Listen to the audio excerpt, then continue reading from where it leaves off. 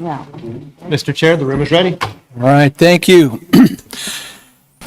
Good evening and welcome everyone to the September 27th Lawrence Douglas County Metropolitan Planning Commission. We're glad to see you all here.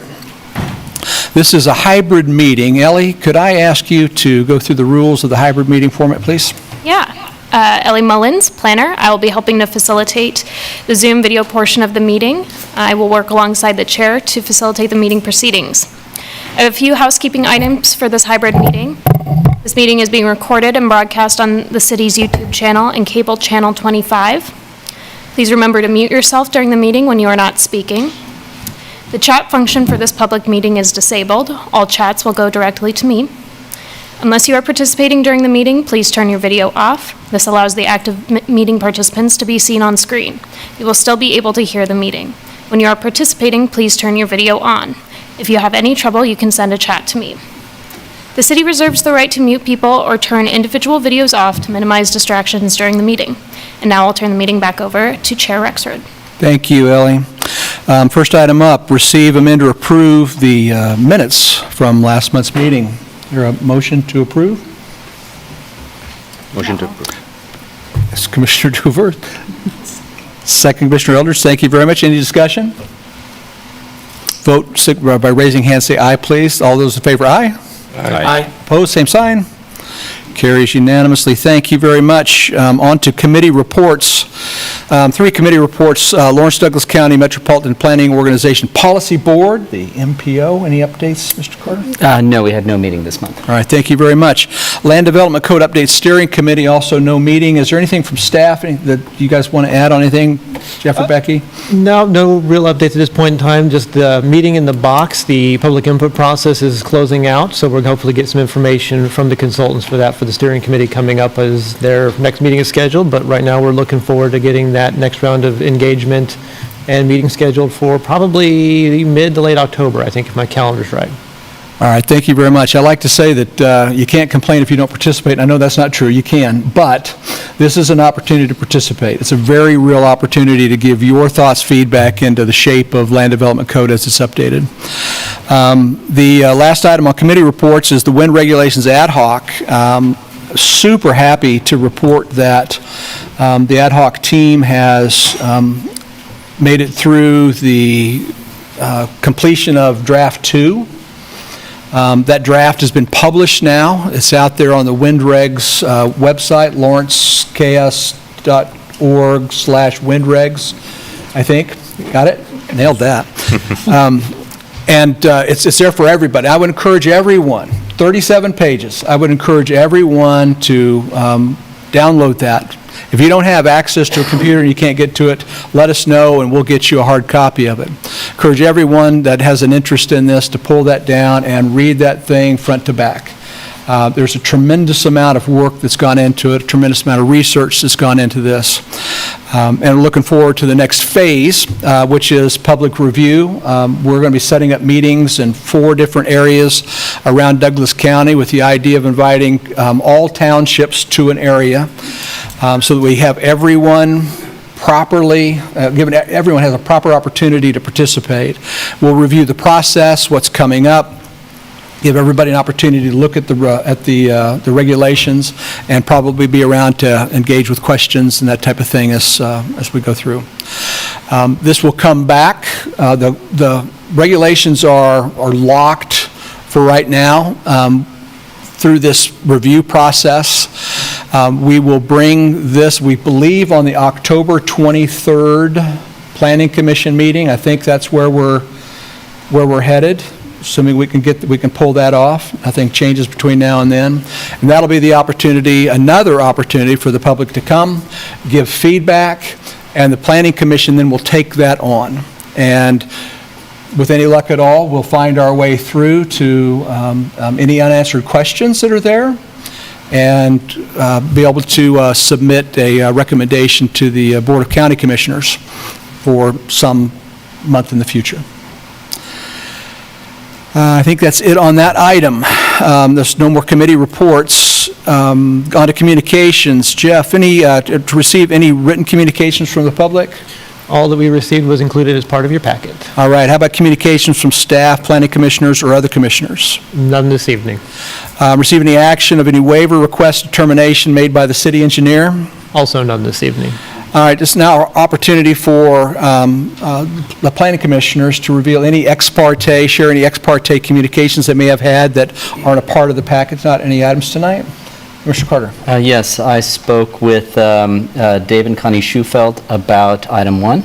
Awesome, thank you. Anyone else? Here. Yes. I spoke with Stephen Johnson, Morgan Hannings, and Jean Shepherd about item 1. Awesome, thank you very much. Now it's time for, anything else on ex parte? We're good? Commissioner Hayden. Yeah, I do have a if question. I get to participate. Oh, I'm sorry, I apologize, Commissioner Hayden. Yes, I spoke with several of the neighbors on issue 1 as well, but I believe everything that I've learned is in the packet. All right, thank you. Don't let me get away with that again, okay? I'm sorry about that. I Yes. do have a question. I've received a packet of written materials as well as emails, all dealing with the wind turbines. Is this the time to disclose that? Or We'll have that item, Okay. with everything goes right next month, that'd be the time. Yeah, and I'm not sure how we're going to handle that because we have all got mountains of that, so. All right. Yes.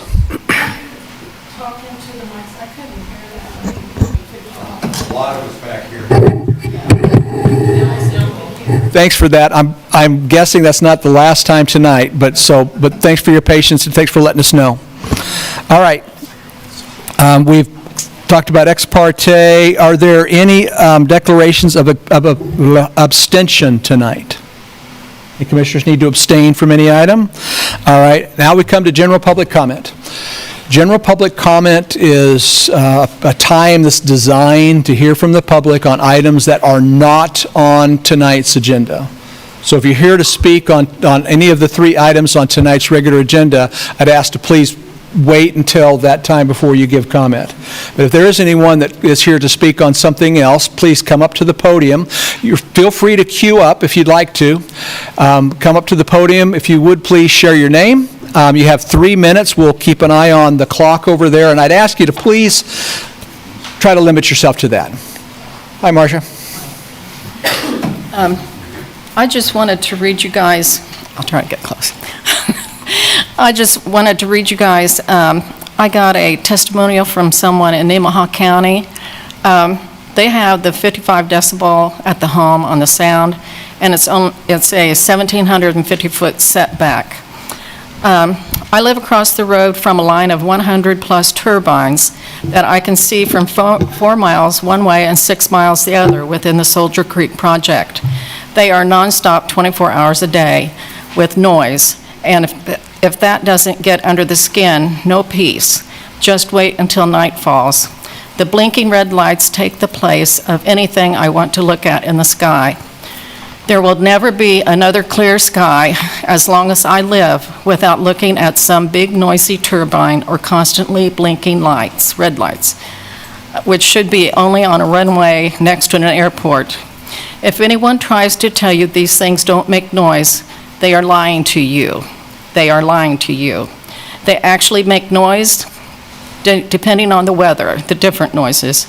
Some crunch, squeal, irking, swishing. Imagine listening to that every day. I mean, it is every day of the year. No breaks, none. I no longer watch the sunrise that I used to enjoy every morning from the big front porch we built just so we could. I still enjoy sunrises, but it comes from other people sharing their photos and wishing mine looked as beautiful and clear as theirs. I have to drive 8 miles north to see a sunrise without turbines. I used to enjoy being outside working in my flower garden, but it brought me peace. Not anymore. There is no peace, none ever. I look forward to foggy days, as it is the only time I can look up at the sky and enjoy looking at no turbines. It's been 3 years, 4 months since the first one went up, and I hate them more every day. There's nothing I can do about it, but you have an opportunity to try to stop them in your county. This is why I'm here. And if you're being told the roads will be fixed and maintained, you'd better check that out and recheck and check it again. I hope people realize that there's more to living life of peace than with a few extra bucks in the pockets.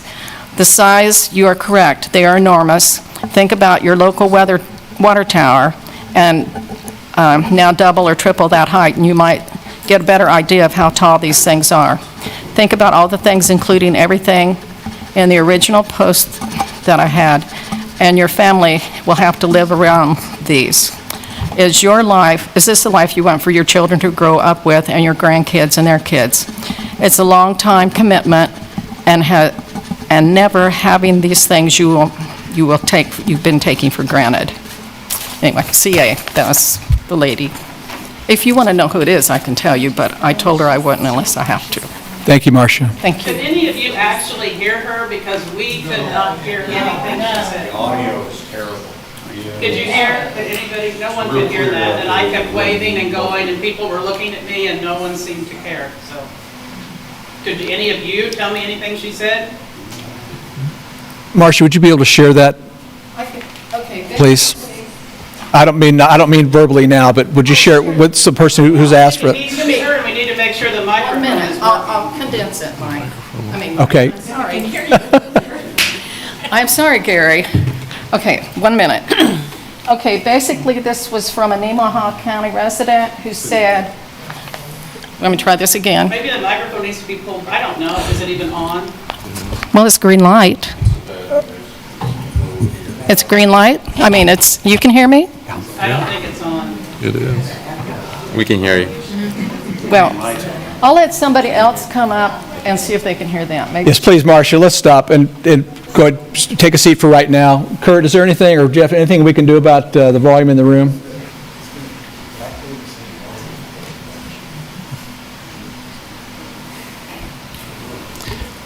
I will yield to the expert who knows how the room works on that one. I think Kurt's trying to figure that out and make sure everything's working operationally. All right. If I could ask as you go, don't count on just the microphone, but do what you can to project so that everyone can hear. And guys, folks, I apologize. We're not trying to keep anything from you.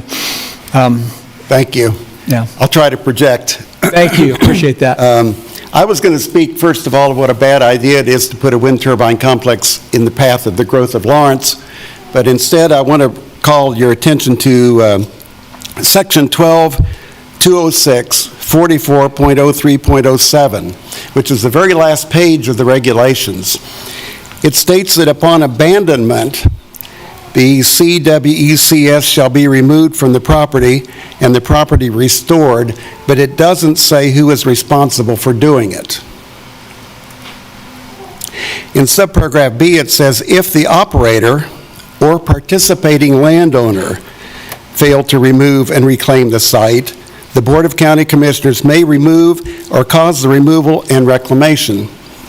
The county may recover the cost of the decommissioning and reclamation from the operator, the security, and the participating landowner, but not against the participating landowner until after they've tried to recover from the operator and the security.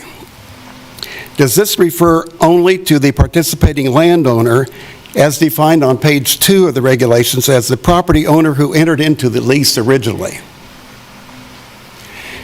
If it is the original participating landowner is living, but no longer the owner of the site, is the participating landowner still the responsible party? It could be 50 years later, and the participating landowner who signed something when they're 25 years old can now be 75 years old and no longer live in the area. Are they still the party responsible? Is the owner at the time of the abandonment, let's say 50 years from now, somehow substituted for the participating landowner who originally signed the lease? I'm an attorney, and I deal with real estate all the time, with estates and property transactions. I think this is a serious ambiguity in the regulations that needs to be definitely clarified before you can move forward. In paragraph C, it states that if the county cannot recover costs of reclamation from the operator, the participating landowner, or the security, the amount will become a lien on the property where the removal or reclamation takes place and may be collected from the landowner as set forth in applicable law. Now, it doesn't say the participating landowner there, it just says lowercase landowner. In this case, who is the landowner referring to? Because it just says landowner, I would presume it is not referring to the participating landowner, presumably the original lessor who previously signed the lease. Would the lien against the property that against the party that owns the property at the time of the removal or reclamation, would it be against that owner? Yes, sir, I'm sorry, I need to ask you to wrap up, please. Years later, okay. I need to ask you to stop now, please. Thank you. Oh, my 3 minutes are up? Yeah, I'm sorry, sir. I'm sorry. It Okay. goes fast. Thank you. Thank you for comments. Send this to you. Thank you. I appreciate that. Commissioners, Hi. can you hear me? Yes. Can you hear me? I'll do my best. My name is Jeffrey Ulmer. I live with my wife and my mother-in-law on 400 Road in South Douglas County. I appreciate the opportunity to speak here tonight. We are adamantly opposed to the introduction of wind turbines in Douglas County. They simply do not belong in any area as densely populated as rural Douglas County. And in my opinion, no amount of regulation can change that. I could recite a litany of environmental, quality of life, financial reasons to be opposed to these things, but you already know them. And I know you've been wrestling with them for several months, and let me just say, I do not envy you your job.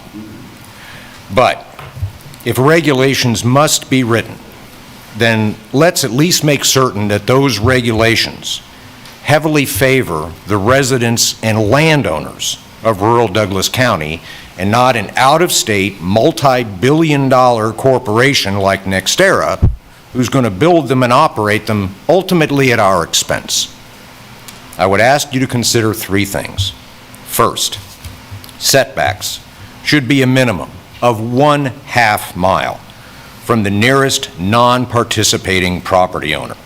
And this is not just a nuisance safeguard, this is a safety issue. We've seen what happens when these things go catastrophically bad. If a small acreage, non-participating landowner like myself is adjacent to a large participating landowner, there's no way a mere 1,500 feet is adequate. Secondly, the height should be severely restricted. In my opinion, turbines should not be any more visible from a distance than the existing water towers and cell towers we already have. Just because a few large landowners are willing to put these things on their property, the rest of us should not be forced to look at them from miles away. Thirdly, and this is important, before a special use permit is granted to a participating landowner, it should be required that every single adjacent property owner give their permission and sign off on it.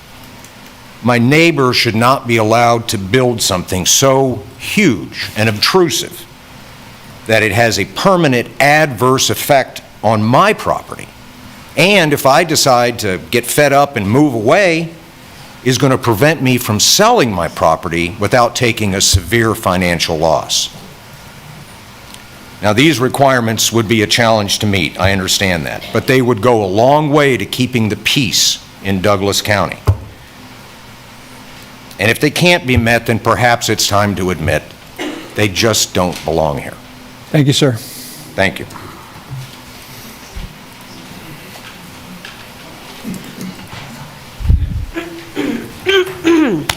I got frogs in my throat. My name's Linda Lang. I live in rural Douglas County. We did a survey, and the survey was taken on Facebook. If you are a Douglas County resident or own land in a rural Douglas County, please answer the survey question. The Douglas County Planning Commission is working on draft regulations that would apply to potential industrial wind turbine complexes in Douglas County.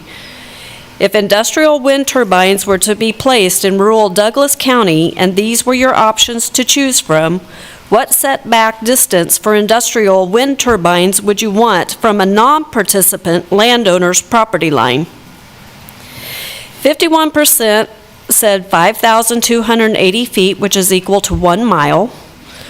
5% said 2,640 feet, which is a half a mile. 0% said 1,320 feet, which is a quarter of a mile.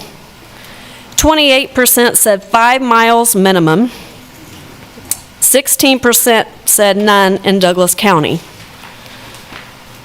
We also have over 1,200 petitions against industrial wind energy. How can you ignore a survey of people and 1,200 petitions, plus the input of the citizens regarding the new wind regulations? Who are you listening to? Obviously not the citizens of the county. I'm pretty sure most of you live in the city and could care less what we do out in the country, but I built a home out there, thought I would spend most of my life there, not planning on moving. I really don't want my neighbors putting them up.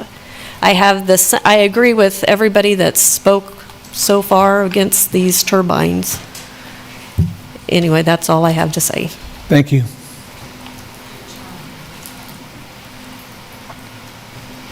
Yes, ma'am. Anyway. Hi, if you could pull that microphone down to you, I think that might help everybody hear. If we'd all just yell right into it. Hi, this is my first speech I've ever given in my life. I'm scared. I'm not scared, I just do a terrible job. Western Kansas has 6 people per square mile. Southwestern Kansas has 33 people per square mile. There's no reasonable setback here that you can do here for us. You're in denial if you think there is. The setback would be safest in western Kansas, where barely anyone lives. Southwest Douglas County is a resident. I'm sorry. You're doing great. You're doing great. I don't know why I'm do this. South is residential, an ag area where people peacefully live. You don't place industrial wind turbine farm in a thriving residential area or a well-established agricultural farmland that has been in families for generations. This is cruel and ignorant. The isocyanate and BPA are well-known carcinogens which travel through the air during the delamination process of the wind turbine blades caused by weather. These carcinogens are deadly poisons to our people, animals, land, water, and air. Dr. Pereira has studied the giant industrial wind turbines for the last 30 years. This is not false, like some of you like to say. She's done this. Her quote, giant industrial wind turbines deliver a cacophony of pulsing, almost incessant, low-frequency noise, vibration, and infrasound, also pressure. Over time, infrasound thickens the tissue of one's body, heart, cardiovascular system, you name it.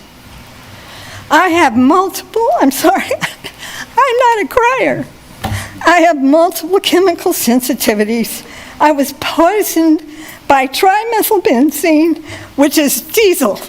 I had to leave because I ran outside for years. I had to leave the city to move out to the country. I've been there for 34 years now in Southwest Douglas County. I built a house there. I have no money to move. I successfully detoxed from trimethylbenzene. I have bone on bone in my jaw joints. I have bone spurs in my jaw joints and up and down my neck. I have too much elasticity in my muscles, tendons, and ligaments. And meaning my joints do not hold. I've been in constant pain since 1984. I can't have Wi-Fi in my house. or portable phones because I can feel the wave, and it gives me a lot of pain. Ma'am, I'm sorry, we're past 3 minutes now. I have to ask you to stop. I'm so Thank you. sorry. Thank you for being here. Thank you, sir.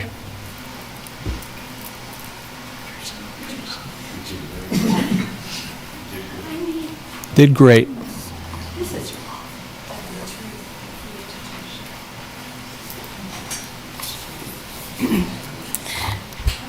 Chair Rexroad. Hi. Planning Commission. Hello, good evening.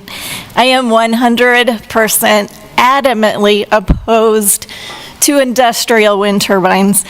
That being said, I did read the regulations today, the second draft, and I appreciate your work.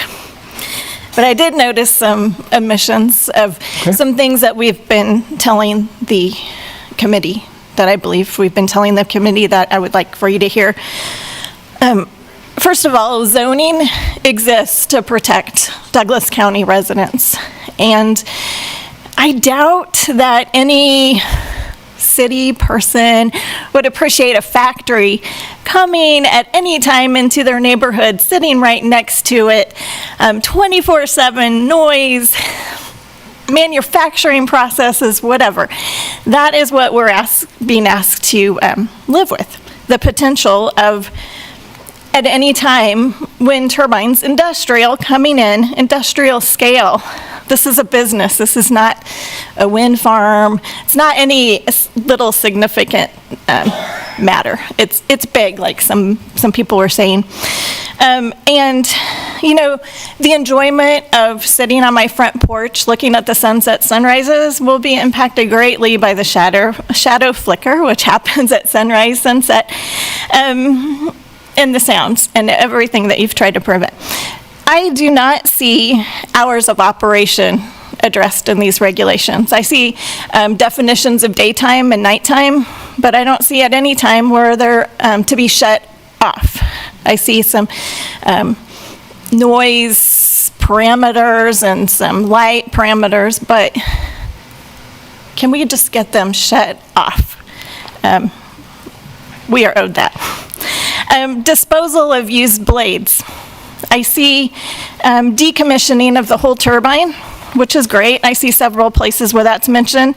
But what about disposal of the structures like oil sludge and these blades that cannot be recycled? In West Texas, they have stagnant pools of water inside the blades that breed mosquitoes and are fertile grounds for snakes. I don't want that. Crop dusting. I see in the regulations a lot of places where it says, you know, it's protecting the airports, which is great, but if I want my fields crop dusted, no plane's going to come into that area if it's surrounded by turbines, so I would like that addressed. And they assume a traditional wind turbine design, but as Pulcinelli and Nextera pointed out in one of their comments, they're already looking forward to future developments, and so that doesn't address anything that may come up in the future. The measurements are meaningless. There were, you put in there 1,500 feet setback, but it can be reduced or increased by the Board of County Commissioners' discretion. The 600-foot height can also be I'm sorry, I have to stop you. increased. Okay. Thank you. That's all I had. Thank you. So I hope you submit those to WindRegs. Thank you. Yep, thank you. Is there some way the sound can be turned on that just previously the speaker before this for a second, maybe it came through the TV and we could really hear I think we're doing the best we can, ma'am. I'm sorry. what that was that allowed us for a second it was louder and we could actually... I honestly think it was a mistake, but Mistake was good because yeah, we could hear. I'm sorry. Go ahead, please. But if you could raise the mic and just shout into that so we can all hear you. Thank you. I think the mic is on. My name is Tony Schmidt, and I live here in Lawrence. I've got 40 acres out on the south side of Lake Clinton. Hi, Tony. And I'm here to speak in favor of the wind towers and wind power. You know, I think these opportunities are going to start popping up because developers have found landowners that are interested in this opportunity. And I can understand how the setbacks is an issue. I think setbacks is very important. I'm hopeful that we will make them as minimal as possible so that we don't chase away wind opportunities. And one of the reasons that I've gone to some meetings of the opposition group, and I sympathize 100% with them. Just like across the country, I sympathize with those folks. But we are major energy consumers out here in eastern Kansas. We're the area where the power gets consumed. And for us to hand it off to western Kansas doesn't strike me as a particularly fair deal. I think we have to carry our share of the responsibility.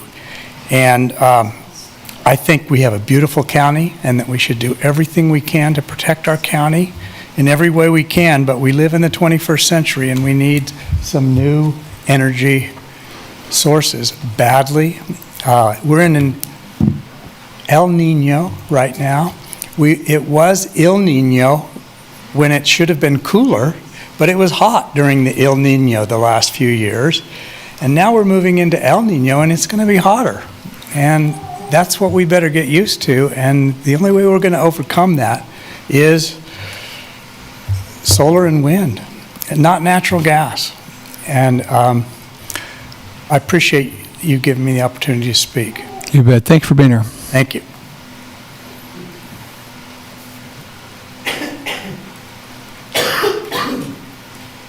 My name is Jerry Kaufman. I've read the regulations since they posted yesterday afternoon twice. I think I have 2 or 3 more times to go before I really figure out everything that's in here. But I would like to speak with you just something that appears in it that when you are reading, I'd like for you to take note of, and that has to do with our history. Douglas County has spent a great amount of time, energy, finances, resources on recording our history. We are one of the leaders in the state and this region, Douglas County, in preserving our history. Let's not ruin it.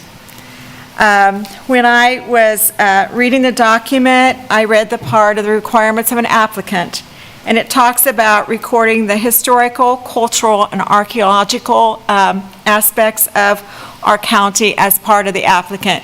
And I thought that was pretty well done. There were a lot of things listed there that they needed to consider. I do have problems with someone out of state defining what my Midwestern history and culture is all about. That was the snag I found in that area. My next comment, I would like to direct your attention to page 19, where there is a table 1, which is setback requirements. I think the roof about went off my house when I realized that there was not a setback listed from our wonderful treasures that are listed in the Kansas and National Registry of Historic Places. That means that a wind turbine could be placed directly on one of those, right next to one of those properties, without any thinking of 25, 50 years from now, when we will have, even a few years from now, would have children and families who want to visit our National Registry listings. I am aware, because I read all the postings that were made from feedback from across residents in the county, following the posting of Draft 1, there was a letter, and it was a request from this body to a historical architect, associate professor at KU that specializes in historical preservation. And she serves on the Heritage Council in Douglas County. She made a recommendation of a setback from our properties on the Kansas and National Registry. On page 19, that setback does not appear. And so I would ask the commission to visit that letter, to review it, to discuss it, and to please consider adding that, and my time is up. Thank you. Thank you so much. Thank you.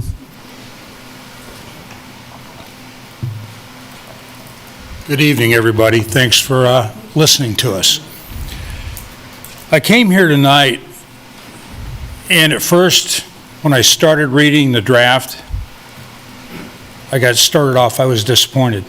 Then I was disgusted. We had meetings and we talked about setbacks. That was completely ignored. The input that we gave on setbacks wasn't anywhere close to 1,500 feet from property lines. That's a compromise on behalf of NextEra, not on behalf of the rural residents. You have an obligation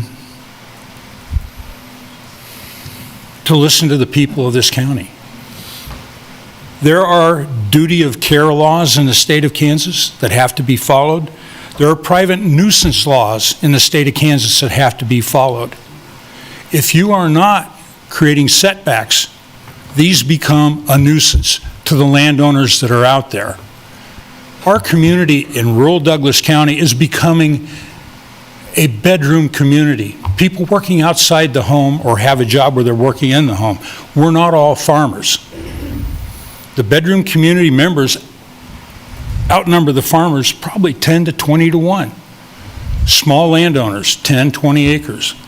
If you don't create these setbacks, it's going to hurt those people. It's going to hurt our real estate out there. Our county is growing. Lawrence is declining. Do you want it all to go away? Because it will. People can't handle a 50% drop in the value of their property with a house on it. 30% if you want to be kind of generous, but my study and talking to people in Wisconsin, Michigan, Iowa, it's 50% valuation drop. I don't know where the information is coming from, but you're not listening to the people. And we are the people. We're the voters. We're the taxpayers. We live out there. So I would ask you to consider that. The draft regulations are incomplete. There are so many holes in that regulation that need to be filled before they are enacted and voted upon. There's so many gaps and so many holes in there. There is no consequences for not following those regulations. If I'm a builder, if I'm a developer, man, I love to see regulations like that because sky's the limit. There's ways to get around just about everything. So that's incumbent upon you to come up with regulations that not only protect the citizens, but protect this county. Because it will be exploited. They have a bevy of people who have done this multitude of times, and if there's a gap, they know, and they know how to exploit that. And you're left holding the bag.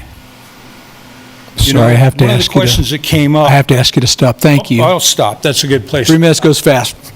Thank you all. Thank you. Chairman, can we make sure that people state their name? Can't require, we'll sure ask. If you've got, just a reminder, please, if you would, share your name as you come up and start. Do I even have to share mine? Not for me, but for everybody else. I really hate these cameras because I keep wondering where that old woman got my clothes. It's just, yeah, so I try to look at you people. That's much better. All right. I follow that guy usually because he's my big brother, and I've been following him for years, and I'm very proud of everything he's done.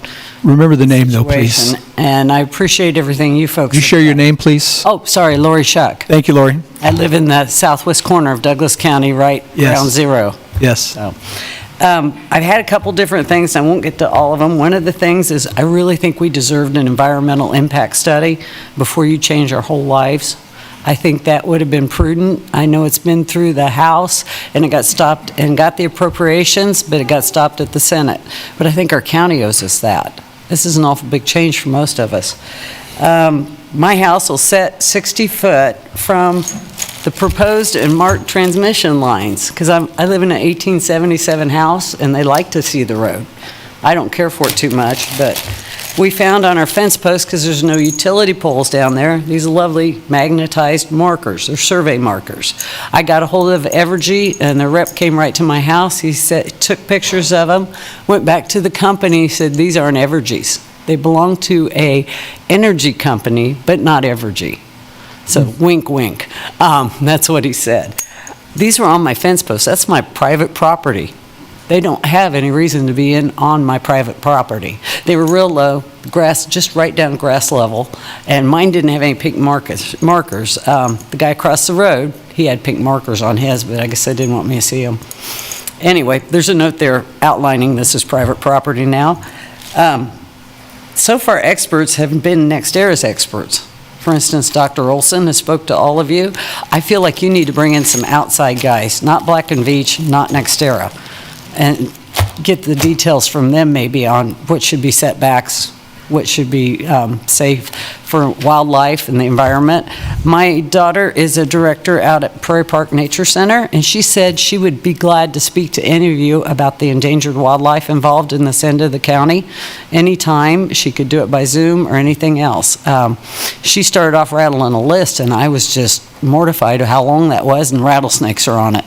But, and they're endangered at my house. But so far, let's see. The setbacks of 1,500 feet when we have found records of 2,100 feet of ice throw. So I'm really concerned about that 600 foot. I don't really, want to be that close to it when it starts slinging things off. They say cows would be dumb, they'll stand and look at it. Cows are dumb. They'll stand and look at it. They'll get hurt. Ultimately, Douglas County is responsible for us. They're responsible to us and to take care of us, and I'll tell you goodbye now. Thank you. Thanks, Lori.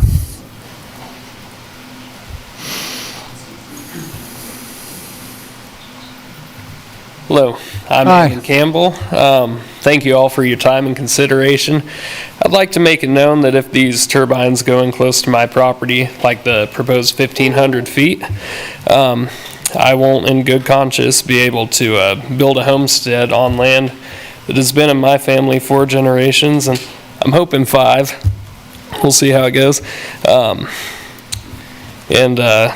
Yeah, there's many health and mental issues that go with them.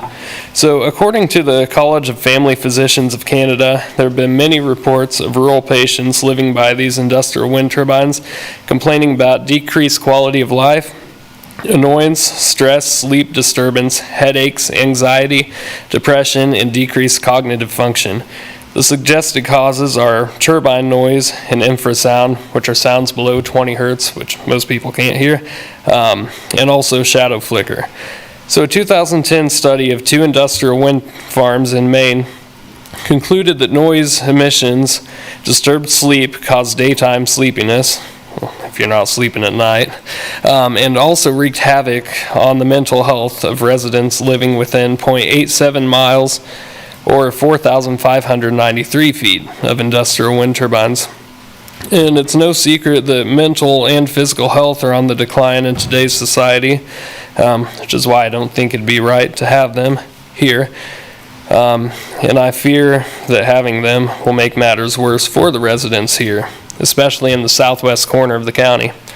Based on the evidence I've provided, I'm calling for a 1-mile setback from non-participating landowners' property lines, or at least a minimum of the 0.87 miles, which is 4,593 feet, for the sake of the mental and physical health of all those who would be affected. And there's a statistic I found astounding from the Global Wind Council. The world produced 743 gigawatts of electricity through wind turbines in 2021. To put that in perspective, that's only enough power to power the state of Texas for 1 week. Might I stress, these were worldwide wind turbines. You really don't have to think long and hard to realize that no matter how many industrial wind turbines, it will never be enough to cover our current energy consumption. It's just no way. Thank you for listening to what I had to say, and I hope I was able to show you a different perspective. And also, one thing I wanted to point out from my research is that I don't believe these wind turbines that would go here, the power would not stay in our southwest power pole. It would go somewhere back east. I'm not sure exactly where, but thank you. Thank you for being here. I'm Crystal Campbell, and this is Miles. I am completely devastated about the wind turbines coming to Douglas County. Just over a year ago, we bought land. I have a dream of a home in the country with little kids running around in the backyard, laughing with no care in the world. A beautiful sunset, happiness, peace, nature, and beauty. Now there is fear for my family's safety and the residents around. I fear the threat of them falling down, incidents caused by natural disasters, health concerns, and the destruction of wildlife. Testimonials state ice has been known to be thrown 2,100 feet from turbine blades. The health of our community is priority. Wind turbines cause noise pollution, pulsating low frequency, sleep deprivation, headaches, migraines, vertigo, nausea, dizziness, pressure in the head and ears, visual blurring, rapid heart rates, muscle and joint pains, concentration and memory problems, panic episodes, chronic fatigue, and irritability. According to the East County Magazine, studies have shown birth defects, miscarriages, and stillbirths have been linked to the wind turbines. Next to our land is a nature preserve. This will deter wildlife and kill countless birds. This will impact our future gravely and the next generations to come. Setbacks need to be further than 2,500 feet. For these reasons, there should be a minimum of a 3-mile setback from property lines of non-participating landowners, churches, cemeteries, and nature preserves for the safety of everyone in this community. The city of Lawrence has a 3-mile setback. Is it not fair that everyone else has the same? We aren't going to build if these come in. No one will come to this county to build. You will not have a community, and you will lose taxpayer dollars. For I am one of these people. Thank you for listening. Thanks for being here.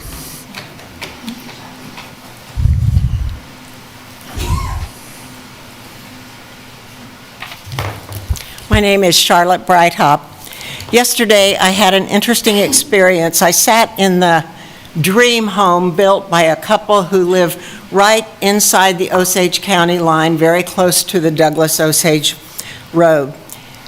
We were talking about the turbines that possibly could come in Douglas County, and she said to me, the couple said to me, well, they wouldn't be that close to us, would they?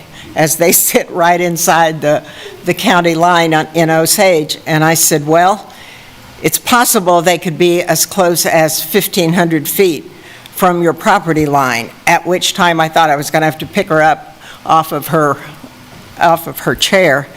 She said, surely those would not be closer than 3 to 5 miles from us in Osage County, where we are a county that have turned those down like Franklin has. I had no answer for her. The second thing I want to comment on, the Douglas County Rural Preservation Association received an unsolicited contact a few weeks ago from a local practicing meteorologist whose name I will not mention, but he is one person that I listen to all the time. I grew up in Douglas County, and I remember many, many times running to the basement, trying to get away from the tornado watches and warnings. He said that he is very concerned about wind turbine clutter interfering with the radar that is used to project what our weather patterns will be, and certainly tornadoes. We have had back and forth approximately 15 to 16 communications with this individual who said this would be one of the largest counties in terms of population where wind turbines that interfered with radar could have a devastating effect.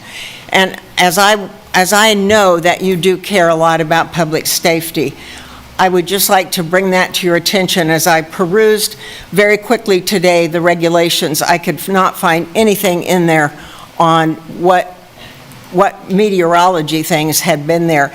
The last thing I want to say is what he said.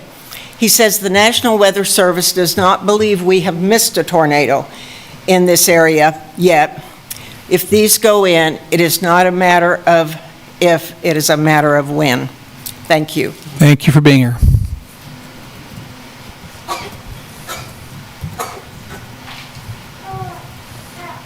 My name's Kathy Shuck. I wasn't planning on talking, so hopefully I'm not going to be too scattery. Watching PBS talking about wind turbines turned me against it, which I was for it before because I think that's a way we need to go. But we have to find a different coating for these blades. Unless you guys want those blades in your yard, pieces of it in your yard. That's crazy. We can't afford, they can't get rid of it. It's going to probably take them 50 years to figure it out. Why would we want to do that to our land? Why would you want to do it to your children's land? It's just crazy. I don't understand. I know we need help on getting rid of fossil fuel, but we need to figure it out first before we ruin it. That's all I've got to say. Thank you.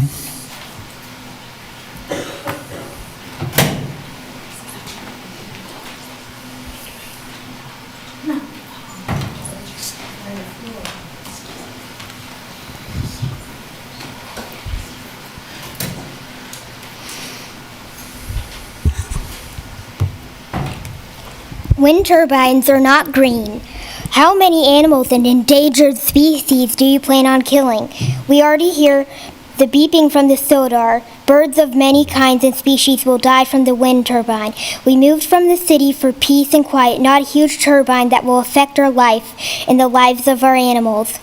This wind turbine has potential to kill thousands of animals of all species, including endangered animals. Thank you. Hi. Would you lift the microphone up, please, and say your name? Star Heart. That was Lyra's Heart. I don't know how to... If I can show this, if you could guys... We don't have the ability to do that tonight. I have... Well, some people can zoom in there or whatever. But in the very middle speck of this is just less than 8 acres. That's us. They're wanting to put a turbine here, here, and here. Can you imagine at 1,500 feet? Plus, it'd be on 3 of my neighbors' houses.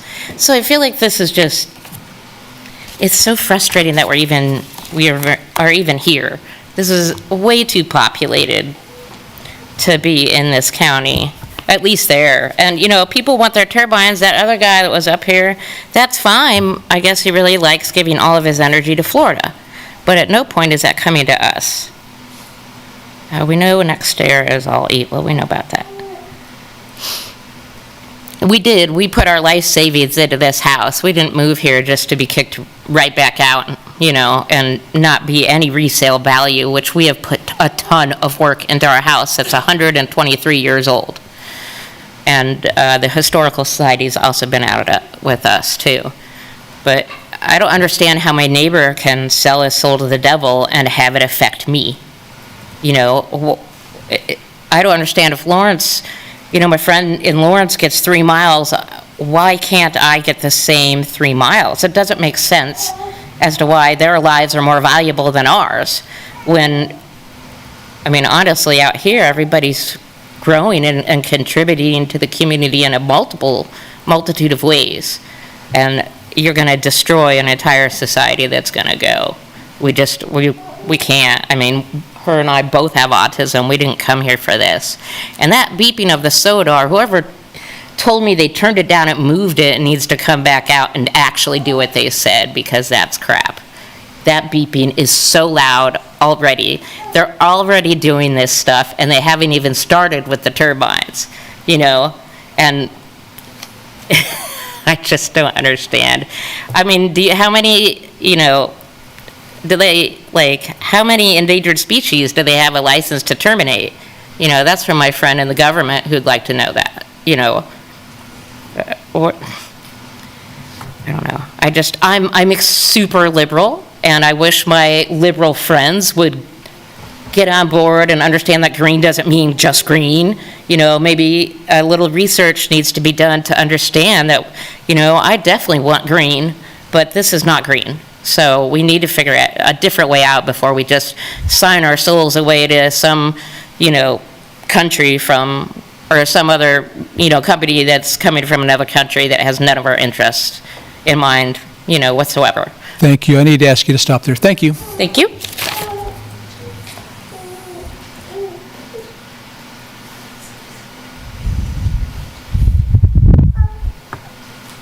Hi, I'm Lois Ardall, and I'm going to talk about the setbacks. You have 1,500 feet from the county lines, Osage and Franklin. They did not sign up. They should not be punished whatsoever. Their land will go down in value just like ours. I recommend at least 2 to 3 miles setback. They should not have to pay, and we need to be good neighbors to these other counties.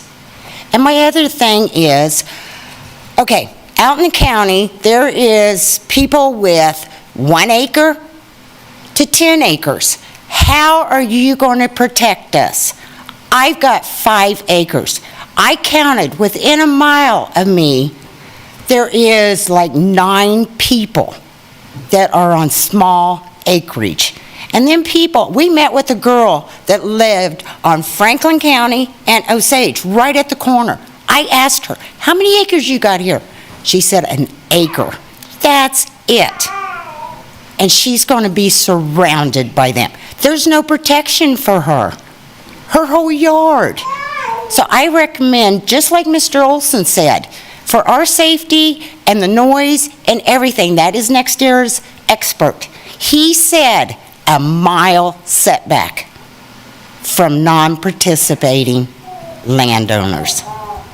So we need that as small owners. And I don't see anything in the regulations. Yes, a lot of people have a lot of acreage to buffer them. My garage sets 3 miles, 3 foot from my fence line to the next field.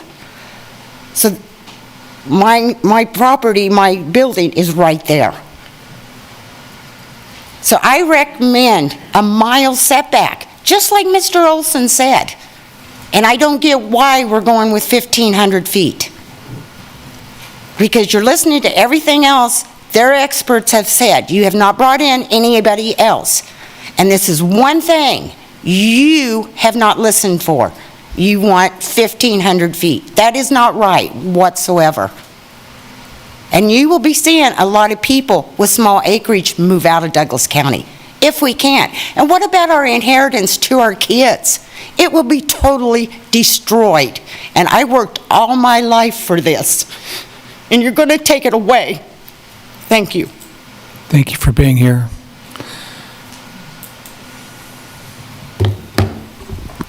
Hello, my name is Dustin Stumbling Bear. I'm a member of the Kiowa tribe of Oklahoma. Oklahoma is where we were settled after many years of fighting with the American government. And I kind of find a certain irony in individuals getting up here talking about the history of this area when most of them probably can't even cite when this county was founded, August 28, 1855. This county isn't even 170 years old. And people are going to talk about the history of it when the tribes and the groups, villages that were here had no problem embracing those and wiping them clean so we can build this community and the farmland that exists in this county. So if we're going to talk about destroying societies, well, we have no problem doing that here, so we shouldn't be worried about doing that again. What was good for the goose is good for the gander. And if we're going to continue to talk about how things historically have been done in this community, we've had no problem coming in and wiping things clean to make advancements in society and civilization. Remember, if you look at the United States Constitution, people like me are savages. We are a pain in the ass to the creation of this nation and the creation of these communities. So, while I appreciate people saying this is their land, and I own 2,000 acres down in Oklahoma, and yes, the thought that anyone would tell me I have to get their signature before I'm going to make any modifications to my thousands of acres is an absolute laughable notion, especially as a Native American hearing that from someone who's not Native American. And you also notice all the people who got up here, what they are not. They are not like me. They're the people who came in after to eradicate those tribes to acquire that land. And I understand their frustration. I get it. 100%. Trust me. I hear that also. I'm going to agree kind of with some of what's been said about these turbines as a veteran. I have brain damage, migraines constantly. Things like the the way the sun goes through the turbines, yeah, that actually does agitate my headaches. The constant sound, I got used to that in Iraq. The loud generators, I can't exist in silence now. That actually bugs the living shit out of me. But these individuals came into a territory where that was part of their land ownership.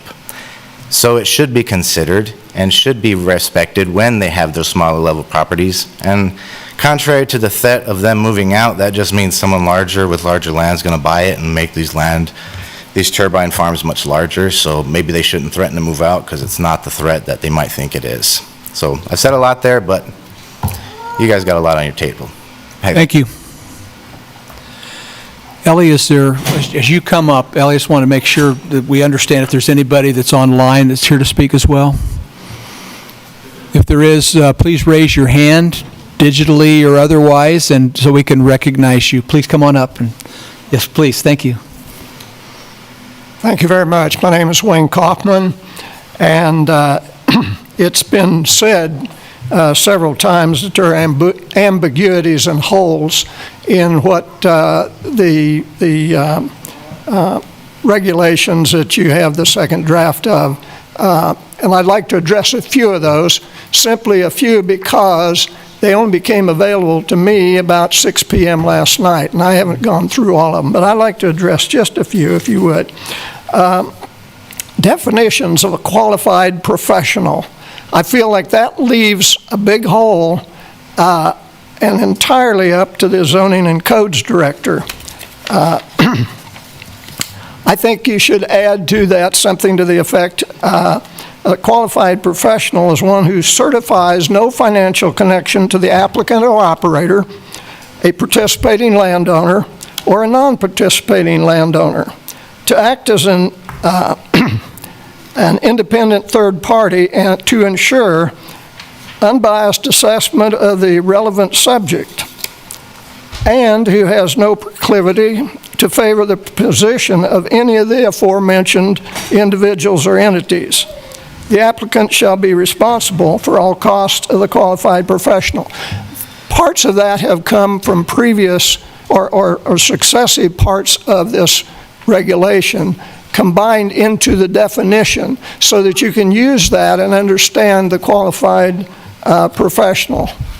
I think otherwise there are parts that you could understand differently in different parts of the regulation.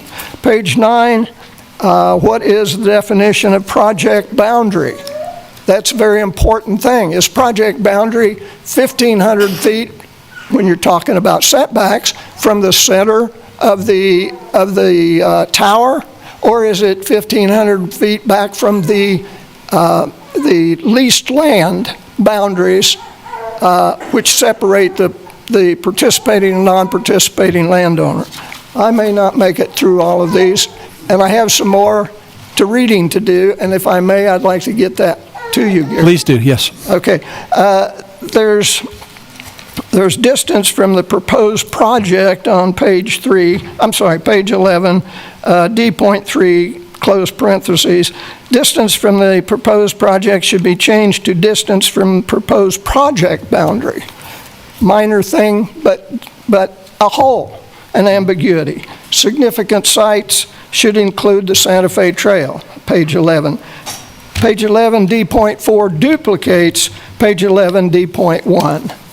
I'm running close to my time limit, and I'd just like to say the electromagnetic fields and communication interference on page 14, I'm over. I'll get that to you so you can... Please do.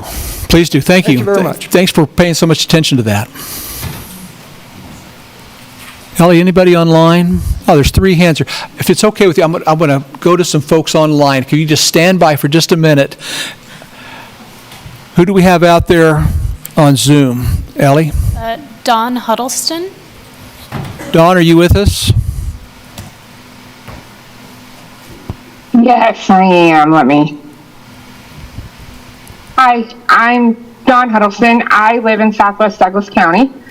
And first of all, I'd like to thank you, Mr. Rexroad, for responding to my email that I sent you a few weeks back about my concerns related to vulnerable populations in the county, including my son, and the effects on his future that wind turbines will have.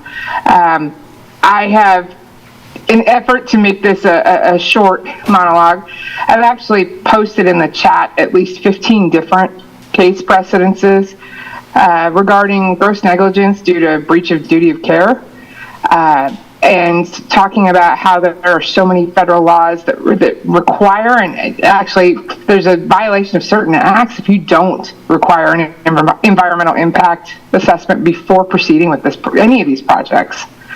Even one wind turbine shouldn't be going in until that's done. That's precedent among projects all the way in New York. The other thing I want to address is, Mr. Rexroad, in your email, you pointedly asked me if there were any laws in place now or county regulations that are intended to protect individuals like my son from their own home environment. And my answer to you is simple. There hasn't been a need for any. There's a reason we live out in the country. There's a reason I sold my house in town and moved out to the country and drive 50 miles round trip to go work for the same state government that you serve.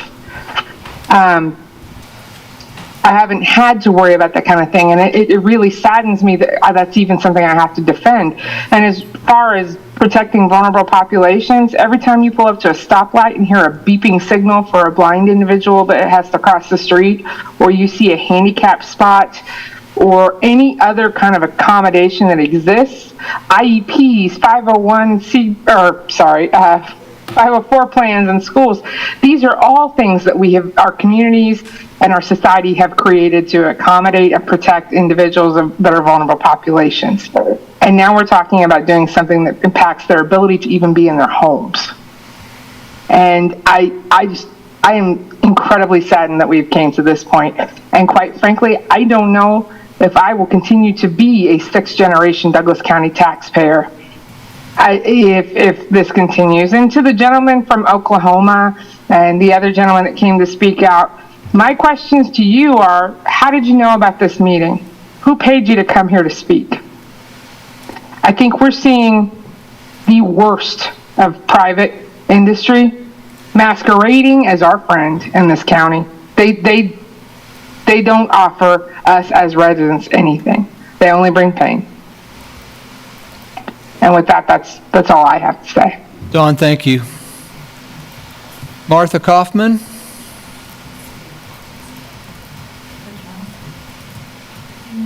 Hello, thank you. My name is Martha Kaufman, and I own a small farm in southwest Douglas County on 100 Road. I have a couple comments. Actually, most of my comments deal with setback. I believe that a 1 mile minimum setback from a non-participating property owner should be included. And I don't live on our farm in southwest Douglas County, but I do live in the country. I live a mile west of Highway 10 on what is 15th Street, or Bob Billings Parkway in Lawrence. I live on a dead-end road, and our road dead ends at Clinton Lake. And recently, the county has posted a notice about a half a mile down from the corner where I live, advising drivers that the road ends in 1,500 feet. And it really brought to light to me what a short distance that is. There's trees down there. If we had, and there's nobody, as far as I know, planning to build turbines at the Clinton Lake area that's not owned by private people. But if there was in that space there, it would tower over the trees. But of course the trees would be gone because they are removing the trees. That would interfere with the placement of a wind turbine, at least the over 600 foot turbines that NextEra is suggesting. So I think that should be included. My other setback issue is that There is a chart and a discussion of setbacks on page 19 of the draft 2 regulations that you're reviewing, proposing. There's nothing in there about what the setback should be for historic properties, churches, cemeteries, and I've got about 8 pages left that I did not get read, so maybe they're brought up there, but in this chart that actually sets out how the setback should be established for several different types of property, it seems to me like those properties also need to be included in that chart. And again, I think that they should have at least a mile setback, particularly for a church, a cemetery, those situations. And I think that's all for today. Thank you. Martha, thank you. Anyone else in the room? I know there are a couple of people I shooed you away. Please come up. Hello, my name is Carol Lady. My husband and I moved out to the Overbrook area we purchased a property out there 3 years ago. And it's an 1880s farmhouse that we've been restoring. We've restored the barn, and it's been a long process, and we're really excited to be in Douglas County. We moved here from Johnson County, and be part of your guys' community. And I think that's what I want to bring up, is that we are part of your community too. It's not two separate communities. I know that you guys are going to do everything you can for Lawrence and for the people here, but we are part of your people as well, and we deserve protection as well. And we're strongly opposed to what's going on. We also put our life savings. We have children. We want to raise up in a healthy environment, but we are contributing to your community as well. My husband is a nurse, and we're involved in church and in other activities throughout the community, and we're excited about that. I'm in Lawrence almost every day, contributing to this town, and I don't think that we should be neglected simply because we're not here right in front of you, because we're not your next door neighbor. We're still your neighbor. We're still here, and we matter too. So, thank you. Thank you so much.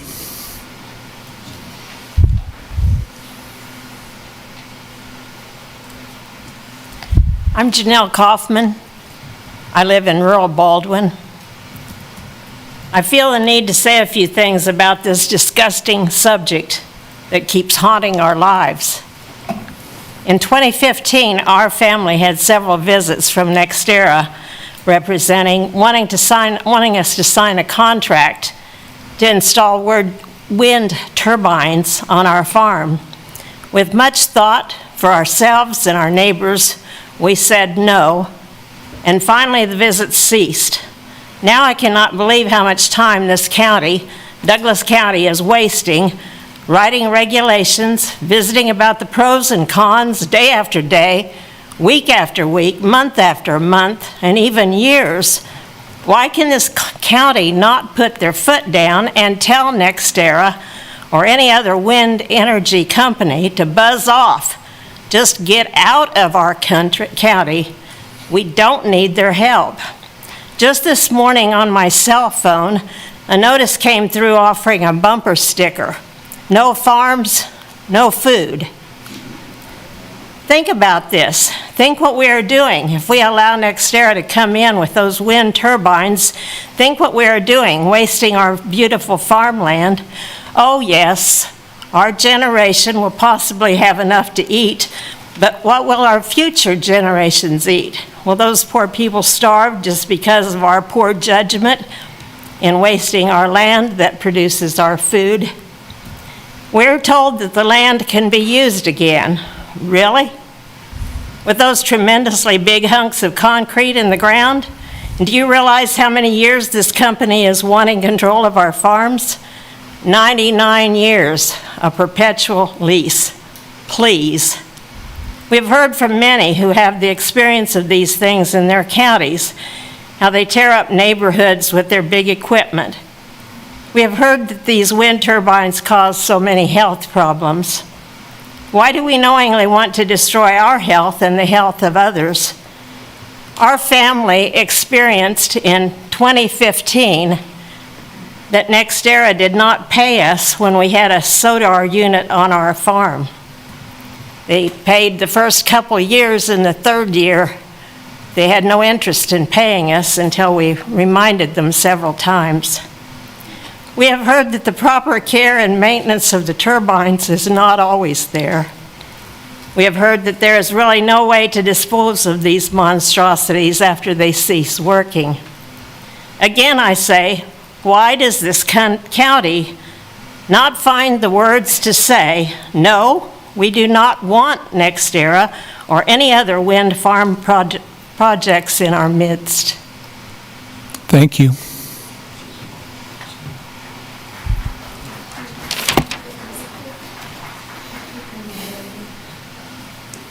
Treese Laughlin, rural Douglas County. I too am opposed to wind turbines in Douglas County, but here we are. Please require at least the wind turbine applicants show the locations of all transmission lines, substations, all the things of that nature as part of the application, not later. These are direct result of the project and are additional concerns for the residents of our county. The permitted height maximum of 600 feet is way too high. Additionally, when you look and see that the Board of County Commissioners may approve even a greater height for individual turbines if increased tower height better aligns with the purpose and intent of this section. This is something that everyone should be aware of and watchful. Please increase the setback at least 2 miles. I would like to suggest that the measurement not be from the center of the tower, but it be taken from the furthest extension of any part of the turbine. The rotation of the blades extend way beyond the center of the tower. County boundary lines should require more than 1,500 feet, at least 2 miles. In Marshall County, when the wind turbine blade disintegrated, its particles were thrown over 2,100 feet away. I saw those particles, that debris. We raise soybeans, wheat, cattle, hay, and pasture. Fragments would harm all of these, including the ponds and streamways, with no way to guarantee that all of it could be removed.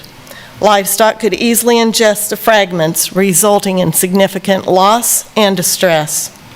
Several places in the regulations, the phrase qualified professional is used. Needs to be changed to qualified third-party professional. I do appreciate the work of the planners, Planning Commission, and Ad hoc Committee. I am encouraged to see in 12-306-44.03 subsection A.1.e that there's applicant's qualification and experience in the wind conversion system project development. Douglas County has the opportunity to be a leader in protecting agricultural land and the rural community.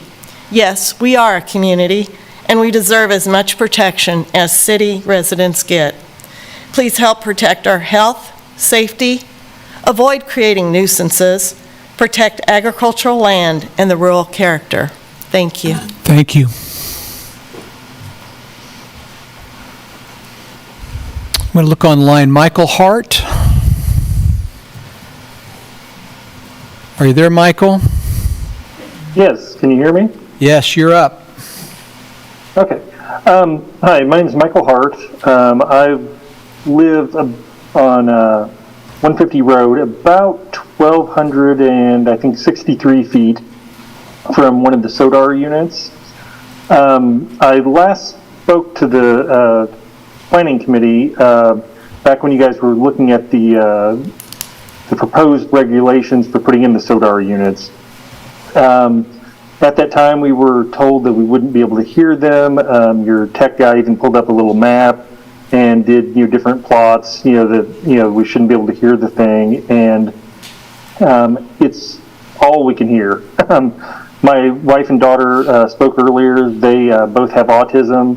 My daughter, her sleep patterns have been disrupted. She has a hard time getting to sleep. Actually, I think we all do. We're all exhausted. we contacted the committee, and they sent a couple of guys out to listen. This was in the middle of the day when the wind was up, and they walked around the property and they could hear it. They told us that they would report back to you guys, and they'd talk to Nextera about moving it. It has not been moved. In fact, I think I'd heard that they were talking, that somebody was thinking about increasing the volume so they could get better readings. This is really disturbing to me just because it's affecting our mental health out here. This isn't just, we haven't even got to the point of building the wind turbines yet, which I hope we don't get to that point, at least not within, 1 or 2 miles of our property, but it's having a serious impact upon my family.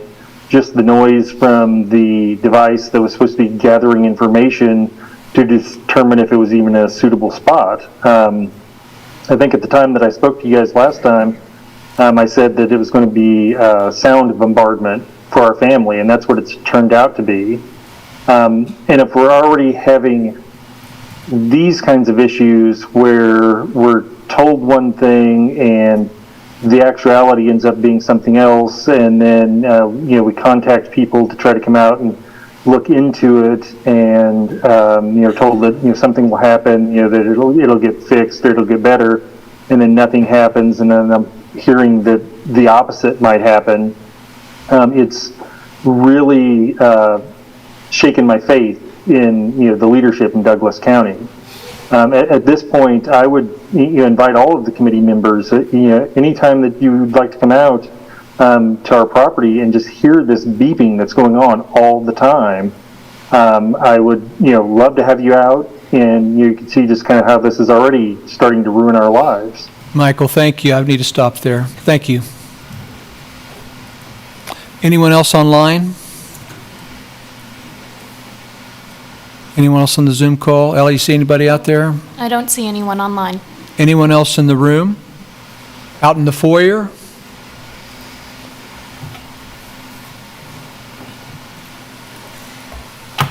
Hi. Thank you. Darlene Taylor from rural Douglas County. A lot of what I'm going to say has been said already, but needs a continued please type stuff. But how can you ignore the safety of Douglas County residents? As you took your seat as a county planner, you were placed in charge with the safety and well-being of the residents of Douglas County. That's all of Douglas County. As you heard, there was a blade broke in Marshall County that sent shrouds 2,100 feet. Cattle were killed, and other items. Cattle were killed in Coffee County from ice throws. Ice throws at a university broke a skylight. Nobody was hurt, luckily, but it did break it. Ice throws have damaged vehicles, and any ice throw could impale into people and livestock. Setbacks are important for our safety and everybody else's. VISTA Confidential Health and Safety Instructional Manual of Falmouth, Maine states no one should be allowed within 1,640 feet from a runaway wind turbine. Any thrown object could impale people and livestock. Setbacks are important for our safety, and we need at least 2,500 feet setbacks, if not more. Because what about the county residents and the farmer outside their homes? I live on a farm. 1,500 feet isn't going to save me from shrouds fighting. It's not going to save anybody else. Setbacks is not looking out for the safety. 1,500 feet is not setting out for the safety of well-being of the people when shrouds can go at least 2,100 feet. Thank you. Thank you. Anyone else on general public comment tonight? Anyone out in the foyer?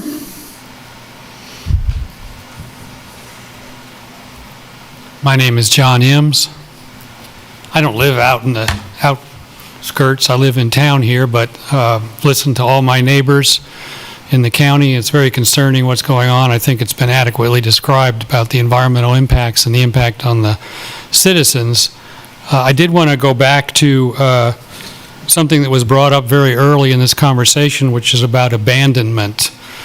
And it says here in the 923 draft 2 that if a unit is abandoned, and that is defined adequately, I think, in here, but it says all the systems will be removed both above ground and below ground to a depth of 4 feet, reestablishing the ability for cultivation to occur, reestablishing the pasture. I don't know who decides that it's adequate. I would think farming folks would do that, but it's not defined who or what defines adequate removal. It also says in this section about abandonment that there's a cascade of consequences if the operator abandons the equipment. And it goes through the operator to the participating landowner, which was commented very early on by an attorney, security, ultimately becoming a lien on the property. Well, a lien on the property is quite a severe impact to the people who own the property. Could be sold out from under them to recover the money that's associated with that lien. That's a pretty severe impact for such a huge installation that if the operator walks away, seems to me very unlikely that the landowner is going to have the capability to pay for the removal of all that above and below ground equipment suitable to returning it to pasture land or crop growth. I think maybe that should be reevaluated. Perhaps the operator, for the privilege of building their installation, should have to put in escrow whatever the cost is to take it all back down, which may very well go beyond what it took to build it in the first place. And that escrow can sit there as long as the operator stays in business. And if they do decide to walk away from it, then they give up their escrow. Food for thought. But I think imposing the consequences of this kind of structure on a landowner is severe, no matter what they were paid for the privilege of having, I say that with a laugh, the privilege of having a wind farm on or near their property. Thank you very much. Thank you, sir. Anyone else?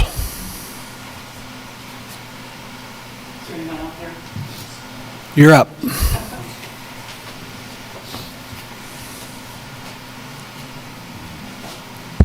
First of all, thank you. I feel loud because you can hear me. Well, many have talked about the intricacies of the wind turbines. I guess I have a more personal approach, and I appreciate you listening. A few years ago, our son Alex passed. And I learned at that point you cannot fully comprehend certain situations unless you have experienced them. Well, many here tonight are experiencing the possibility of a different type of loss, but again, one that's hard to comprehend unless you are the one living in it. My husband and I each have had the privilege of growing up on century farms that have had 5 and now 6 generations farming on that land. In this room and out here, you have families whose farms have been through the similar situations, 5 to 6 generations of floods, drought, even the Dust Bowl and the Great Depression. You also have young families and families that have moved in and invested in rural Douglas County, paying taxes and believing in a future, as you've heard a couple speak here, that they would have in Douglas County.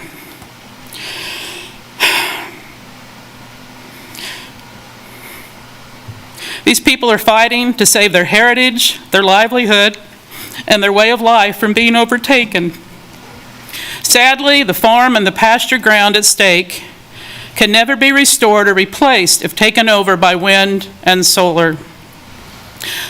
They destroy the land. It's hard to farm around. It becomes truly unusable. I know several farmers who wanted to be here tonight, but they're actually treasuring their land and they're out cutting corn. Several years ago, DirecTV came to our home. We have a 150-year-old farmhouse, and they decided, it was about 20 years ago, that they were going to put a hole in the side of what would be the living room wall and attach a satellite dish. And I said, no, we're not going to do that. It'll soon be obsolete. And I feel like that is what is happening here with these wind turbines. We've already seen, in many ways, even how do you dispose of the blades? There's so many ways they have already become obsolete. It takes more energy to make and produce than they will ever create. On a much larger scale is the intrusion of the destruction of the land of property if any wind or solar company destroys the land for these purposes. However, changing the landscape, health, and the welfare forever of those who are caretakers of the land. When I grew up in central Kansas, in Abilene, which Dickinson County actually shot down wind turbines, and I'm so proud of those commissioners that did that. When I grew up in central Kansas, hunters would come from Johnson County, basically. So one Sunday, my dad would stay home from church to guard the place because they would feel like it was theirs. There's this land they could take control of. We had cattle run through fences. I remember when our dog was shot, and hunters would actually come in the house if we didn't go to the door and demand that we give them. Ma'am, I'm sorry, I need to ask you to stop, please. I'm going to finish this. I pray that you will. The solar companies and the wind companies are doing this. I pray that you hold in your hand the power to make decisions and affect not only those property owners present, but for generations to come. 50 years from now, the majority of us will not be here. But what you do, what we leave for those who follow, because Plato once said, whatever is done cannot be undone, and we can't bring back more farmland. Thank you, ma'am. Is there anyone else here tonight on general public comment that hasn't had a chance to speak? Anybody else online? I do not see anybody else. I don't see anybody. I don't see any hands. Anyone out in the foyer? All right. We are going to close general public comment tonight. I want to thank you all for the time, the energy, the thought, the passion you have in this. Thank you for being out here tonight. I think you know what the process is, and we're leading towards meeting next month. And I'm going to ask, if it's okay with everyone, a 10-minute recess, and then we'll come back and start on our regular agenda. Fair enough? Thank you all. Thank you. Thank you for listening. You bet.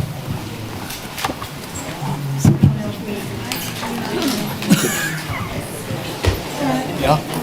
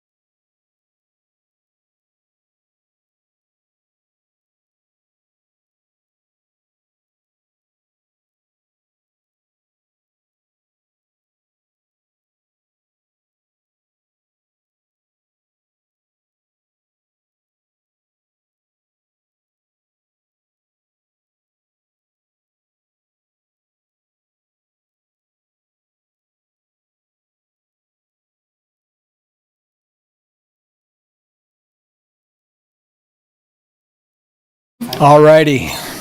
We set? We're back in. Welcome back. We're going to jump into our regular agenda tonight. We have 3 items. The format for these items is pretty straightforward. The staff will give a presentation on the item. The applicant, if there is one, will have an opportunity, have 10 minutes to add any thoughts, any color to things. We'll go to general public comment, just as we saw in going to public comment on the item, just as we saw in general public comment. Each person will have 3 minutes to share their thoughts. Applicant will have 5 minutes after that for any clarification, and then we will, once that's all done, we're going to take that back to the commission. And once it's back to the commission, public comment on that item is closed unless a commissioner has a specific question, and we're really particular about this, a specific question that goes to clarification of something that's previously been said. So please just understand this, it's meant to be fair for everyone. All right, with that, item number 1, consider approving the preliminary development plan for the Fall Creek Villas and Sandy Day. The incomparable Sandy Day is here to talk about this project.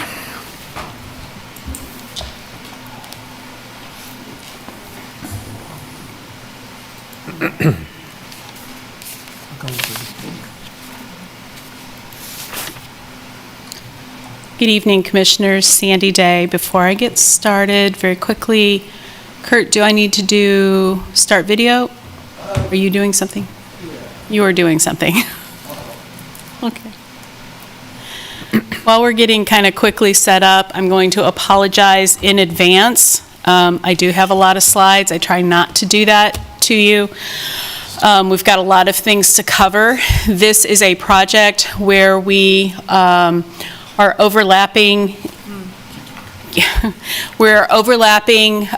zoning from the 1966 code with process established in the land development code. So as we move through this, I'm going to try and point out when we're talking about the different pieces of code that apply to this project. I also want to let you know that Kyle Gonterwitz with Municipal Services and Operations, MSO, is here with us. So if we have very particular engineering questions, we'll be able to do that. Here we go. Is that the wrong one? Yeah, we want the PDP. Right there. Yeah, That's great. absolutely. Come. Yeah, yes. That looks like mine. And Kurt, will I have control here? Okay. So again, Sandy Day Planning Office. The order that we're going to talk about these things, I want to cover some of the process questions with this project, particularly the zoning. We're going to talk about density, the implications of sensitive lands, and a number of variances that are associated with this project. A lot of times we will take the opportunity to cover what is the findings of fact in our presentations. I'm actually not going to do that tonight in a lot of detail. That is in your staff reports. I'm happy to answer questions as we need to regarding those things. First, to start off with, some of you may remember this property. We are part of what is referred to as Fall Creek Farms. It's in the southeast area of that original annexation that happened back in 1995. The property is highlighted in yellow in this particular slide. The property is zoned PRD. So when it was zoned PRD-2 in the 1966 code, and that has a driving influence on this project and how we've had to review it. With that rezoning, by ordinance, the only land use restriction that was added to this property at the time of the zoning was to restrict the development to not more than 8 dwelling units per acre. It did not address housing type, housing style, setback. This project was approved, was zoned. There is no subdivision plat that came forward with it, and there was no development plan that came forward with it at that time. We obviously do things different today in today's code, but at this time, the zoning was approved separately. So to start with, to talk about process. We're going to try and move through some of this quickly. If I lose you, kind of give me a nod or lift your hand so I kind of know that I've lost you. This property, the zoning is actually PRD or PD. Sometimes it shows up on the zoning map. And when the Land Development Code was adopted in 2006, there was just a straight carryover from the 66 code into the Land Development Code. As far as that zoning district goes. So this is the table in the Land Development Code that just shows where we transferred it from one code to the next. So this slide, and you'll see this throughout the presentation, and hopefully you can read it. Anything that's in yellow text is Land Development Code language. Anything that is in the orange text is from the 66 code. And what I want to try and bring to your attention is how circular all of this is, depending on where you insert yourself into the language. We always start with the Land Development Code. What does it direct us to do? These PDs are special purpose districts. They are the base district. So in the Land Development Code, we have a base zoning district, typically an RS5, an RS7, an RM12, whatever it is. And then we add a PD as an overlay district. In the prior code, the PD was its own code. So this is really trying to bring back that reference in terms of where that is coming from. Within the plan development, the uses that were permitted in this district actually go back to the 66 code. And in the PRDs, and there were several types of them, all of the residential uses, whether they were, and I'm going to use today's language, whether they were detached, whether they were attached, whether they were duplex, whether they were multifamily, all residential uses were allowed in all PDs. Didn't matter, didn't specify it. When this property was zoned, there was no limitation or restriction on that type of housing. So that's how we get to what is the land use. These are just quick citations from the code. This is the literal clips of the 66 code. So we're referring back to, in this case, Article 10, which is where all of the plan development language lived in the 66 code. It's in 7 and 13 in the Land Development Code. So truly just trying to bring that attention to all residential types were allowed. In the Land Development Code, they make the distinction for duplex only as it pertains to parking in the, I think it was the residential land use district, use group 3A on that. So also the development standards from the 66 code apply to this particular project. And so that deals with not only the density and the type, but also to setbacks and how we calculate density, and we'll touch on that in a minute. How you calculate density for a planned residential development in the 66 code is a little bit different than how we calculate density for any other residential land use. Just to kind of refresh ourselves, this is, I think, this is an exhibit of the subject property as it's basically submitted right now. It's a total of 8 acres.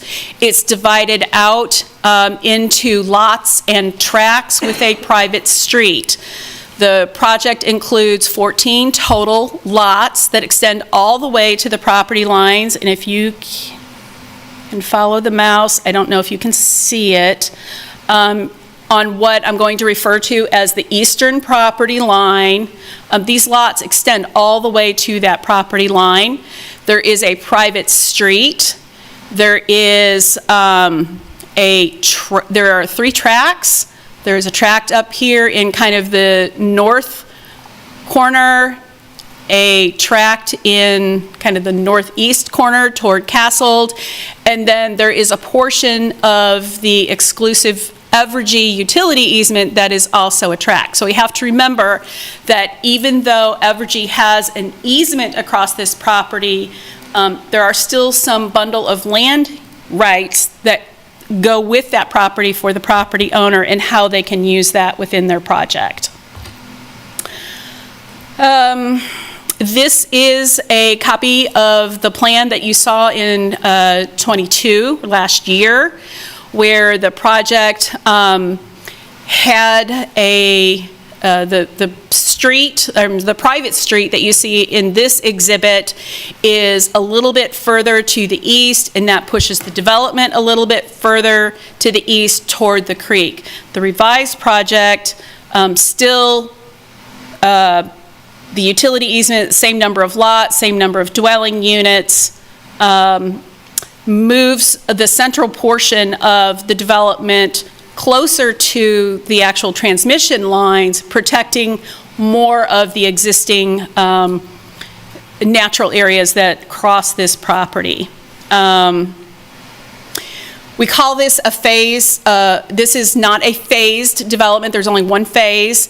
And when we talk about phases, that means all of the public improvements that are associated with this project have to be constructed up front. So it's not a phased development. It may take time for the developer to build out all of those lots, but the street, the sewer, the water, the sidewalks, all of those public infrastructure pieces have to be constructed initially. This is, again, just kind of a slide. You have this in your staff report, just giving kind of a cross-section of how this project looks. What you see on the far left-hand side of the slide is the overhead structure for the transmission line, so that will be part of the green space. What I've tried to highlight in the green box on the slide, and I noticed it was a little bit off in the staff report, this is where the property easement is. So some of that easement actually goes on to properties on the other side. It's not fully contained on this property. You come down the slope, there will be the private street. You will come down the slope a little bit more, and then you have the building site, a bit more of the slope to the backside, and then the creek will meander around on this backside. Density. Density has been a concern and a discussion, I think, of not only this body, but in the previous project when it went to the City Commission, and certainly the neighbors and residents are concerned about density. So I do want to take a minute to walk you through how density was calculated for this project. Remember, our starting point is always going to be the number of dwelling units divided by the acres. In the 1966 code, when we were talking about planned developments, it says that we will calculate density based on net residential area. And that net residential area is defined as taking the total gross area and subtracting out some very specific things out of that. And we tried to put that in the staff report.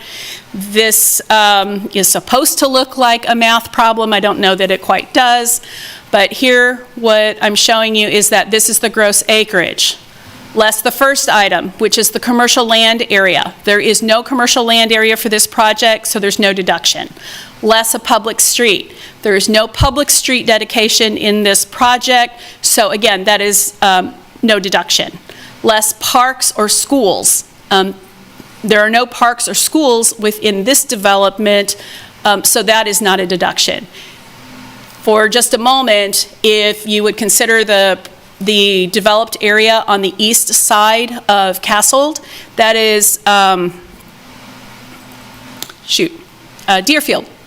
The Deerfield planned unit development, that Basically, 160 acres is zoned PUD. That had a school and a park as part of that development, so that would have been, in theory, part of that calculation. Those two pieces have actually since been rezoned, so I just wanted to give you kind of, that's an example of what that would look like. The last deduction would be less major drainage courses, and I'll explain just a moment. We did not count that as a deduction for this project, and the reason is how this project is coming forward. It's coming forward with the drainage area. It'll be encumbered by an easement that's proposed, but each of those individual lots extends back across the creek all the way over to that far eastern property line. So there's not a separate tract, there's not a separate land area that is the drainage course. That's not to say that the creek doesn't exist, that it doesn't carry water through this property, but how we evaluate and look at and compute density for this kind of development plan, we did not make that deduction. The current density based on this math would be 3.1 dwelling units per acre. This is still well below what is the maximum permitted for the density by ordinance, which was the 8. Because we've had a lot of questions about what that would look like, this is just another math problem that shows what or how this project would change if we did take out that major drainage course. Represents about 1.7 acres of the total site, and this would bump that density up to 3.8 dwelling units. So it increases the density, makes it a little bit more dense when you deduct it out, but still within the parameters of what was approved for that particular zoning district. This is just really, again, kind of another example and discussion of this development summary of this project. We've kind of talked about it. There's 4 separate tracks when we look at it from the subdivision point of view. So tract A is this piece up here in the corner. Tract B, which within the project is part of the open space area for this project. Tract C is a piece of land that is currently has a number of mature trees that would be protected and preserved as part of this project, and Tract D would be the private street. One of the calculations that we looked at, and you saw this in last year, there was a comparison of density of the surrounding area.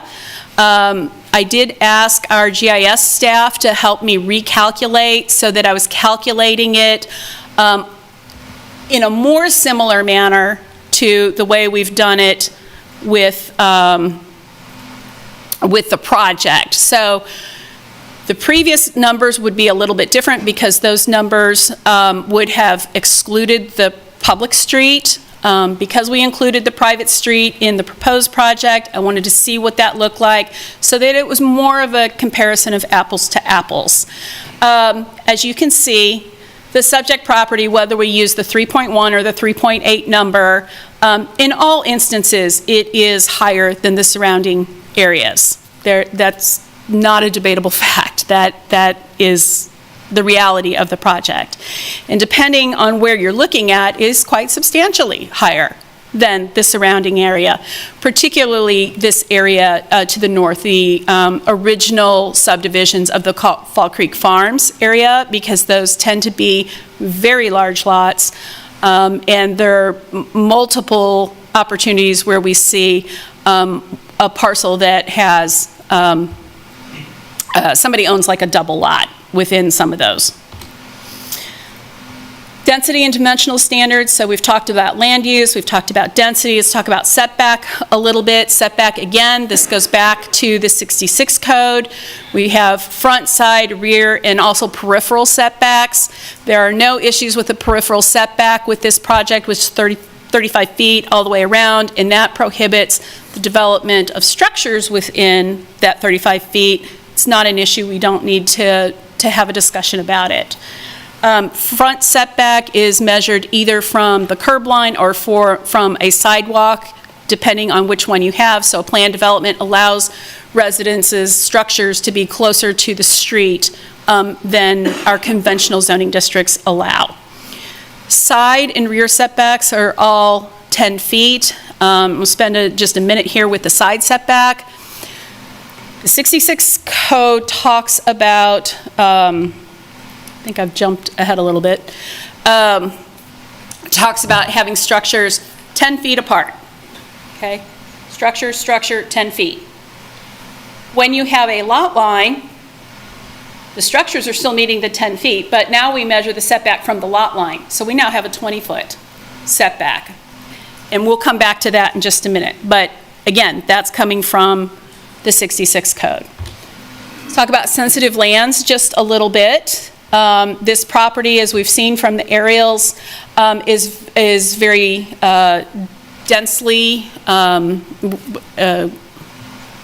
covered with mature vegetation, mature trees, for those areas that are outside of the transmission line active easement area.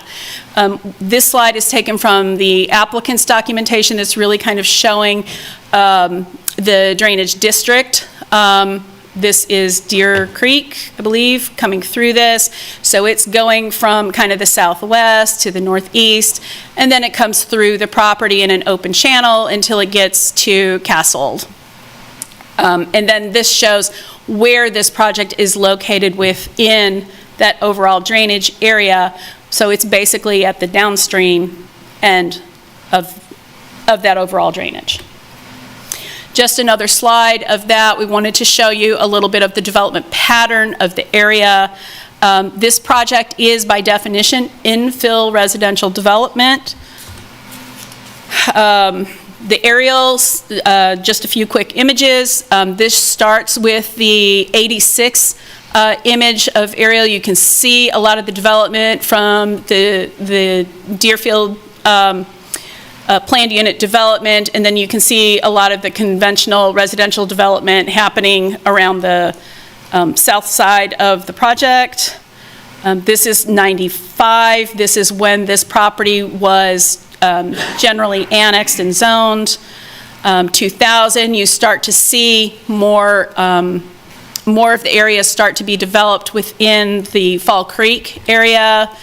This is 2016.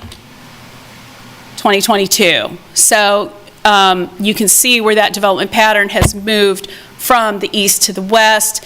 This property has remained vacant throughout its time since its annexation and zoning in 95. Again, another exhibit.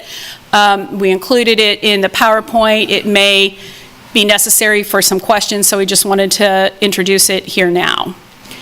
There are 3 specific waivers or variances that go with this project. I would remind you that planned developments in the Land Development Code are not subject to the Board of Zoning Appeals.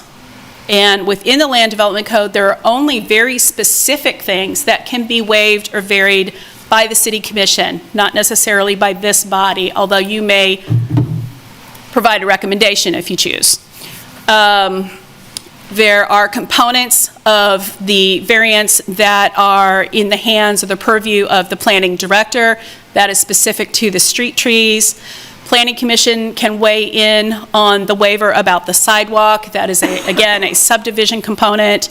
And then the City Commission specifically has authority to review that setback that I was mentioning. Some of the subdivision components, as we talked about, the street trees, giving you the code citations there where street trees are required along all public and private streets at 1 to 40 feet. In this particular case, we have a private street design that's what we refer to as single loaded. There's properties only on one side of that street. There will be no properties on the north side. They're also proposing to not have a sidewalk on what is essentially that north sidewalk, and there's some appropriate and valid design reasons about that. So there would never be a property owner other than the homeowners association to be able to maintain those trees if they were so required on the other side of the street. They would also be under the critical part of the Evergy easement. They tend to not like trees, as we probably are all familiar with. So proximity to transmission line, the single-loaded street. For these reasons, we think there are valid planning reasons why the number of street trees would be reduced. On the side where the street trees are proposed, the proposed land use is duplex, 2 units, 1 lot, double driveways. So there's not a lot of functional area to put in as many trees as we would see along a street if this were, say, a detached residential development. So if I measure by lot, 1 to 40 feet, I would have had a few more trees than what we're seeing in the plan. Sidewalks, this is within the Planning Commission's purview for some of the reasons we've talked about, the single-loaded street. We've got the ability to preserve a little bit more of the sensitive lands area that is on this property. And by doing that, what we do is we shift the improvement, the physical part of the project further toward the transmission line to be able to leave more of that green space open and available. By eliminating that sidewalk on that one side, we're able to, again, gain back maybe 5 feet or so of not encroaching further closer to the stream.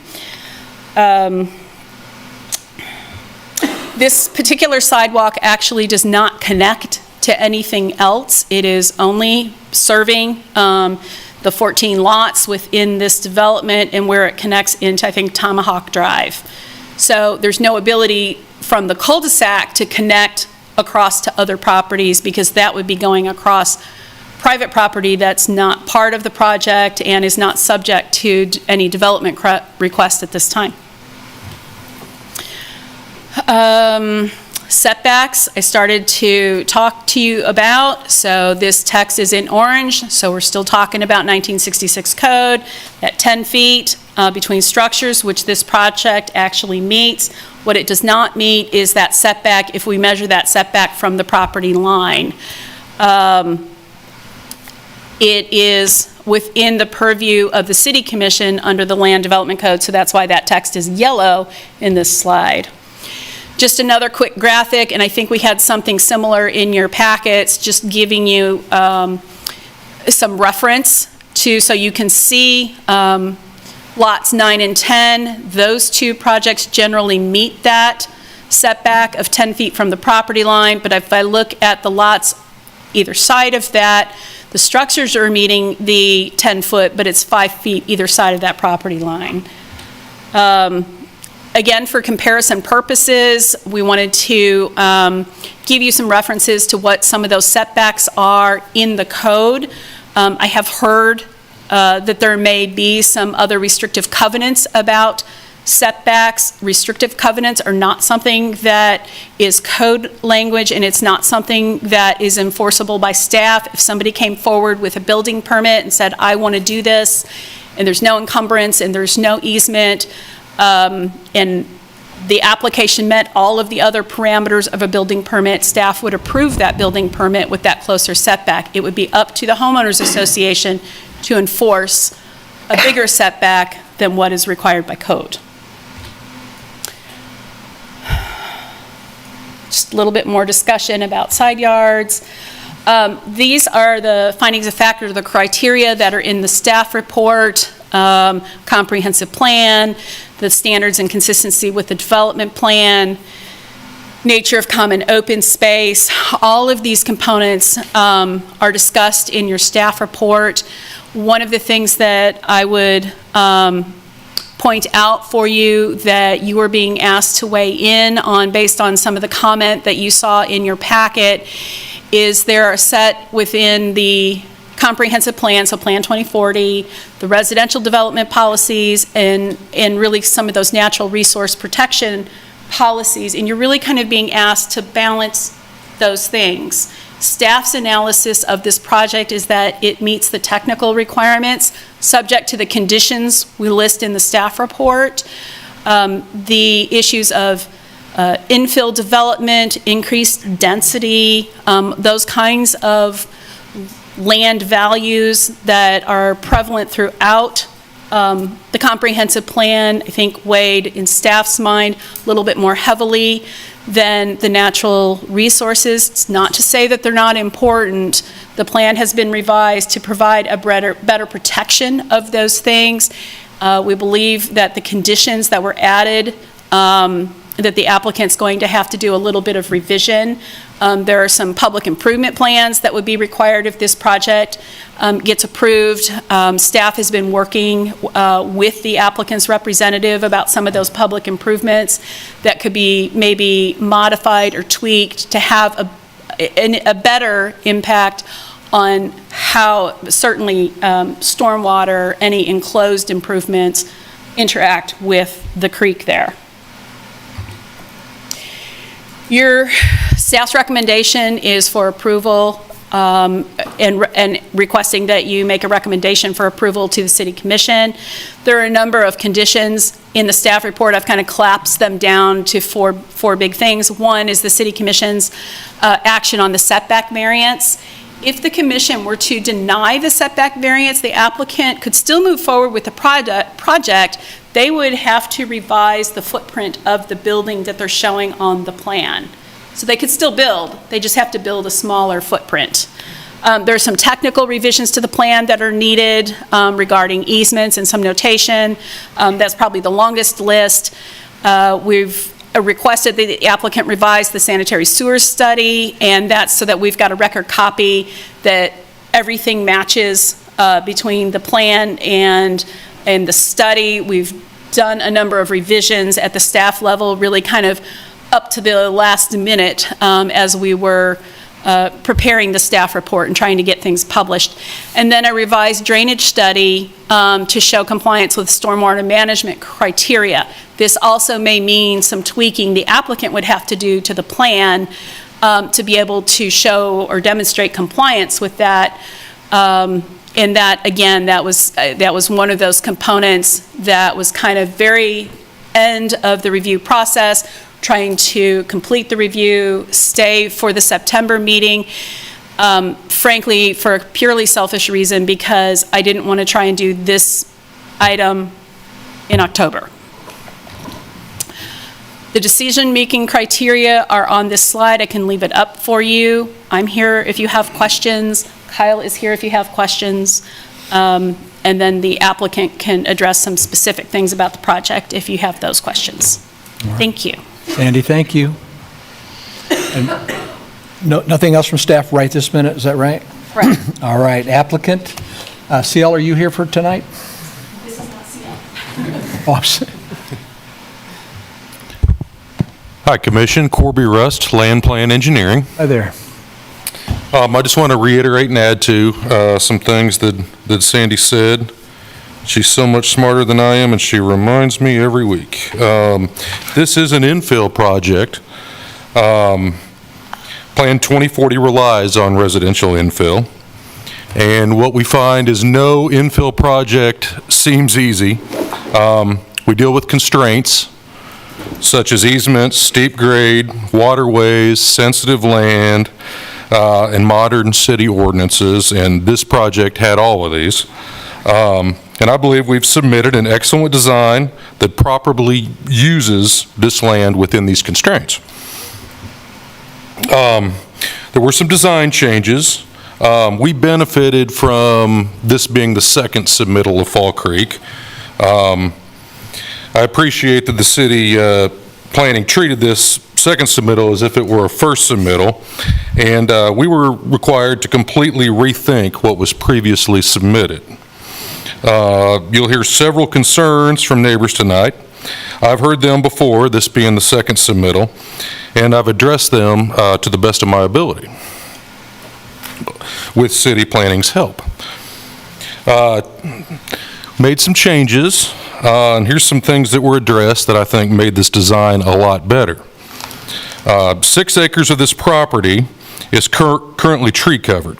It's 6 of the 8 acres is currently covered with trees. Nearly half of these trees will remain, specifically what I deem to be the biggest, most important, nicest part of the forest, which is in the creek area, towards the north end of the neighborhood and the south end of the neighborhood. So with that, I'd add that combined with the open space, that's the Evergy easement, half of this 8 acres will remain undeveloped. And this is, when we talk about higher density and we talk about reduced setbacks, that's a big, what we gain from that is of this 8 acres, 4 acres is not developed, left alone or open space as part of the easement. And with this design, there will be no impact on the existing creek. For submittal, we were making a little change, and that created a problem. And with this design, no impact on the creek whatsoever. With this design, stormwater is captured at the street now and runs the length of the street to the northeast. And we're moving all the stormwater from the street, if you want to call that west. All that stormwater now goes downstream. It's up, but it's downstream. And so really minimizing the impact on the creek that we had with riprap and storm drains and that kind of thing. And with this design, a significant buffer exists now on all sides of the neighborhood. So you have basically the residences in the middle and a significant buffer of trees and creek south, east, north, and then the Evergy uphill easement, 110 foot, we'll say, on the west. So the added dwellings will be completely surrounded by open land and forest. So this design really makes ideal use of this property, especially on its limited impact to nature and those residing nearby. Property has been zoned PRD for quite some time. Many times with infill projects, we'll have to submit a rezoning request, and this is not one of those times. The proposed development meets all requirements for PRD zoning, as you heard. We met density, use, open space, and limited impact on neighboring residences. Some additional positives: development will be on a private street and homeowners will share a common maintenance agreement. Should be a very nice looking little neighborhood. Structures will be subject to the Fall Creek Farms architectural review. Again, nice looking residences. Development will have a very minimal effect on local traffic. And just with the second submittal, lots of time and thought were put into it and lots of comments received from planning, and I think we came up with a very good solution to kind of address some of the issues that neighbors had before, and just look forward to hearing what they have to say. Thank you. Thank you.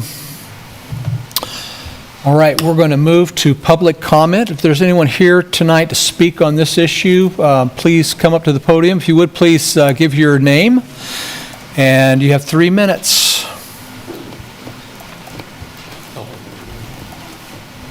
We have a couple of slide presentations, and as soon as we get that set up, we'll be ready to go.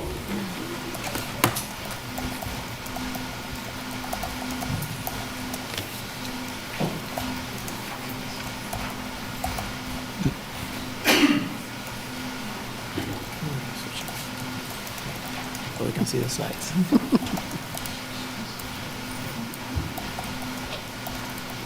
Jenny, why don't we start with sharing? Oh, thank you. Okay, and then, There's the slides. yes, see it? That one. There you go.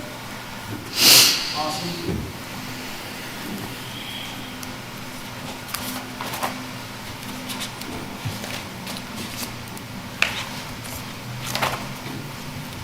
Slideshow, start slideshow at the top. What says slideshow?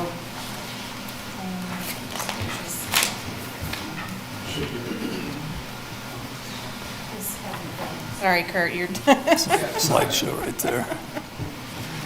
You got it. Okay, there you go.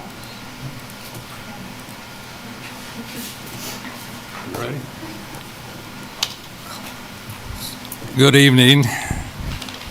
My name is Rich Bailey, and my wife. wildlife here, and I live at 3600 West Timber Court in the West Ridge neighborhood, and I'm here tonight with several of our neighbors for a team presentation. We love this neighborhood. Ann and I are personally very concerned about this planned development because even though we live upstream, Deerfield Creek has flooded our backyard on several occasions with heavy rains.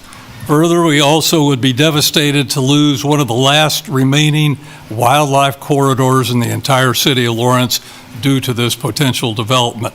First, let me say we welcome new neighbors and infill development that complies with city ordinances and is thoughtfully designed to the site's terrain, although we would like to point out up front that this is not an affordable housing project.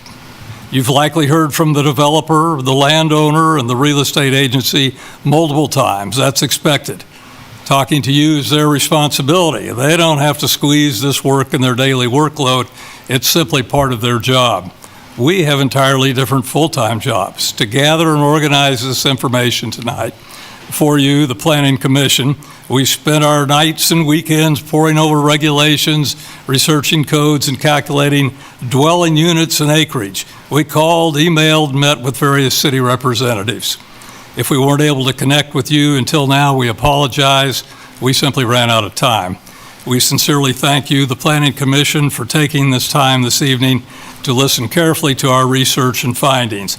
This is a complex site, as you just saw, with many constraints, and we believe the developer is simply trying to fit too many units on the available acreage to realize the greatest profit from the land. There's much we could object to, but we feel it's best to concentrate on three major points and highlight how they cause the PDP to fail the city's planning criteria. Number one, the density calculation as we figured it has not been calculated to code standards, and the number of units proposed is too high. The PDP increases density more than the 34% which is allowed. Number two, even if the density was correct, the requested side yard setback variance that was talked about cannot be approved because the base district intensity is greater than the neighboring developments. And number three, changing the amount and pattern of stormwater inputs into Deerfield Creek, both from the PDP and from the newly developed Hidden Lane, which is above it, places an undue risk of flooding and erosion, the burden of which will be borne by the residents of West Ridge Heights. This is not in line with the key provisions of Plan 2040. Thank you. Next up is Morgan. Thank you. Hi, I'm Morgan Hannings, and I'm going to start out the conversation about density and decision criteria 7C. We disagree a little bit with how the density calculation has been applied here. Sandy talked about the PRD, the 66 code definition, and if you show that up there, same one that Sandy showed. But the major drainage courses and areas not retained for the exclusive benefit of the residents are what we want to talk about. So Deerfield Creek runs through the course. City Stormwater Master Plan defines a major drainage system as a natural or improved drainage way having a peak discharge equal or greater to the 70 cubic feet per second during a 10-year storm. The developer's own study showed that this creek would have a discharge of 330 cubic feet per second during the same event. So clearly, it is a major drainage course. Now, planning has failed to remove it from the area, stating that it's not because it's incorporated into the lots. Now, the 66 definition doesn't say anything about subtract it unless it's included in individual lots. So we disagree with that there. Then we come on to the Evergy easement. That easement is owned by Evergy, allows them to run their transmission lines upon the property. Evergy can go onto the land anytime, can add more infrastructure, can keep the residents from making any modifications to that land, can demolish improvements made in the easement. That land is clearly not for the exclusive use of the residents. And it's developed. Evergy's transmission is already there. So that also calls into question, can it be adequately considered common open space? So we did our own calculation of the density demanded by the 66 code. And we show our math here. This gives us 6.21 dwellings per acre instead of the 3.34 presented in the plan or the number that Sandy showed. As you can see, the PDP would be 775% as dense as Fall Creek Farms and 270% as dense as Westridge Heights. Criterion 7C speaks about 134%. This is greatly exceeding Criterion 7C and fails. We did a quick calculation to see, based on this, what it would take to be within 134%. And for the entire surrounding areas, it'd be 4 units.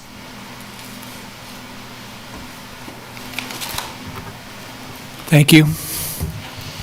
Hi, I'm Kate Hannings. So why do these density calculations matter so much? Criterion 7C is about whether the PDP will impact the surrounding neighborhoods by increasing the residential density 34% or more above the adjacent residential properties. The PDP fails this in both relation to Fall Creek and Westridge Heights, the only 2 neighborhoods that directly surround the PDP. The planning report discounts Fall Creek Farms density because it's the lowest density neighborhood. However, Fall Creek Farm shares both a name and the largest border with the PDP and therefore should not be ignored. Criterion 7C does not say adjacent, except for lower density properties. Now, also density and intensity determine whether a side yard setback can legally be granted. Code 2701 F4I of the Planning Code states that a side yard setback can only be reduced if the zoning district adjacent to PD districts is more intense than the base district of the PD according to the lesser change table. Now, the lesser change table ranks zoning districts based on maximum density and structure types allowed by code. It doesn't include PRD2, which is the PDP district.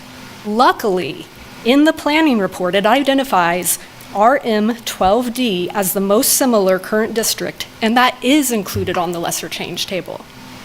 Now, here we can see the lesser change table. RS10 and 7, the base districts for Fall Creek and Westridge Heights, are both less intense than RM12D.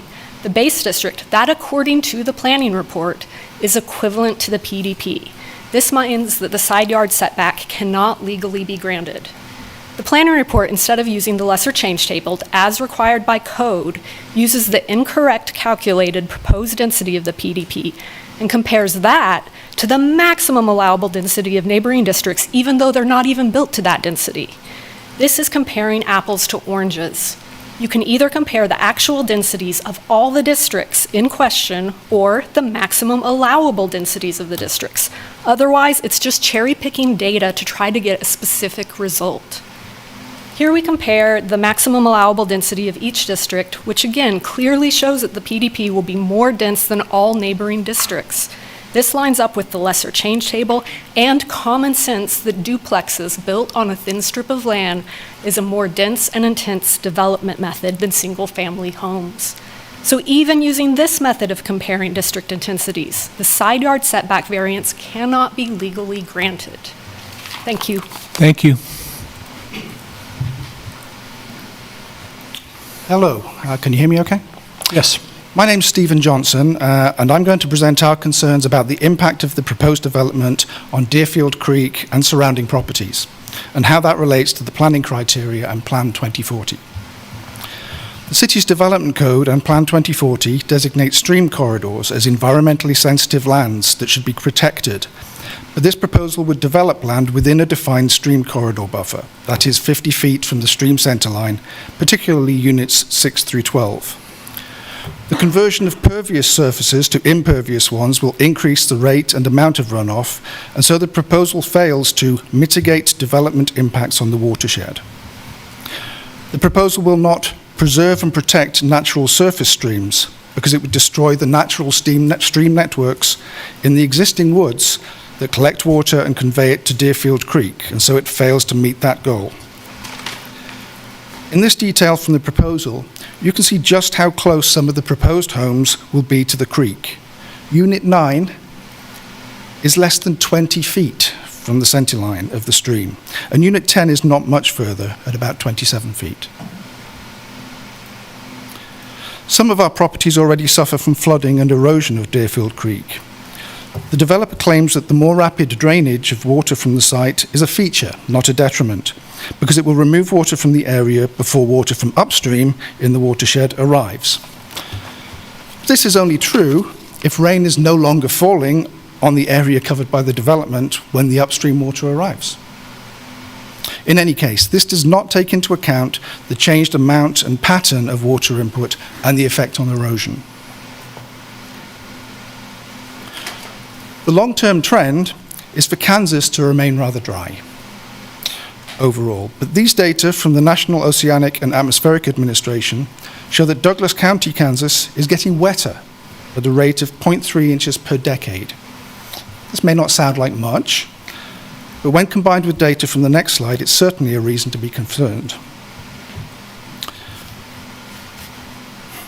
The proportion of annual precipitation occurring in one-day events has been increasing since the 1980s in our region.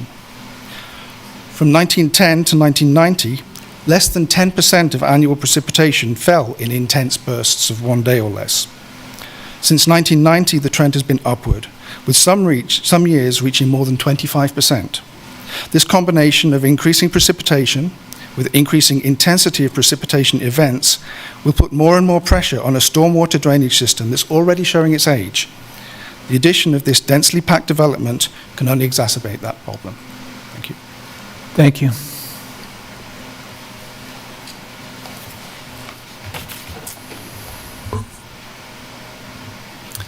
Thank you, Commissioners. My name is Peter Houston, and my home is on Arizona Place, and it backs right up to Deerfield Creek. I've lived there well over 23 years, and I've had a chance to observe the creek firsthand for quite a while. I've seen it run light, I've seen it run wild, and I've seen it overflow, and I've seen how well, much of the time, but also how poorly at other times the current drainage system functions on my own property and my neighbors' properties. A new housing development, in my opinion, must account for maximum stormwater drainage. This PDP shows 2 new concentrated drainage inputs into Deerfield Creek. Storm drainage from Hidden Lane, that's the recently developed cul-de-sac above the proposed one, flows into a 3-foot culvert that now empties onto the hillside just above the newly proposed cul-de-sac.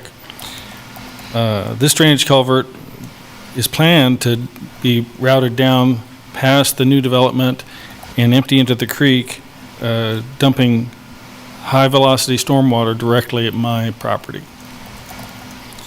Stormwater from the new street, Tomahawk Creek, or Court, will enter immediately upstream of the culvert under Kasold Drive, and I know the developer made this change thinking that would be an improvement, and it may be, but entering and dumping that water in right in front of the culvert is problematic, I think, as you'll see. My neighborhood, the Westridge Heights development, was platted in 1977. Drainage may have been adequately planned at that time. That was before the increasing rainfall trend and increased frequency of intense rainfall events that Stephen spoke about. The stormwater drain or culvert for Deerfield Creek that runs under Kasold where it intersects Tomahawk Drive was designed to accommodate a 25-year storm when it was designed over 50 years ago. Now I'm going to examine that culvert. It's 6 feet high and 8 feet wide. That may sound big, but it's not. That stream, when it's full of water, it's not a creek anymore. It's a high-velocity stream, sometimes 20, 25 feet wide. It's got to get through an 8-foot wide culvert. That's a funnel effect. As you can imagine, you know what happens when you pour water into a funnel faster than it can come out the other end, right? It overflows.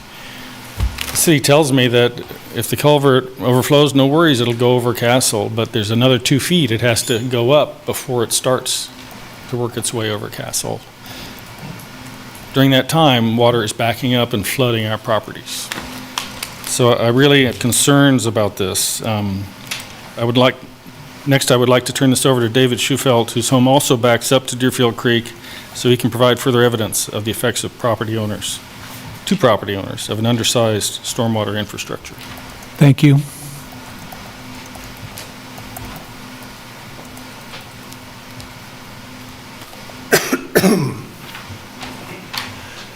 I'm David Schufelt, and I live on Arizona Place. I have grave concerns about erosion and flooding that will be caused by this proposed development. Deerfield Creek and existing properties have a history of flooding and erosion.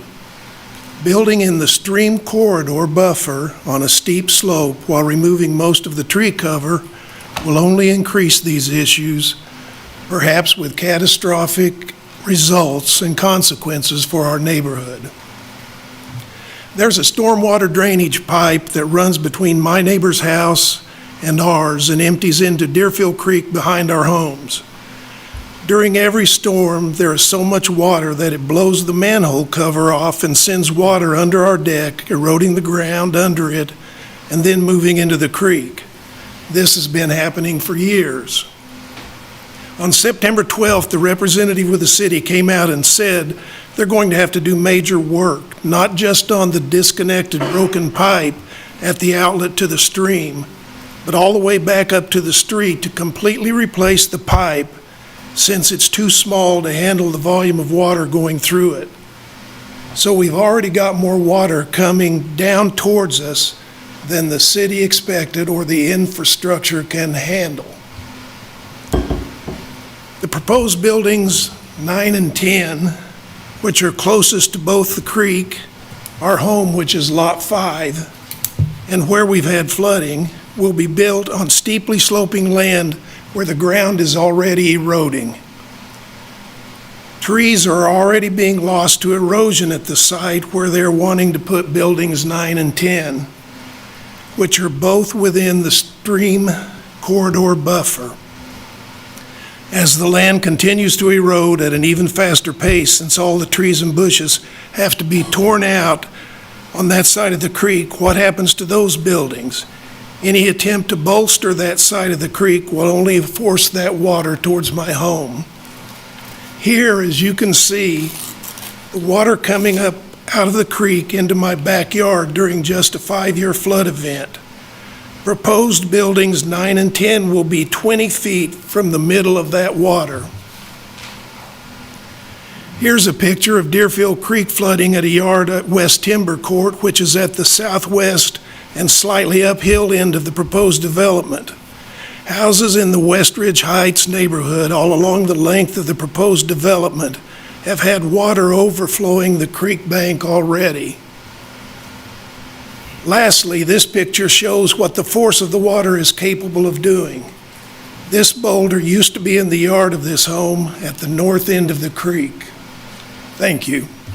Thank you.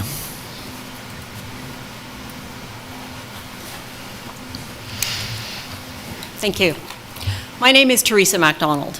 We've explained a few of our main concerns, but there are many more that we haven't touched on. The plan is being presented as though it retains sensitive areas, when in fact the slope and almost all of the established trees are where the villas would be built, meaning it doesn't meet criterion 2. There will no longer be a tree buffer between Westridge Heights and the development, despite what the illustrations seem to portray. The common open space doesn't meet criteria 3 and 5, since it's reserved for Evergy and obstructed by major transmission lines along the entire length, covering nearly the major parts of the track. There are restrictions on the use of this space. For example, you're not going to be flying a kite, and you shouldn't fly a kite, and you're not allowed to fly a kite under high voltage power lines. And without claiming that space, the proposal doesn't provide enough area to meet recreational requirements. We're worried about the timeline of the construction. We've been given various estimates on how long the building could take, ranging from 4 to 6 years. We're also concerned about the possibility that the developer might have to blast in order to build the villas. They've said we may have to allow their inspectors into our homes to assess whether they're responsible for any damage. Now, code does not allow them to blast within 100 feet of existing structures without written permission from the owners. So what happens if they discover that they need to blast and it damages homes, or they don't get permission and it turns out they need it. Slide. We are concerned that this is being presented as relatively affordable housing. Each side of one duplex will be more expensive than the appraised value of single-family homes in Westridge Heights.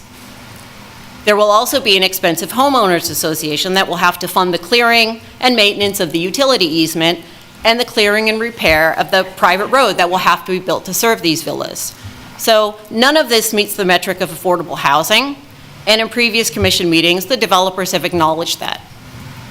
So if this proposal is approved, it has the potential to damage and flood single-family homes that are in fact more affordable than the luxury villas that are being proposed here. And finally, the loss of trees by developing on the site will affect the natural environment. It's going to impact wildlife, it's going to harm human health, it's going to degrade quality of life, and it's going to reduce property values. Thank you. Thank you. Thank you, Teresa. I'm Dale Wheeler. I live on Arizona Street. To recap, this is a complex site the landowner and the developer are working with. It is a long, narrow strip of land with powerful overhead transmission lines, steep grades, and a creek fed by ephemeral streams and springs throughout. These constraints provide challenges to the infill designer.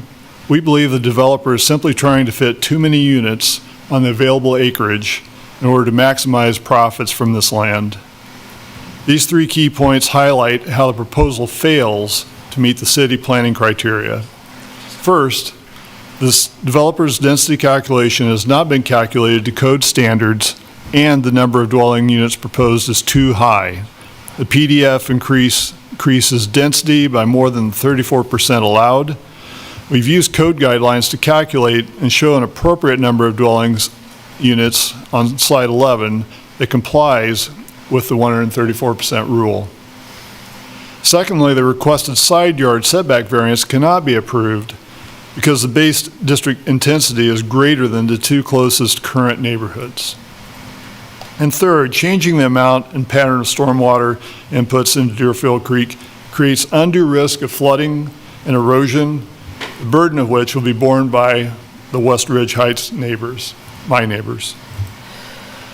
I and my neighbors are open to considering a proposal that aligns to the unique landscape features of this site, a plan that complies with regulations, the Plan 2040, and the city's other review and decision-making criterion. We trust you'll agree that this is not that plan. This plan is deficient in too many areas to overlook. We ask the Planning Commission to make your decision based on the code and unbiased rational review of the decision criterion. Please remember the city's obligations to us, the existing residents. Thank you. Thank you. Hello. My name is Dana Fertig. I live at 201 Arizona Street, right at the bottom of the hill. I agree with virtually everything that these folks have said because it's all true. And how many of you guys have visited this area? I mean, actually walked the property. Has anybody? 2. How about the rest? You ought to go out there and walk it and understand that if we go through with his plan, 98% of what you see there will be gone. It's going to be knocked down. Look at their plan. Here's a street, here's a sidewalk, here's the front, here's the house, here's the back. It's gone. I've been in my house for 31 years, okay? And I've seen flooding into my backyard as it is right now, 10 feet into my yard. Right around the back of my house, I walk down there and the creek is about, seriously, it's about 8 feet high. And it's been flooded into my yard as is. Can you imagine with nothing to hold it back when the trees are gone? It's just going to get worse and worse. What about trees falling? What if a tree now falls into my yard? I've 31 years, I've not had a tree fall. So what if one falls into my yard now? Are they going to pay? It damages outbuildings, my fence, whatever? This is a bad deal. This is a really bad deal. And the business about wildlife, well, I see bobcats in there frequently, and guess what else I see there now and then? Cougars. Several occasions since I've been there, I see a cougar. Eagles, I see them sitting up there nesting. So this is a bad, bad idea. So let's just vote this thing down. Thank you, sir. Hi, my name is Patrick Webb. I feel like I'm on Shark Tank here. I applaud all the group that's come and produced a lot of information and a lot of research and everything. And I just kind of, a lot of the points I was going to make, but I just want to take a step back and do a holistic look at this. What do we value as a community? We say we want to protect sensitive lands, but look at the aerial photograph. This is a gem. This is the last bit of native or natural environment in that entire area. As a community, what do we want to live? We want a community with no native or natural areas. We have some parks, but we don't really have natural areas. Go into Kansas City and walk the trails. You're surrounded by canopy. You're surrounded by trees. This is a big city with that kind of environment. People can go walk. They can explore it. We don't have that yet in Lawrence. We're working on a loop, which is great, but we need natural areas as well. Like it or not, we have wildlife, just as was just described. We have wildlife in the city. We need places for them to hide out, to exist. They're going to try anyway. So we need, do you want that kind of, you want an environment with wildlife, with any kind of areas that you can go and take your family? What about your kids? I mean, we need that kind of stuff. So anyway, and then the other thing is, I'm going to make a point about thinking globally and acting locally. You've heard of that town. If we can't protect the last remaining small parts of natural environment in our town, then what are we doing? We're not doing that. You know, if all communities across the nation develop all these small niches of wild areas, then it just keeps going away. You know, it's been going that way for years and years. And like I said, we're not, like they've said, there's not affordable housing that they're constructing.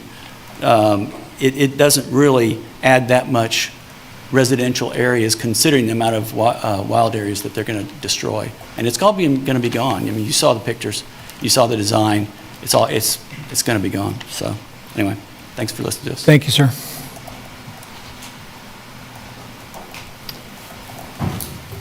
Hi there. Chair, my name is Brady Flannery. Appreciate the time on the subject tonight. Recently, I've been engaged in a few more issues going on around the city, and I am concerned about the public trust and the accountability of the city, of the county, of staff in our communication with our neighbors, with our community. I live in this area. I think the Westridge Heights neighborhood, the written documents that they presented speak volumes. They really deserve to be studied. I'm sure you already have looked into those, but let's all kind of try to answer those questions honestly. These are neighbors that are academics, that have been professors, professionals, judges, lawyers. These are reasonable people with reasonable concerns. And when I look into the report, it just doesn't add up. It just doesn't seem like the 2040 plan were presented. I don't know enough about this 1966 code. The fact that we're even talking about it sounds a little ridiculous. One of the small issues that just doesn't pass a smell test to me is when we talk about a public use, a recreational land. As we talked last year, a recreational land where I can't throw the football with my children is not a recreational land. And we acknowledged at the time, even without Evergy's commentary, that no, this is not an area you can throw and kick a football with your children. So even if that's not required in this type of development, what we've been communicating as a community that's important in what we want to do in our neighborhoods and in our city and in our community, I don't think we're adding up here. Even in the city's report, an area under this, for Evergy, they don't want a lot of trees under there. That's recreation. That's what we're creating. Anyhow, thank you very much for your attention to this. Thank you to the neighborhood. I'm not against infill development. I don't think any of us are back here. We're not against development on this piece of property. It just doesn't make any sense how it's been presented. And when this commission saw this last year and voted against it, 7-2, I believe, and on the same night, on the other side of Fall Creek, was unanimous in favor of a development, the city commission also was against this project and in favor of the other development unanimously. We're reasonable people. This is not a reasonable development. Thank you. Thank you. I see Margaret Rose online. Margaret, would you like to speak? Hi, my name is Margaret Rose. Commissioners, thank you for your service. My late husband, Steve Ramberg, Dr. Steve, and I bought our house at 217 Arizona Place 27 years ago because of the beauty of the creek and the woods. Our house, our backyard is right against the creek. If this development goes through, there will be 0 trees left on the other side of the creek. There's no room. Some of the buildings are 12 or 15 feet from the creek bank of the villas. That's from the creek bank. The creek bank is wide some places.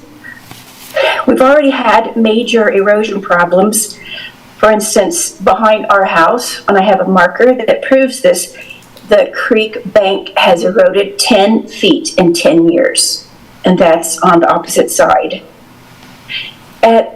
Therefore, any development that's even going to be considered on these 8 acres, all of those 8 acres are sensitive land, not just what they're showing, which is the creek bank is sensitive land.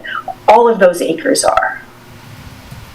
So we need an independent, professional, extensive study made about the stormwater runoff. For instance, is a retention pond needed? Why isn't there a retention pond in the plan? What happens when 6+ acres of trees on a steep hillside are bulldozed and replaced by impermeable surfaces? What is the effect for real, not just pretend? No effect on the creek, that's pretend. What is the effect on the amount and velocity of runoff? What happens when all of the stormwater on the street of Hidden Lane, which is the top of a very steep hill, 2 blocks up? What happens when all of that water is channeled down, funneled right into the creek behind Peter's house, who you heard speak earlier? That's like a waterfall. Land plan guy said they're not going to affect the creek. Well, yeah, they're showing some riprap, which I'm not by law allowed to put behind my house, so why are they? And that riprap is just going to wash off with that waterfall effect from the drainage from on top of the hill. It's going to smash into the creek bank. Margaret, I have to ask you to stop there. We're at 3 minutes. Thank you. Thank you very much. Anyone else online? Anyone else in the room to speak? See a couple of people standing up. Hi. Hi.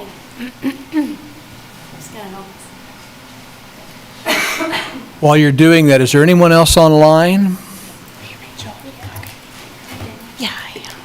Ellie, you see anybody out there? I don't see anyone online. All right.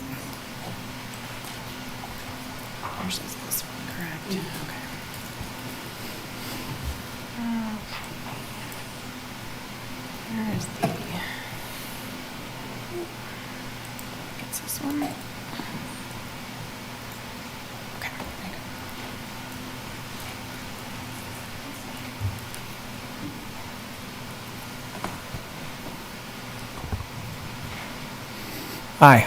Hi, I'm Lisa Weeks, and I am grateful to have the opportunity to speak to you all today. It is our intention to demonstrate the ecological significance of Deerfield Creek and how its preservation has been clearly outlined in the city's 2040 plan. The area being proposed for development at Deerfield Creek is approximately 8.39 acres of woodlands, emergent wetlands, and cool season grasslands bordered by a stream. Because this stretch of wildland exists in the middle of developed suburbia, it acts as a sanctuary and refuge for wildlife. And because it includes a stream, it also acts as a vital wildlife corridor. We will show slides today with screenshots taken directly from the city's Plan 2040, and I want to express my gratitude for this plan and the alignment I feel within it as a member of this community. I literally could not have put it any better myself. So let's begin with our community vision. There are two words that stick out to me here: boldly innovative. By definition, innovative means two things: featuring new methods, advanced and original, and two, introducing new ideas, original and creative thinking. While I believe in this wholeheartedly and see this concept reflected in our city's projects and decisions, I also recognize a gap in where we envision our future selves and where we really are today. By starting with the preservation of Deerfield Creek, we can begin to move closer to that vision, shrinking that gap. I'll start with the section on sensitive lands. According to Plan 2040, sensitive lands are considered as rare animal and plant habitats, floodways and floodplains, high-quality agricultural soil, native prairies, urban tree canopy, wetlands and stream corridors, and steep slopes. What makes this habitat rare is its size and connectivity within a developed urban neighborhood. Although it's not technically a floodplain, flooding events, as you've heard, regularly occur. And emergent wetland plant species occur near these stream edges, indicating its relationship with water and flooding events. The stream acts as a corridor for diverse population of wildlife, including the bobcat, pictured here. And to top it all off, the stream is at the bottom of a steep slope, measuring a 10 to 18% grade. Deerfield Creek meets 6 of the 9 criteria for sensitive lands. Thank you. Hello, my name is Ann Bailey. According to Plan 2040, watersheds consist of surface waters such as rivers, streams, lakes, and groundwater. Deerfield Creek, as a watershed, provides drinking water for wildlife, as well as diverse native landscapes and wildlife habitat. As stated in Plan 2040, quote, "Protection of our natural resources and watershed is essential to maintain the health of all living things," end quote. This includes people. According to the National Centers for Environmental Information, the NCEI, Kansas's expected annual precipitation is on the rise, as we've already heard. Additionally, Douglas County is expected to have an increase in one-day extreme precipitation events due to climate change. Deerfield Creek is providing an invaluable service for us all. Simply for existing, the ecosystem services of Deerfield Creek include, but are not limited to, flood control, erosion control, water purification, refuge for beneficial insects, carbon sequestration, and nutrient cycling. Luckily, we are living in a time when more and more people are discovering the value of open spaces. This includes Douglas County, along with the City of Lawrence. I am pleased to know that this concept is clearly outlined in our 2040 plan as well. Deerfield Creek offers a perfect opportunity to lean into these concepts, to make them real and visceral. Preservation and protection of our wild green spaces has the capacity to enhance natural areas of the community, recognizing sensitive lands, and incorporating them as preserved features. Thank you. Thank you. Good evening, I'm Connie Schufeld. I live on Arizona Place. When it comes to our urban environment, there are specific strategies that are stressed in Plan 2040. Strengthening environmental protection, sustainability, using green infrastructure, and the best stormwater management practices with our building development. Permeable surfaces utilizing vegetation for erosion, control to help sink water back into our soil are some examples. We know that paved surfaces, roofs, and other non-permeable substrates associated with buildings exacerbate that problem with water runoff. The Fall Creek Villas would do exactly that, exacerbate a problem that already exists on a steep slope with a stream already working as hard as she can. What if the space of Deerfield Creek not only acted as a corridor for wildlife, but a corridor for the community? If this land was to be set aside for conservation and trails were put in, we would have a green belt, connecting neighborhoods, connecting animals, and connecting us back to nature. The restorative potential that Deerfield Creek has should not be ignored. This place is special. Numerous animals think so, and so do the residents that live along her banks. To be boldly innovative, we must think outside the constructs of what has been done before or what has always been done. To be true to our city's vision, bold innovation requires both risk and imagination. Do not miss the opportunity that is before you today. The chance to envision what is possible, to walk in alignment with our values, to preserve and reimagine Deerfield Creek. Thank you. Thank you.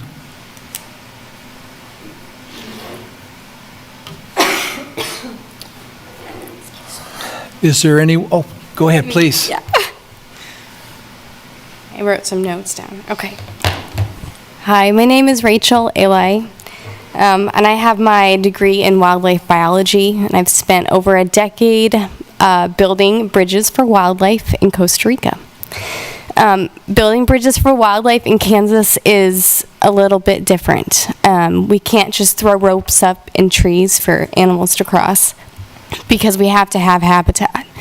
And that is something that I really want to bring home with you today is the fact that our habitat is, well, we don't have a whole lot of it left. And in Sandy, is it your Hi. In your presentation, you beautifully illustrated this when you looked at the development trend of this neighborhood. And we saw in the last 15 years, wild spaces shrink and shrink and shrink. And when I've been out at Deerfield Creek, this is a picture that I have up of a baby fox that was taken by one of the people that live there. And so I want to bring to your attention as well that this place is, I think it was stated by the developer that this is vacant land, and it's not vacant. It's actually the opposite. So this presentation was really hoping to show you how sensitive this place is and how rare this place is and how these places have been talked about in our 2040 plan. And so I'll let you read these. I'm going to just kind of bowl through. Because in my opinion, the development that has been proposed today for the Fall Creek Villas lacks innovation. It is not very bold. There's no living building components. There's no green infrastructure. He said, well, we're going to have a small stand of trees on the north end, and that's going to count as our sensitive area. And I want you to think about an ecosystem like a human body, because an ecosystem doesn't function as an individual part. And if you cut a finger off and you put that over on the side and you say, okay, now it's just this finger, it's not connected to the rest of the body, and so it doesn't work the same way. Our wild places have been fragmented to the point where they're not functioning the way that they were designed to. And so by continuing to cut them up, we're further exacerbating a really big problem. And so I just wanted to show you at the very end here that this place isn't vacant. There's actually a lot of animals that live here, and the capacity of this place is pretty exciting for connecting people and connecting wildlife. Thank you very much for listening and for being here tonight. Thank you. Appreciate it. Thank you very much.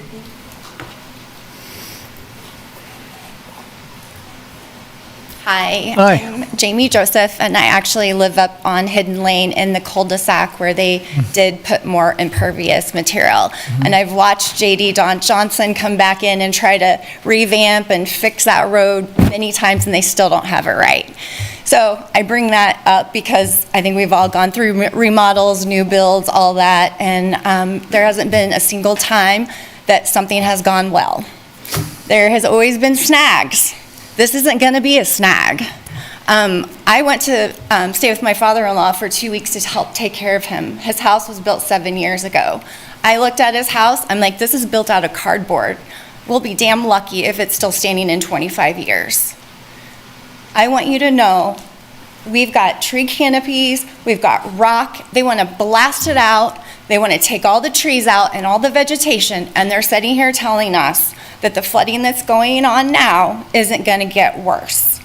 The cost of this construction alone will not allow for them to fix, maintain, or even create a stormwater drainage system that's going to allow for all of this concrete with no vegetation to not flood out our neighbors.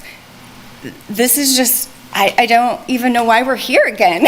I mean, I thought that you guys were going to present a plan of less concrete, less buildings, but somehow you're justifying this because you have to put a road in. Ma'am, please address the commission. So I'm just really disheartened, and I'm sorry, I didn't mean to be respectful. Fine, that's fine. I'm just in here in support of my neighbors because it's not going to affect me as much. I'm clear up at the hill.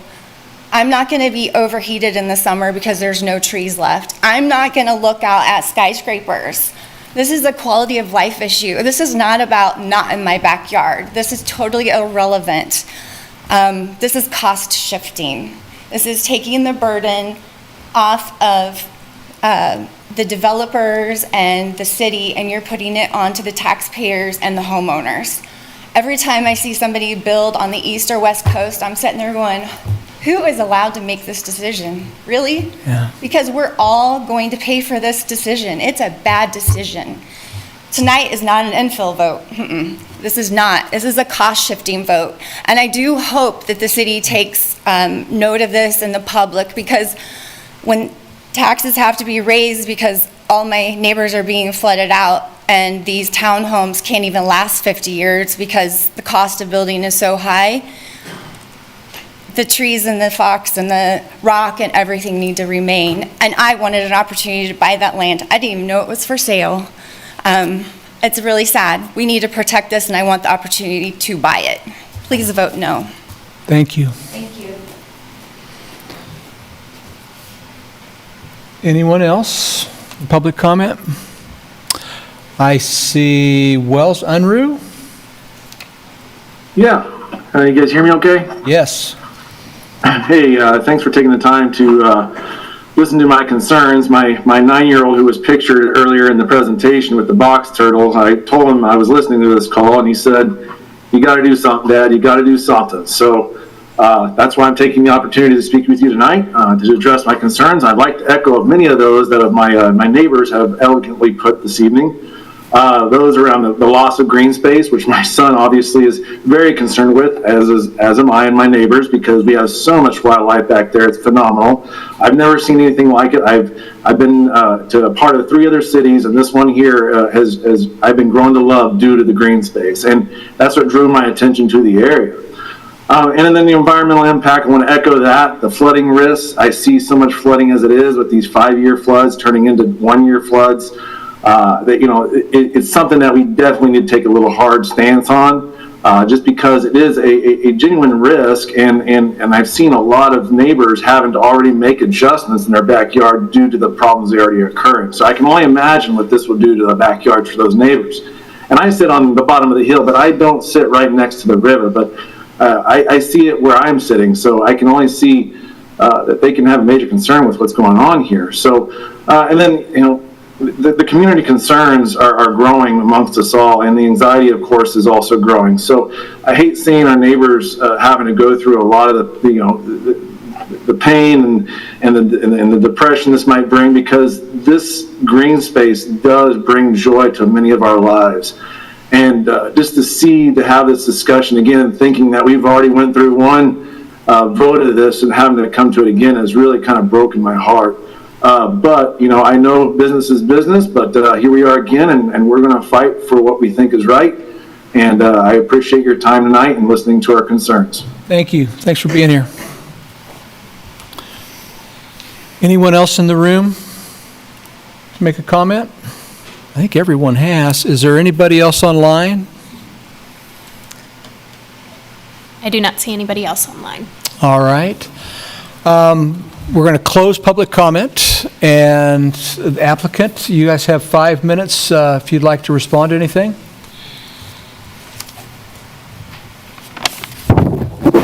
Thank you. Corby Rust again, Land Plan Engineering.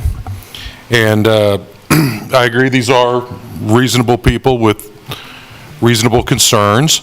I heard a lot of what I thought was good information, even from the one who kept mean mugging me.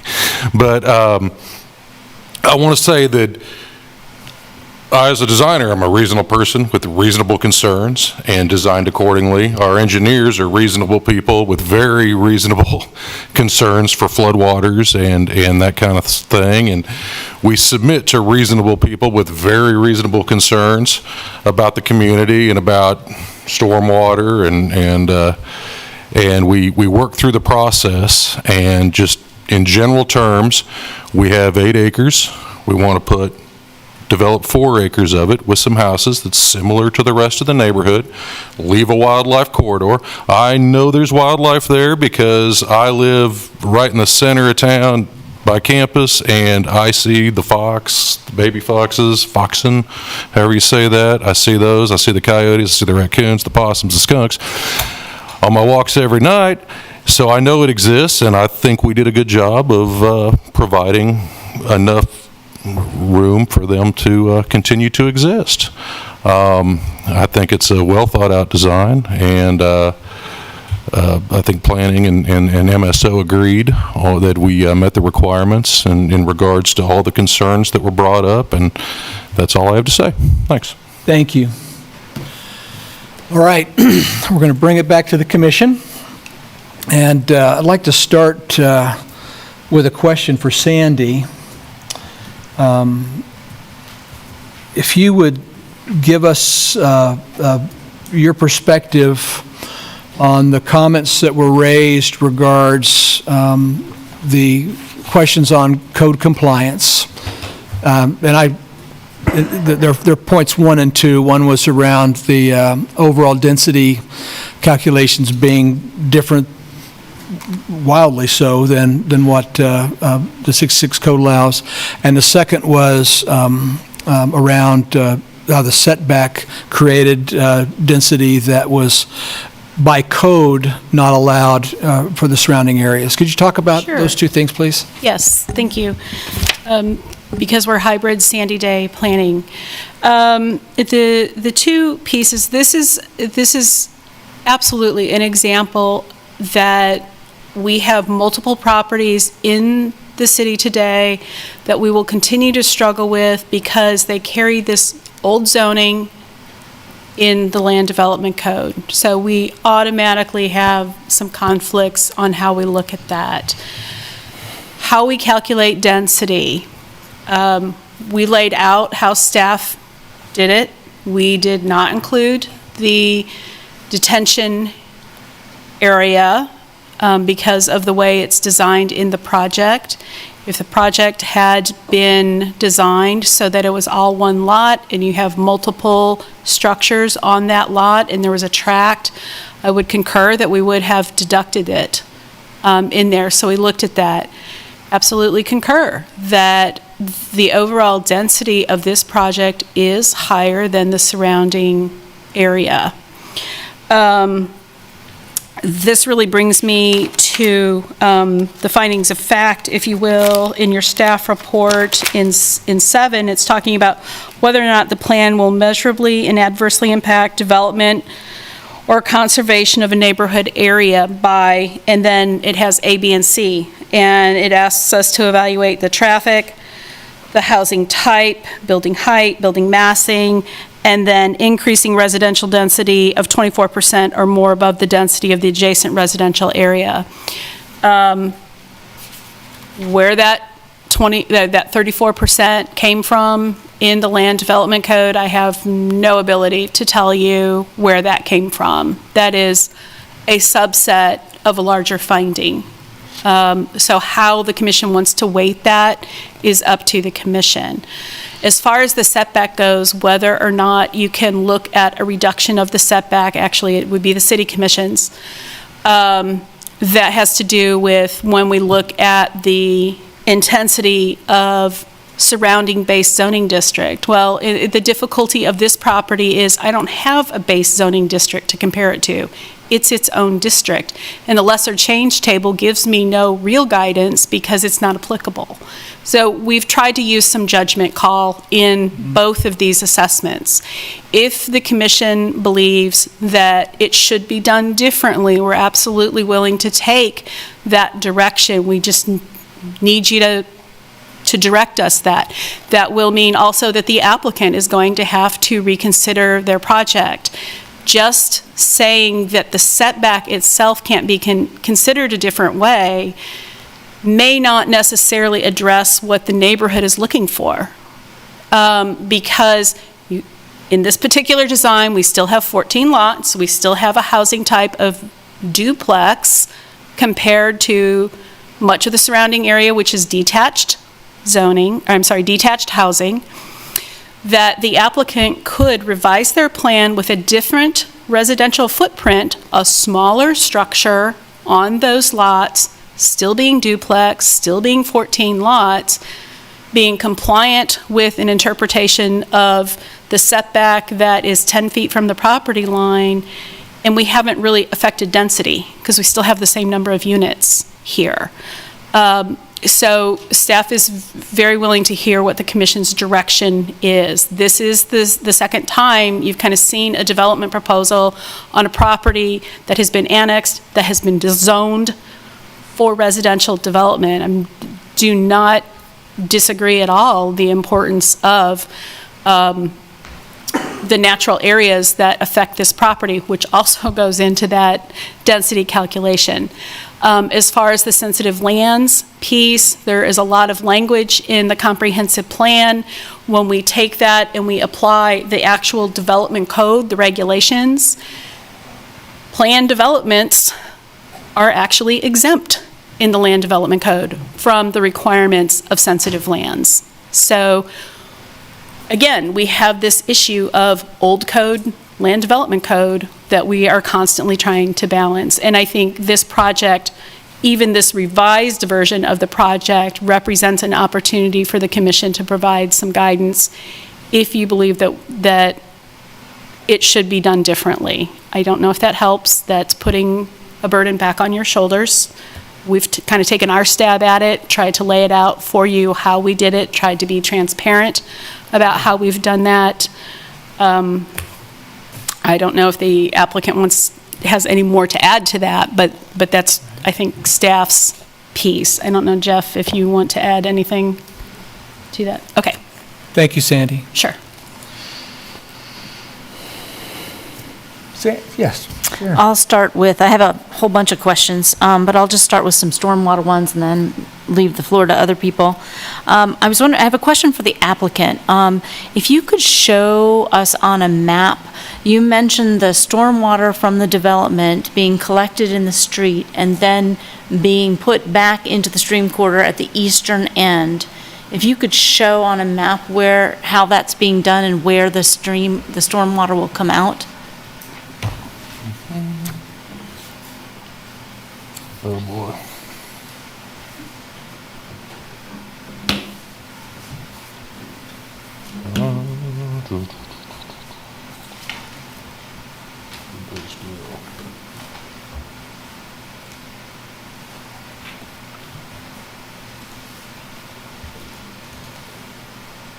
I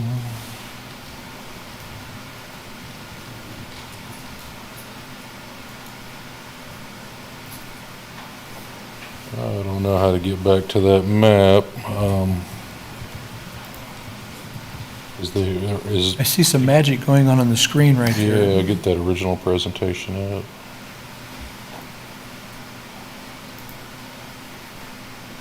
You might be able to just use the maps in the packet.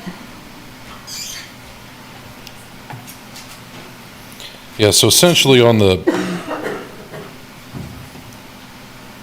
say the street, which runs from the cul-de-sac in the southwest, northeast to existing Tomahawk Drive, right?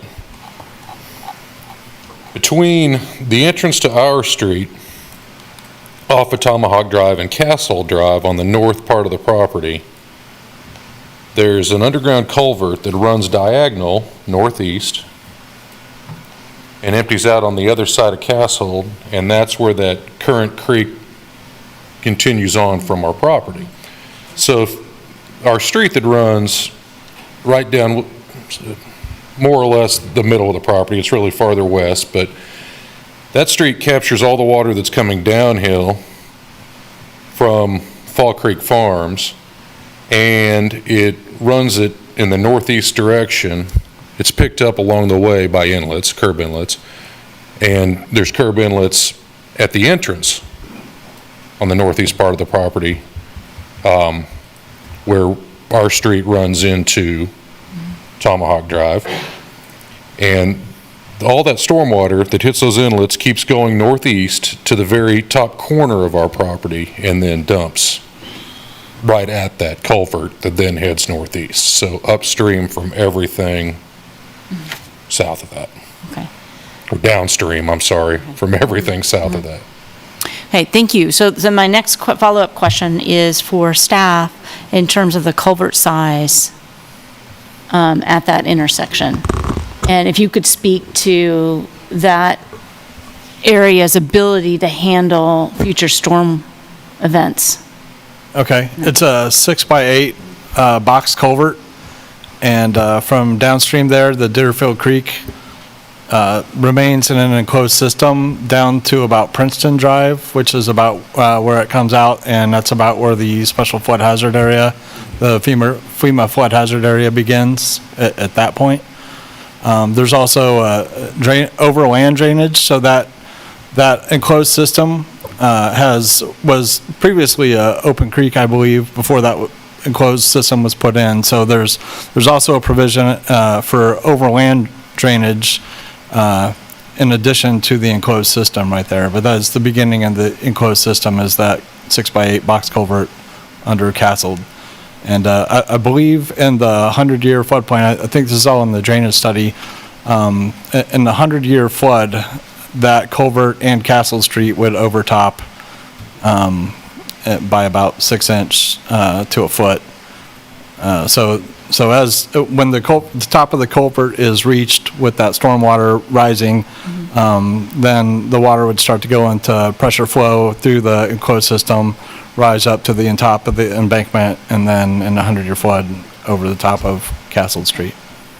And so you've taken into account the 100-year flood. Of course, we're seeing more of those more often with 100-year flood. So is there anything in your calculations looking at some of the projections for future? Okay. Yes. All right. Thank you. I'll go ahead and yield. I'll come back to my next set of questions after. All right, other questions? Thinking. Want to go? Well, just sort of a general question for the developer and the MSO. So, what if things don't work out? What if there is, in spite of the best efforts, what are you guys willing? What will happen if your plan doesn't work? What if there's still flooding? It's worse than before the development. What happens then? Like, whose responsibility is that?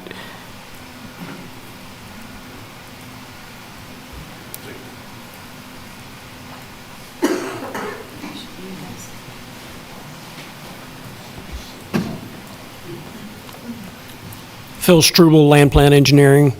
I drew the short straw for this one, so.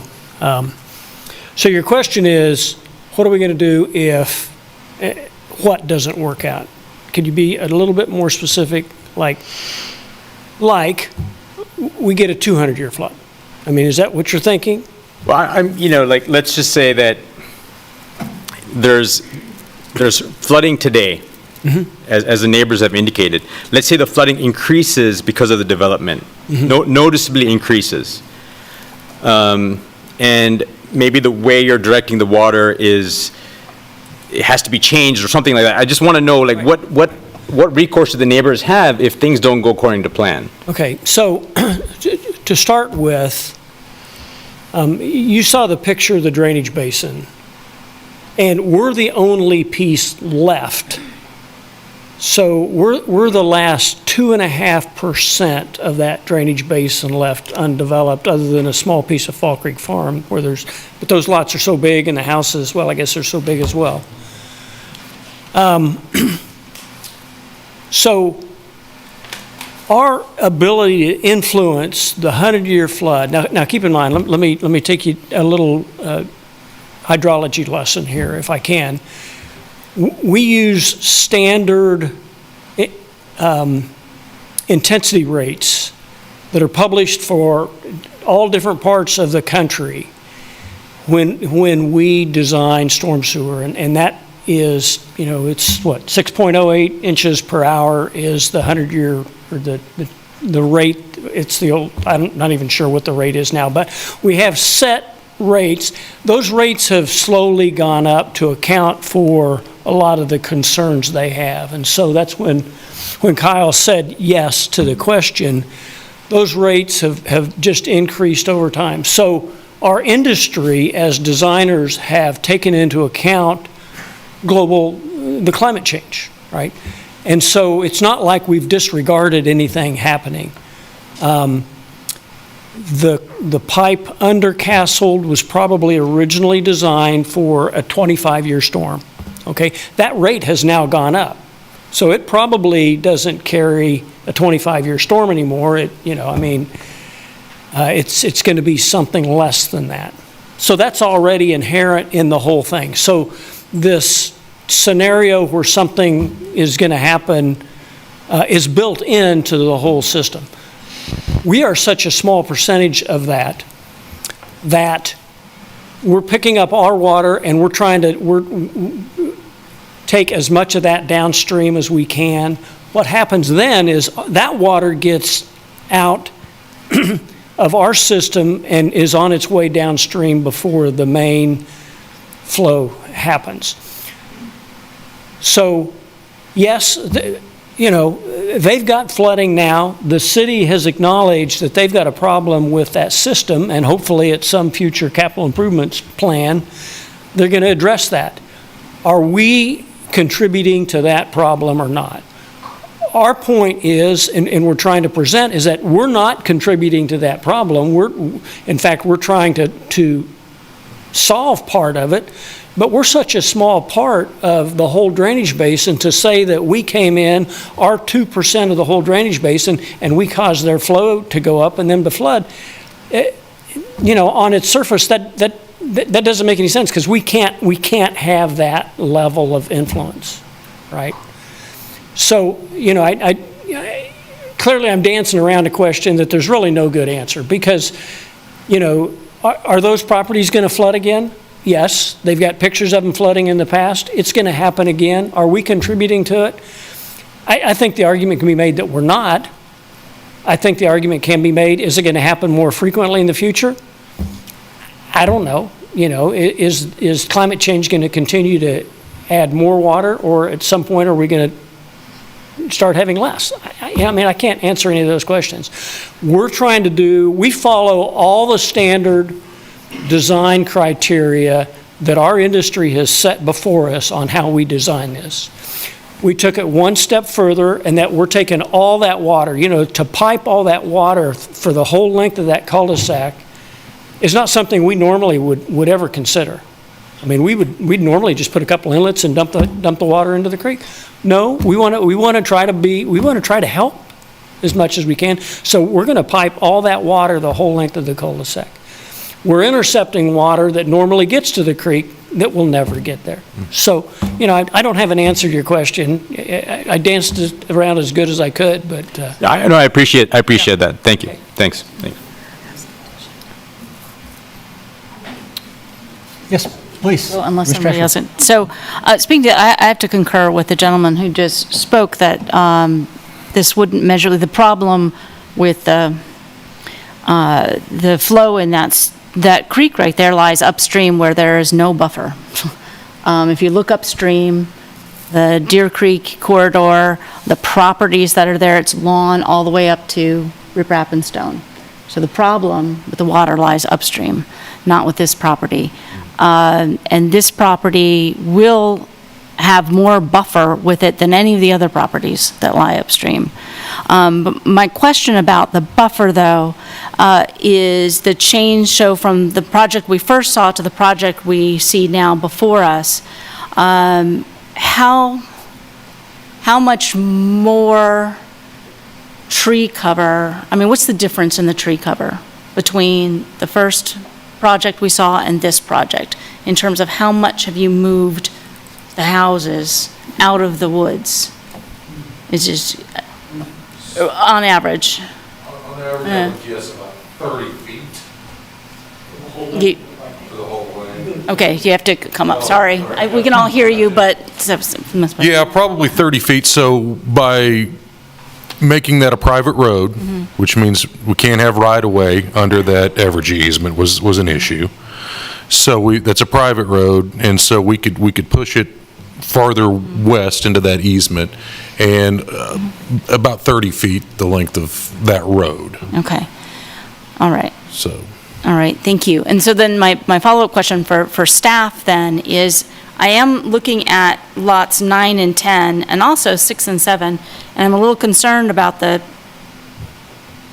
narrowness of the buffer at those points. What is the city's current recommended buffer for a stream corridor?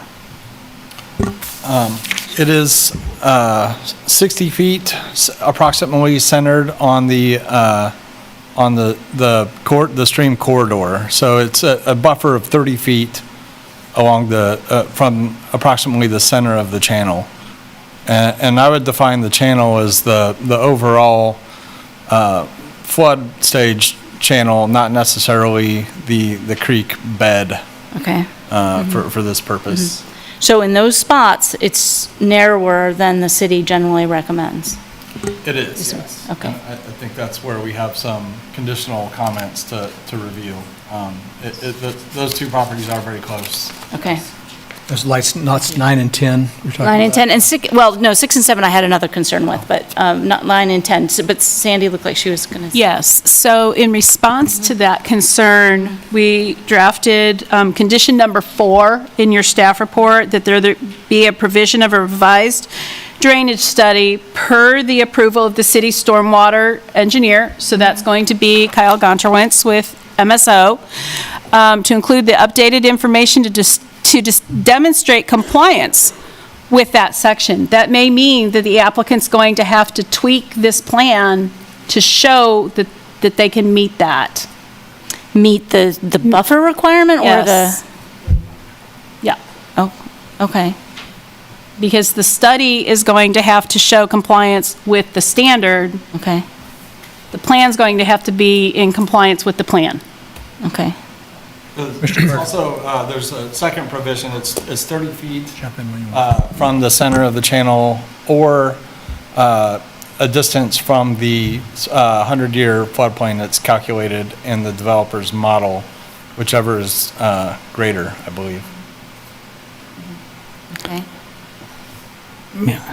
Do you have another question? I do have actually. Because please, go ahead and ask your question. It may be the same one I'm going to ask, but go ahead. It's okay. So, so moving on a little bit from buffers, the steep slope. So I brought up lots 9 and 10, and then I'll bring up lots 6 and 7. Looking at the topography there, and seeing the pictures of the erosion. I did go to the site, but I did not have permission to go on the property, so I did not. I drove down the streets and I went and looked, but I wasn't able to walk the site. But I saw the pictures of the erosion on the site, so I'm a little concerned about what is the percent slope where the actual structures will be? Maybe that's a question for the applicant. Yes. What is the percentage of slope where the structures will be? And I'm particularly concerned about 6 and 7 and 9 and 10, what those slopes are. Because that's where the topo map seemed to show the steepest. So I don't have an exact number for you, but in the cross sections, you'll see we prefer the steep slopes because of the walkout nature of the houses.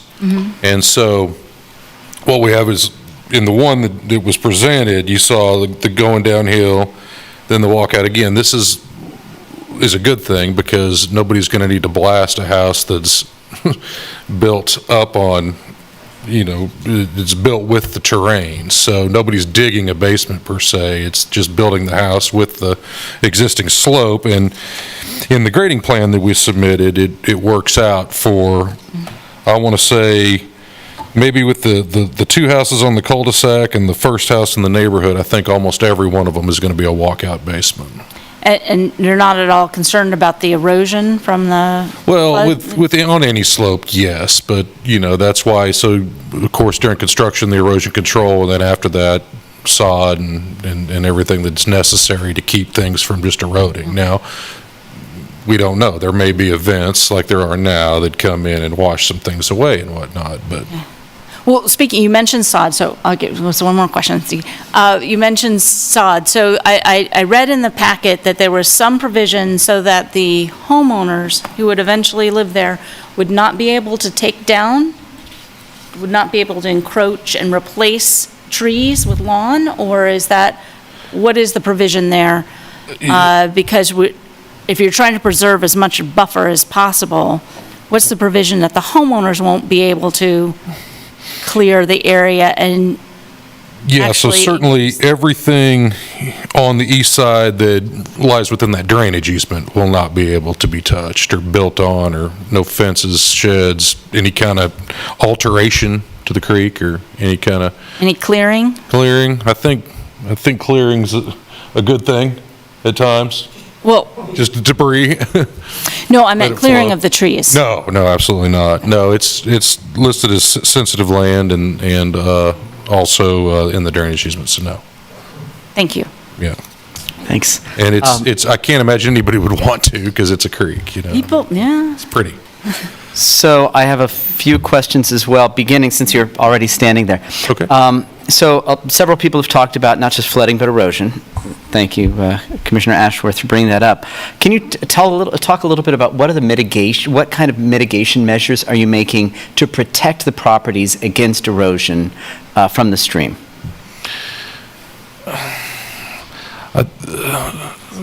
Certainly, they're going to be planted with, anything that's not a house is going to be, there's going to be best management practices in place that's part of the whole building process is you have to erosion control, and then you have to plant and protect the bank. Mm-hmm. Like, we were talking riprap? No, this would all be walls. sod and seeding and grass and all the stuff that's going to take hold real quick and keep it from washing away. So just what you see around town, like in the banks of I see. So culverts. No additional construction to protect the properties against, say, the meandering of the creek over time, the erosion of the banks, things like that. No, and like I say, it shouldn't be necessary except for these major events. Everything's well above. It's kind of on the high side of the creek, and so everything's well above the standard water line. I mean, we talk about these catastrophic events, but most of the time, this creek, as it continues south, it runs through all kinds of backyards, and it functions. And so just every once in a while. Yeah. So returning to lots 9 and 10, where the houses are, the actual proposed construction is, say, 20, 30 feet away from the center line of the stream. 30 years from now, what is the vision for what that will look like?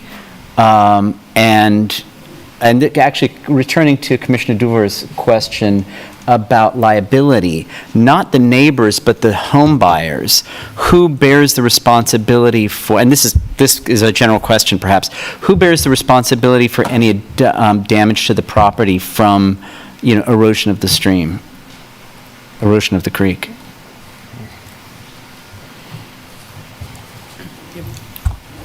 Phil Struble again.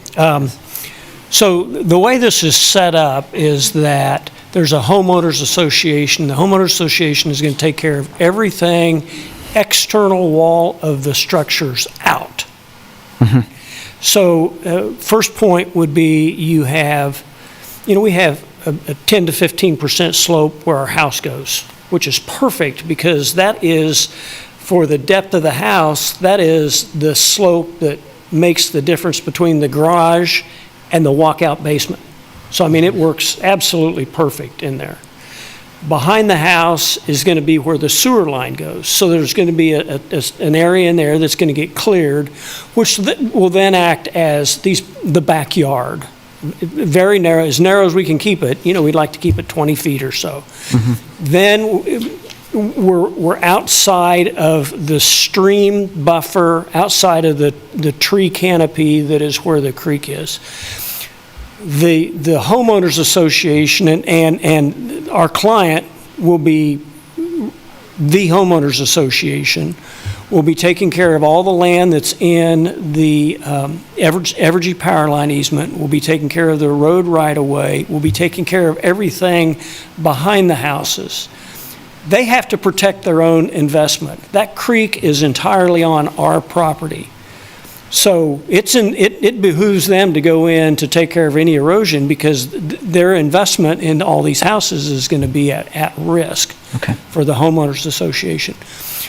We could go in and do some sod work. It's permissible to come in and actually do some mechanical work to eliminate erosion on certain very limited basis. I'm not going to say we're never going to get in there without a piece of equipment to try to fix some erosion. If some erosion is eating up and is going to endanger one of our houses, we're going to go in and do what we need to do to stabilize that slope. I don't know what that could be. It could be some very large riprap. Okay, it could be maybe we do some soil stabilization with some pylons and let the soil build up like they do on rivers and let the soil build up. You never see them again, but they stabilize the whole slope. There's a lot of tools we can use to stabilize that slope. So, where we can, we would like to get in and maintain that creek with as little disturbance as possible, but I'm not going to promise that there's going to be zero because we can't allow just erosion just to continue to creep into our property. Nobody wants that. But we're not going in there to realign it. We're not going in there to rip-rap the whole creek. We love the natural look of it. I'm sure the people that move into our development and back up to it are going to love the creek just as much as these people love the creek in there. It's an amenity to the site. We have got to maintain that. Thank you. May I ask one more follow-up question? Please. And thank you, gentlemen. Appreciate both your responses. Getting to, I'm not sure if this is a question for Kyle or just a general question for staff, but the sequence of approvals. We've got condition 4, the drainage study, that approval of this contingent on completion of a drainage study. What happens if we vote tonight to approve this, but then a drainage study shows that this is not a sustainable environment for a housing development of this density that can be expected to, have a reasonable lifespan? Like, what's next? So there are provisions in the code. The next normal step of the project includes meeting the conditions of approval prior to the submission of a final development plan or a final plat. Final development plan and final plat are administrative reviews, although the final plat would have to go to City Commission for acceptance of easements that are associated with the project. So those 2 steps do not come back to this body. The code requires that the submittal of the final development plan be in substantial compliance with the approved preliminary.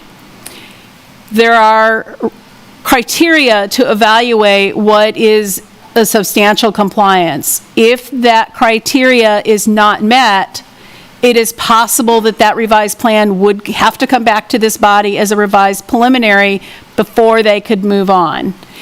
If they meet the criteria of that revision, that it is not a substantial revision, we could proceed to the final development plan. Okay, thank you.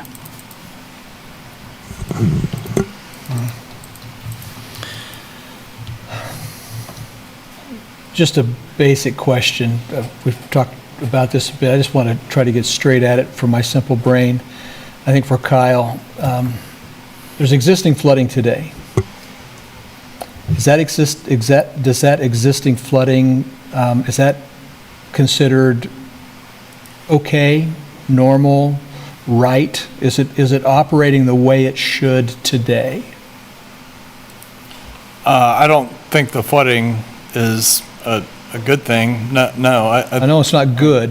I think, yeah, for some of the residents that have talked tonight that have had their backyards flooding, if they're having flooding in their properties, that would be a concern. I think that there could be a potential for actually some improvements by having a drainage easement over this to clear out some of the debris. Some large trees have fallen down in this channel.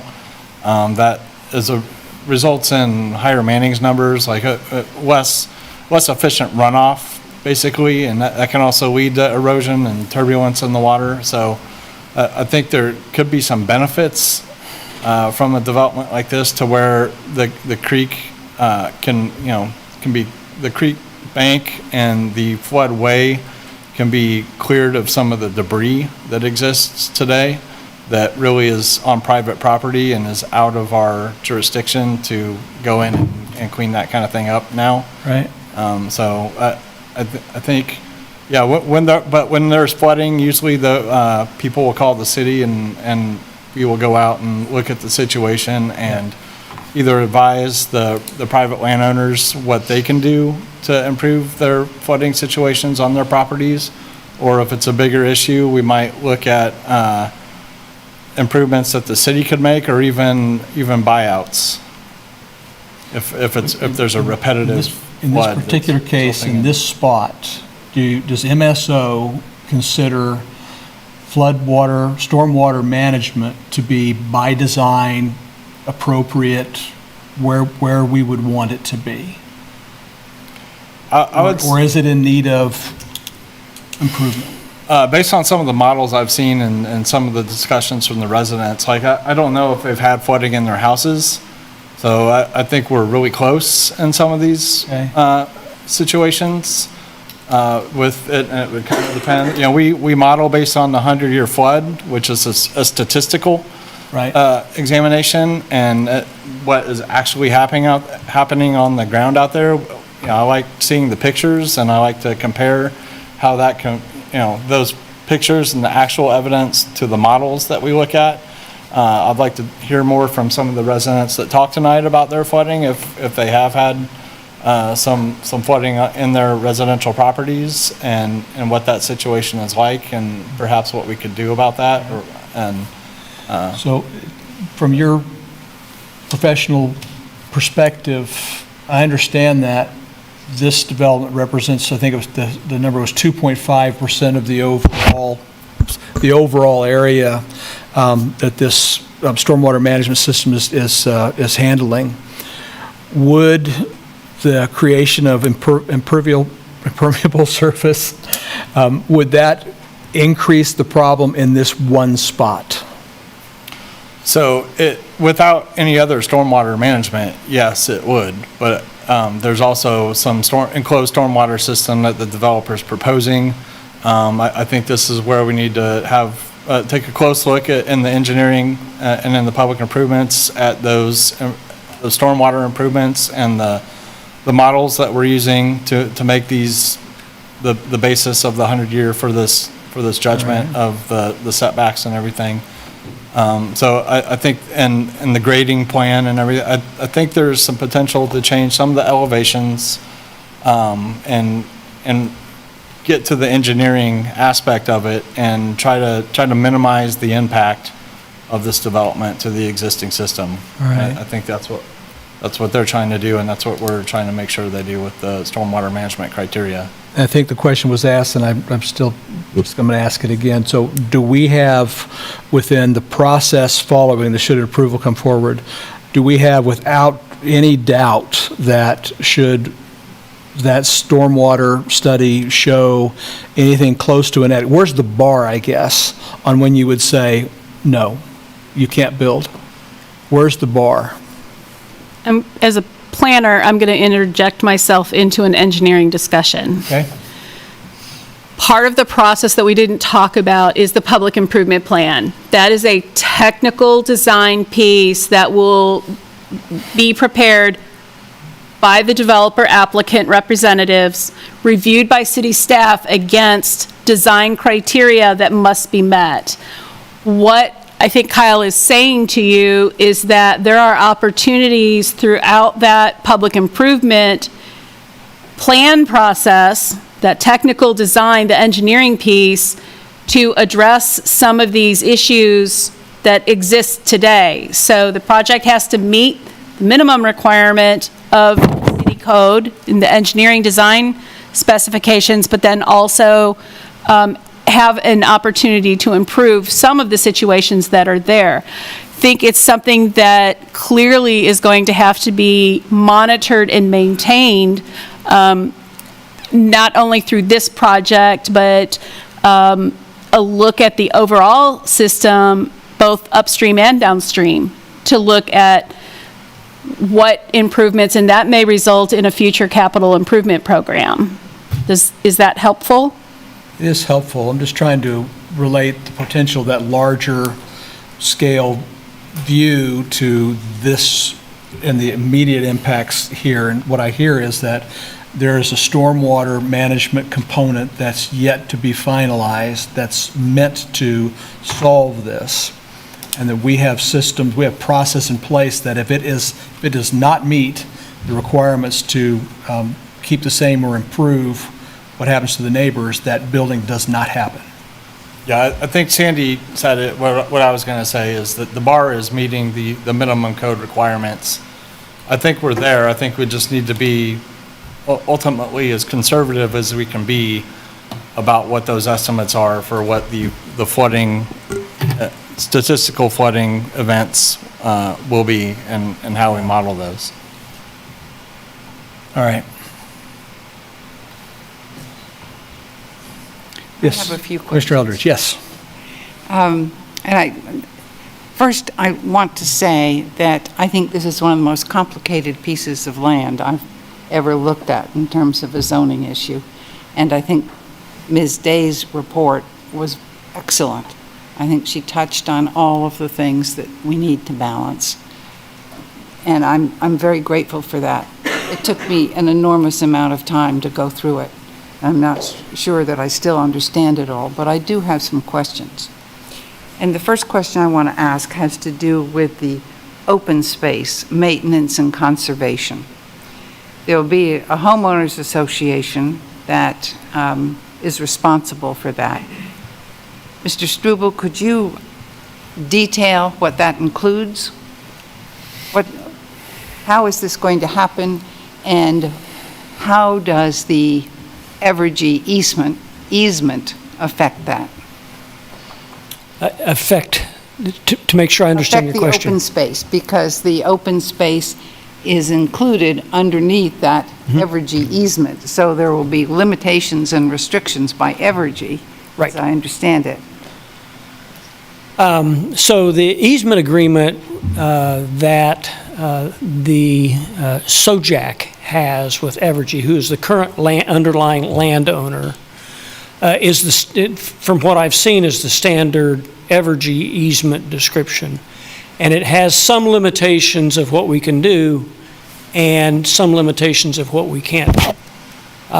We can't build structures in their easement without permission. We can grow gardens. We can technically park RVs in there. You can do recreational activities, although throwing and kicking a football or a frisbee up in the air flying a kite may not be the best. But okay, you could go in there and play croquet. You could go in there. What we anticipate under the Evergy easement is it's gonna be a lawn. I mean, we're gonna go in there and grow grass and grade it out to where it's a nice open space where you feel comfortable going out and walking. It's not like the Evergy easements that we see crossing town that are just, pretty nasty. The homeowners association is going to maintain that area underneath there. They're going to mow it. They're going to grade it. It's going to be lawn-like. Is that what you're looking for? Can you build a baseball diamond? You can. It's not prohibited. Let me say it that way. It's not specifically a line item in there that says you can't do this. It's because you're not building a structure that's above the ground. If you're putting 4 bases in the ground, let's say you want to go in there and put a wiffle ball diamond in there. That's what I did at my place. You're putting four bases on the ground, and that's all you're doing. You're not going to be able to put a backstop in. Because that's an elevated structure in there. But if it's something surface on the ground, you can have low-growing shrubs. You can grow corn because it's temporary. But you can't go in and plant evergreens or cedar trees or. If the homeowners can't decide they don't want to maintain it anymore, can they dedicate it to the city? Say, here, take it.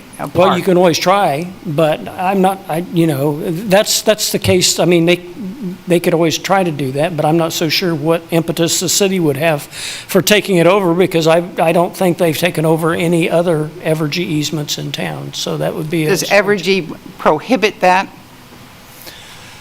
Well, you're dedicating the underlying land ownership is all you're doing. Their easement would continue, and the restrictions that are placed on that easement go with the land. So even if you dedicate it to the city, the same identical restrictions would continue. Sandy, as far as the private streets are concerned, if those were not maintained by the homeowners association,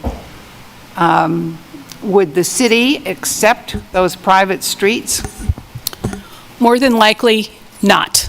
Why not? The city does have a policy about how the city would accept a request from a homeowners association to take on ownership of a private street and make it a public street. First and foremost, the private street is partially within the boundary of Evergy's easement. We would not be able to own it as a public street unless we accepted it as some kind of partial street, partial easement. It's just a very unusual situation.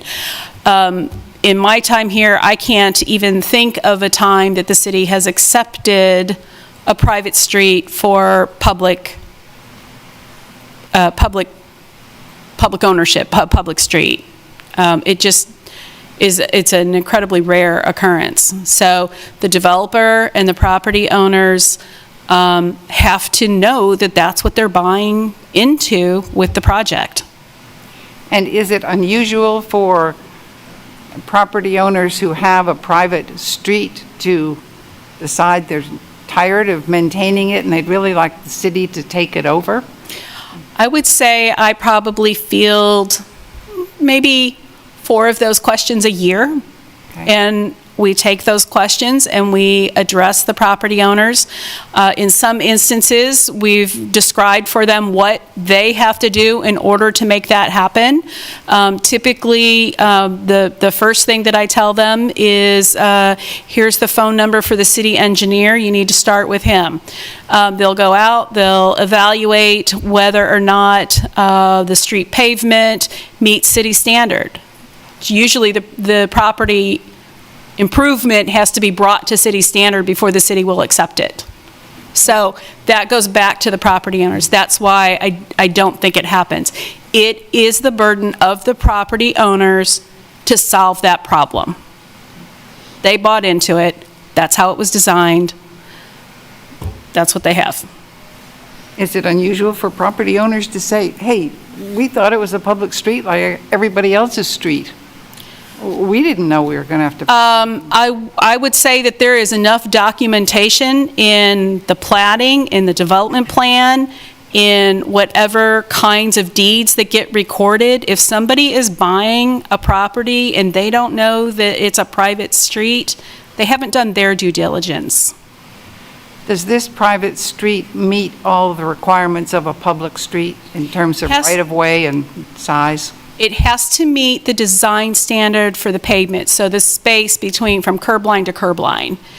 That's the whole point of a private street, is that it can be in a narrower space. Right-of-way for a local street is typically 60 feet.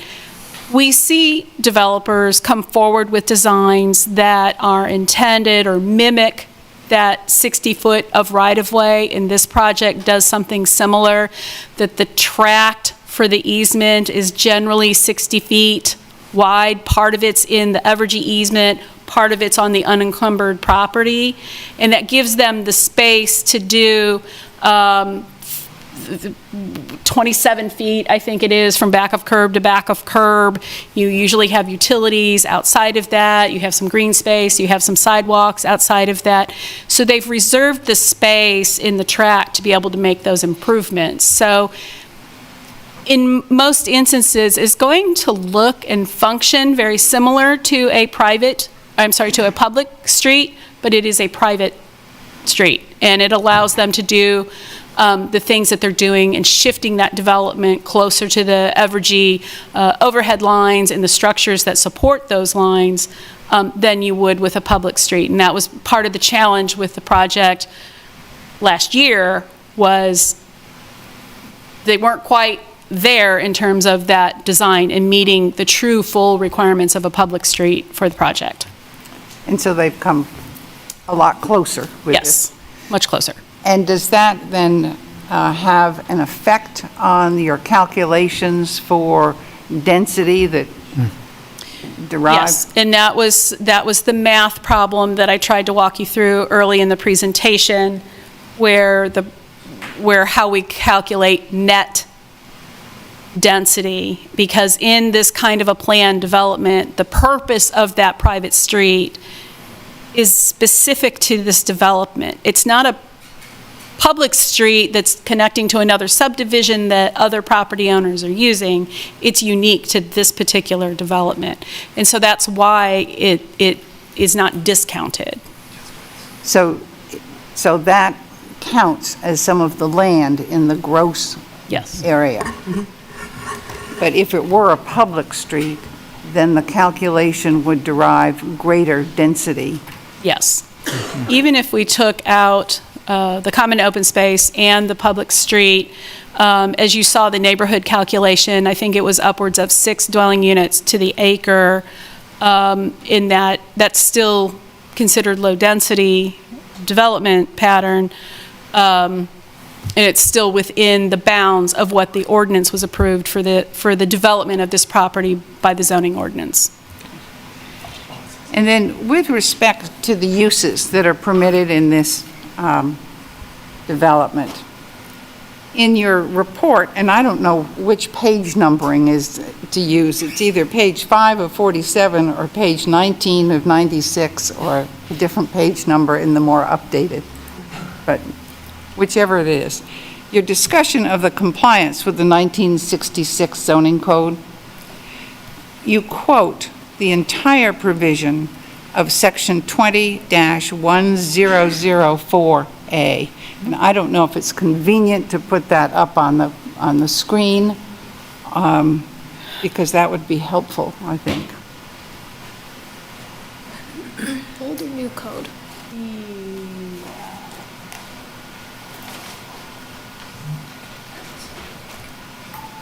I think Kurt is doing it. Or am I doing this? I'm not sure. Okay.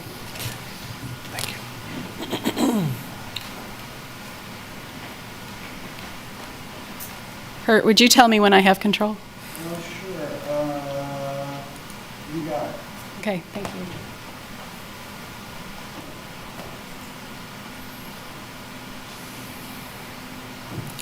Now, 20-1004A is the only part of the code from 1966 that defines what the uses are in a PRD.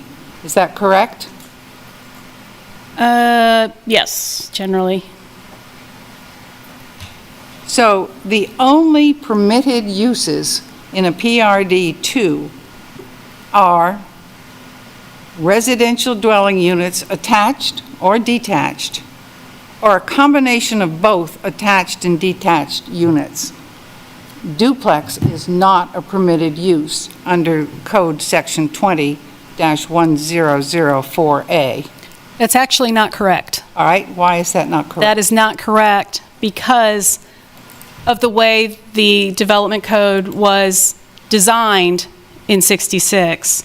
So if you go on further in that section, it talks about off-street parking shall be provided for the residential dwelling in accordance with the requirements of either use group 3, residential detached, use group 3A, duplex, use group 4, residential multifamily. And then if we go back into the definitions of the different types of dwelling in that code, you will never see duplex defined. What you see is dwelling, single family, attached. That is a duplex in that code. And that is not defined in the definition in the section for defining what a single family attached does not say include duplex. If the commission decides that duplex is not a permitted use, then I would recommend that that be included in part of your motion. We believe it is an appropriate use and that it is permitted. If the applicant rezoned under the 2006 Land Development Code, then that issue could be resolved. Absolutely. And all the other sticky issues going back and forth between the two codes could Absolutely. be resolved. And that would allow a development that would be a little more conservative with regard to preserving the stream and the setbacks, and it would allow the applicant to proceed under our new code. Absolutely. And staff would encourage any property owner that has these old zoning districts to rezone to the Land Development Code. We, however, are not able to compel them to do that. No. Now, with respect to those parking groups, I'd like to look at in the definition report, there is no definition of duplex. There's no definition for duplex in the 2006 Land Development Code either.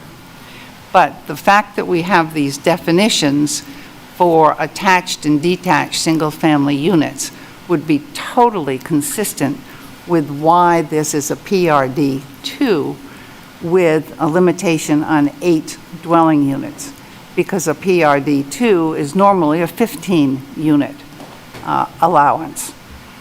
But it is consistent with the rest of the residential, single-family presentations, development of that whole Fall Creek Farm area.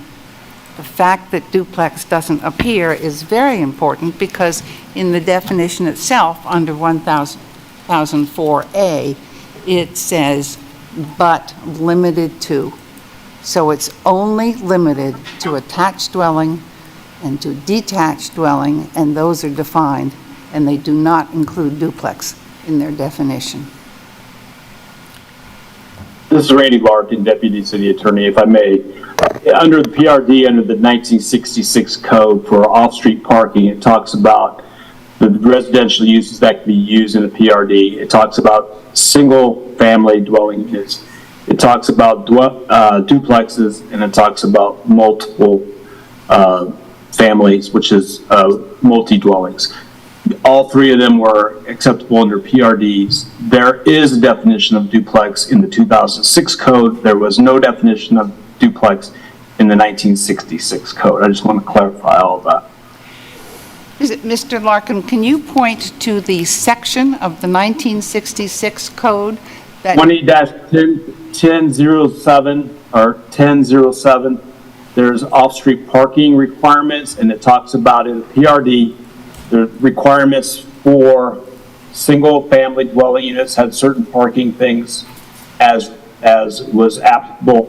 There's a requirement for duplexes as applicable, and there's a requirement for multifamily as applicable. There would be no requirement or no reason to list duplexes if duplexes were not permitted in PRDs. They were permitted in 1966 code.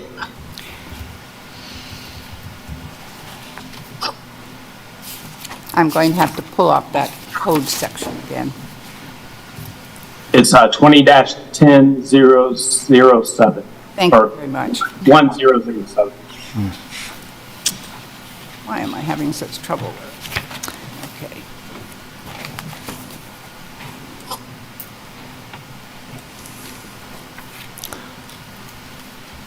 May I ask an open space question while you're Please, looking? yes. Would that be okay? Sandy, sorry, I didn't catch you before you got. Can you just tell me how unusual is it to have this Evergy easement be declared open space for this development? Is that, are there any others in town where an Evergy easement? I think there is part of one in the DeVictor Park, so that's part of the city's public park inventory. I can't think of a ton of them. It is very typical in our development, if you follow that corridor through, that the easement becomes part of the lots of which they are adjacent, and they get incorporated into that lot so that the easement becomes an encumbrance on that property. We just don't see it. Yeah. And Luke just reminded me, Bellicera is a planned development on Bob Billings Parkway on the north side that has a similar situation where there is easement that is also part of the part of the common open space of that project. So this is something that, I mean, as it's encountered, has been acceptable? Yes, it has, because it's still there. It still exists.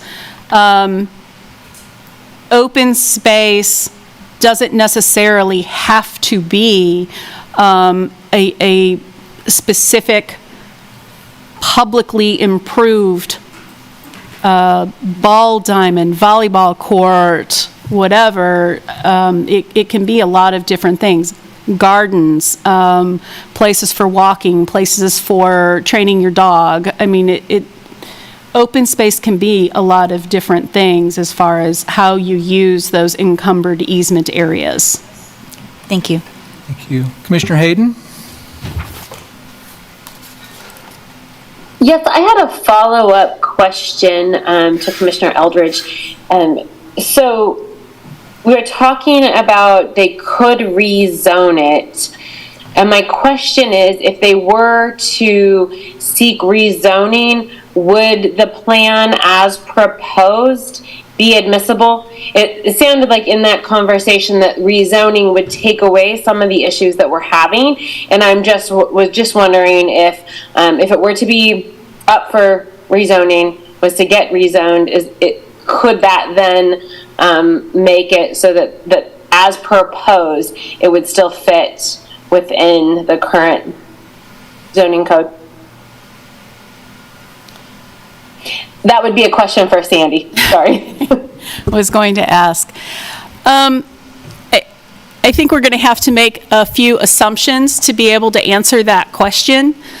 If the assumption is that the applicant came forward with a rezoning that would allow for the use that he's talking about, for the sake of argument, a duplex type housing that would require probably an RM12D district with a PD overlay would be very probable as a request. Whether or not that would be approved, that we would go through the rezoning, residents would have the opportunity to petition potentially to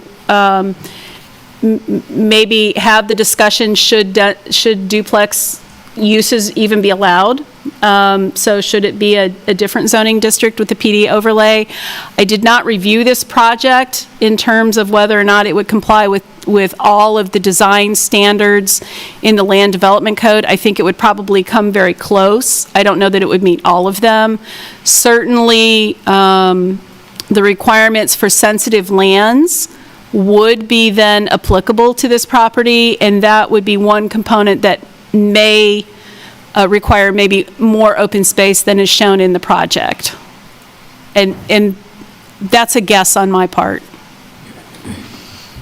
Thank you, I appreciate that. I knew it was a hypothetical. I appreciate your answer.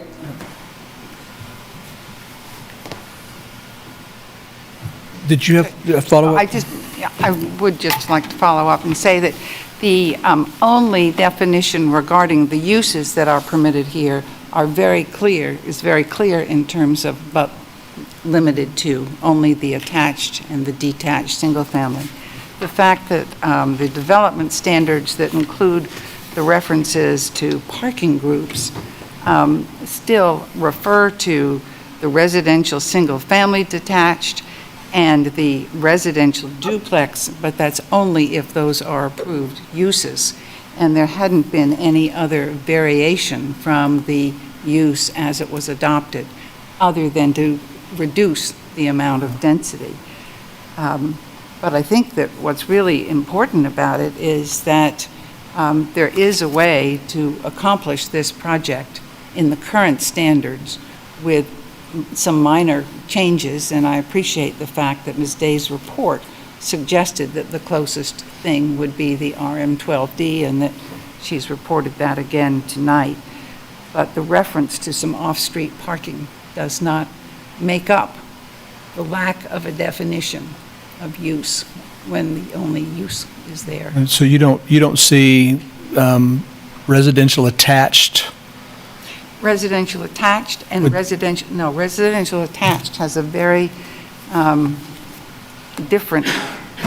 Residential attached is a building designed for or used for one family or housekeeping unit which has one or two common sidewalls with one or two adjoining single-family dwelling units. That sounds like you're describing a duplex. But that's not, It doesn't use the word duplex. No, it doesn't, and it does specifically define this single-family detached. All right. So let's try to get a ruling on that. So Sandy, it's your interpretation of that definition, what was just read, meets the definition of duplex? It is. And Randy Larkin, if I could ask you to weigh, would you? Mr. Randy Larkin, Deputy City Attorney, yes. Under the 1966 code, a duplex was an attached dwelling. Under the current code, it is not. They separated out those definitions specifically under 20-1734. All right. You live with that? No, because we do refer to duplex uses in other places. Okay. Is it okay if I move on? Of course All right. it is, Very good. absolutely. Any other comments? Yes, Sharon. Yes, Sandy, you asked us for guidance, and I got a little lost with that in terms of guidance, because I'm, like, I was, sure. In what sort of? Okay.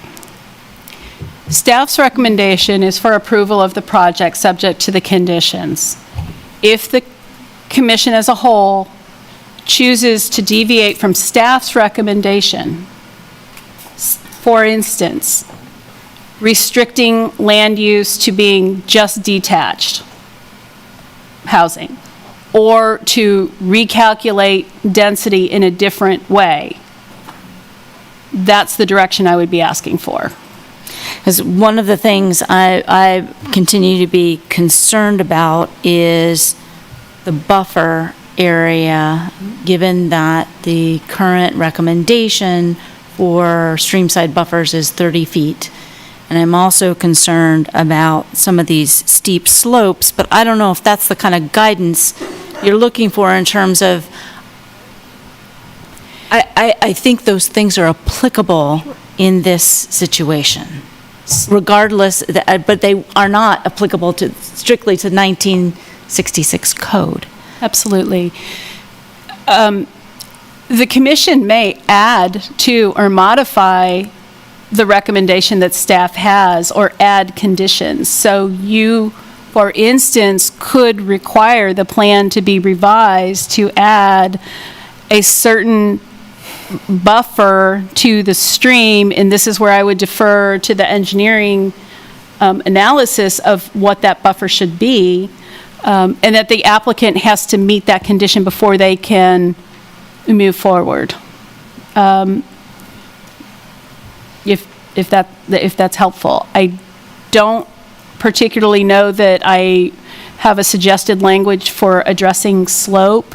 Again, that I think is, both an engineering and a technical building code provision that I just don't have the expertise to address that. Thank you. Other commissioners? Question? Yes, please. Sandy, sorry to keep you on the hot seat here, but I have a question on the density standards, and I understand there's a difference of opinion and approach on how density can be calculated. I appreciate that you made some judgment calls there and that other folks might have a different perspective. I don't want to go into that necessarily, but what I am interested in is if you can just speak more to the judgment call made on taking Fall Creek, the existing Fall Creek neighborhood out of the analysis for the 34% standard, and whether it's 34% more dense than the adjacent residential properties. I think the point was made by a member of the public that it seems convenient to exclude a large neighborhood that is clearly adjacent to this particular property. Sure. It was not staff's intent to discount one neighborhood or subdivision over the other. It was probably a miscalculation of the word choice in the staff report of what we were trying to look at.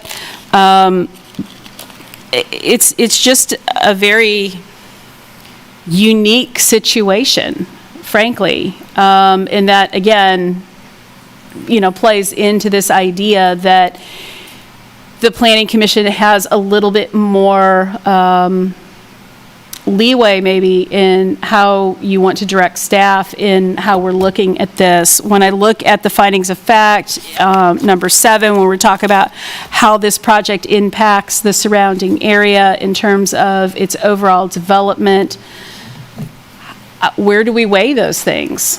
This wasn't especially clear-cut for staff either. I know I'm not answering this, and I apologize. I think it's getting late. But that was not staff's intent to discount any one subdivision over the other in there. Okay.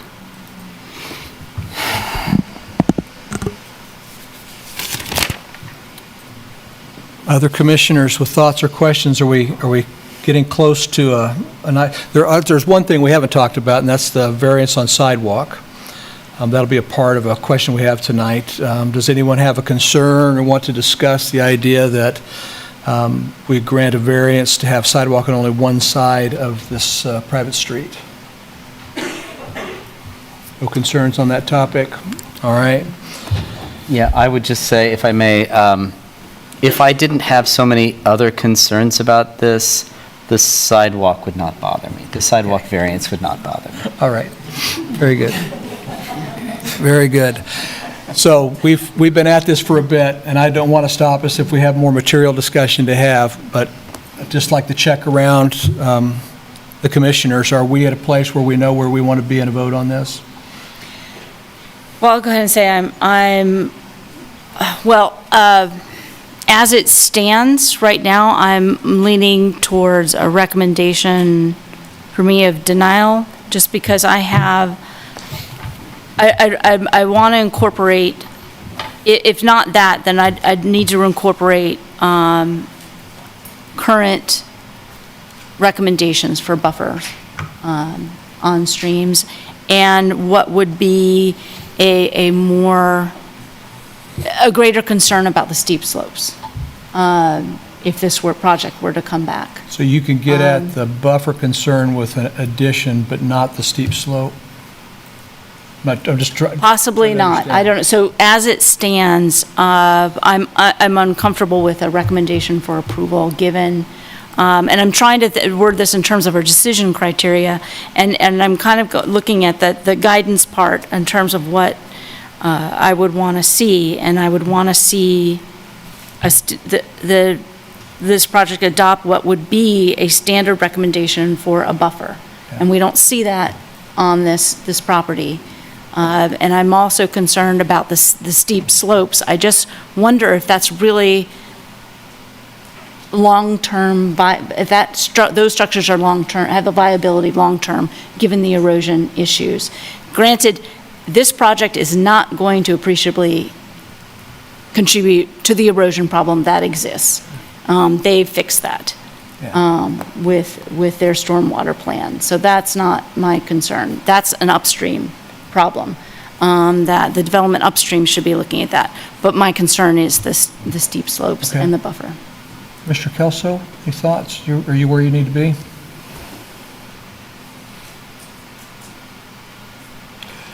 I'm leaning towards support. My main concerns, as with the public, is with the flooding, the potential issue of flooding, knowing that a stormwater management plan has got to come, and that could either take care of all those concerns or bring it back to more review.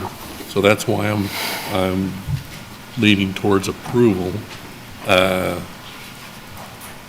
not so concerned about the slope issue, knowing that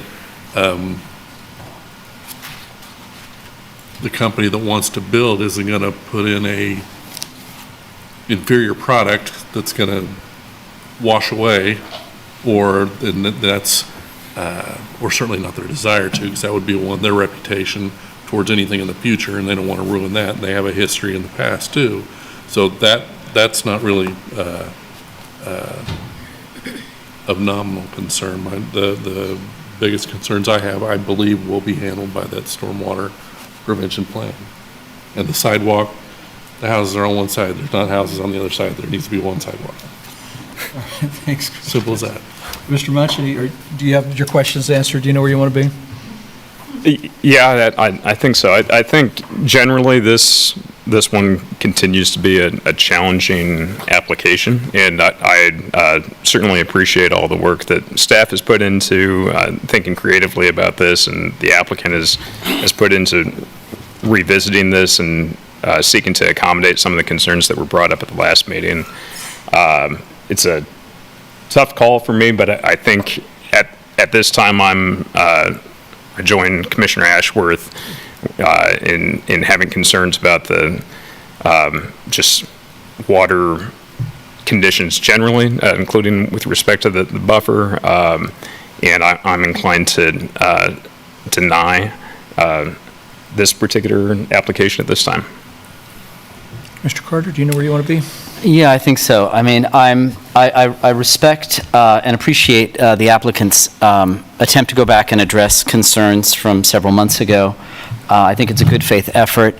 I continue to be really concerned about the sustainability of this site. To me, it strikes me as a really marginal development.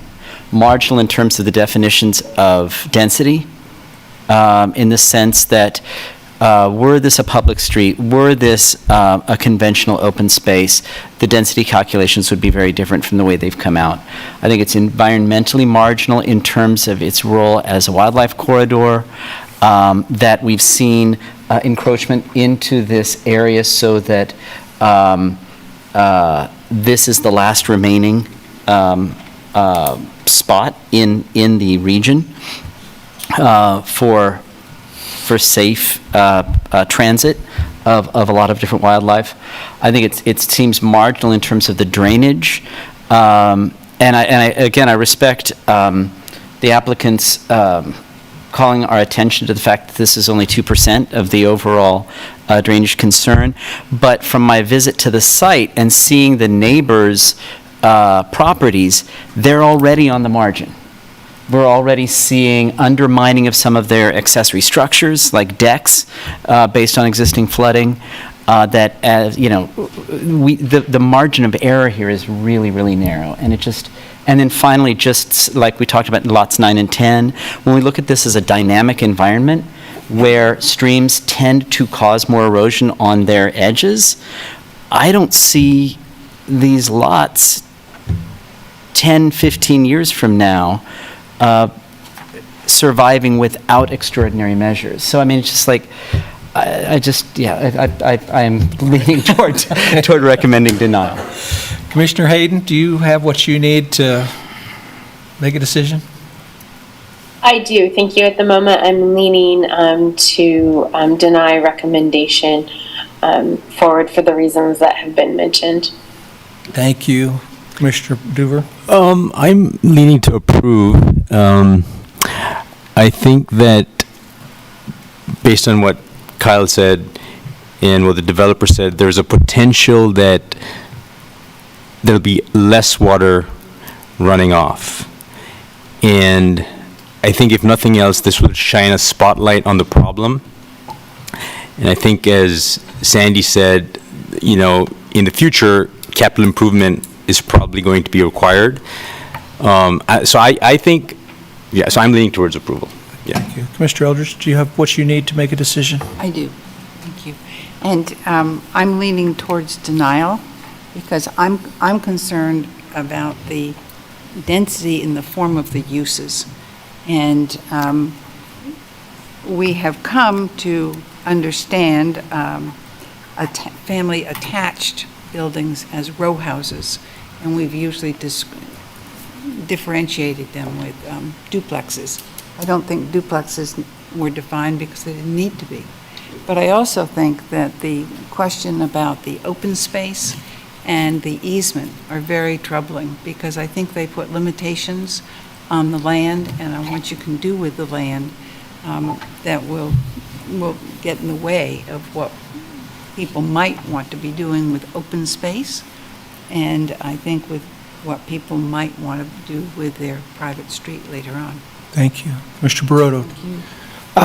Yes, well, first of all, thank you, staff, for this presentation. It was excellent. Thank you for the applicant for the effort. I'm a huge supporter when it comes to infill development, like Plan 2040 ask, and anything that says more control for the homeowner, anything that means capitalism, I'm in huge favor of that. However, I'm going to go with what the city mentioned earlier, which is to weigh the options. And I took a few notes here. Basically, in one hand, we have 14 duplex, possibility of 28 homes. But on the other side, we have basically no guarantee that folks around the area will have the flooding issue resolved. We have no guarantees of pretty much anything. And also we have wildlife on this end.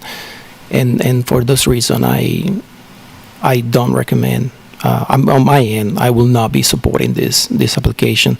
I think I agree with public, and a less aggressive route should be taken in order to develop this land, if it's developed at all. City of Lawrence is a beautiful city, and this is a tough land, and in my opinion, we should protect it any way we can. Thank you. So for me, I would lean towards support of the project, but only under condition that we provision for the appropriate buffers to manage for potential stormwater flooding issues. Infill's hard. It's always going to affect everyone around it, yet it's something that our plan calls for us to do.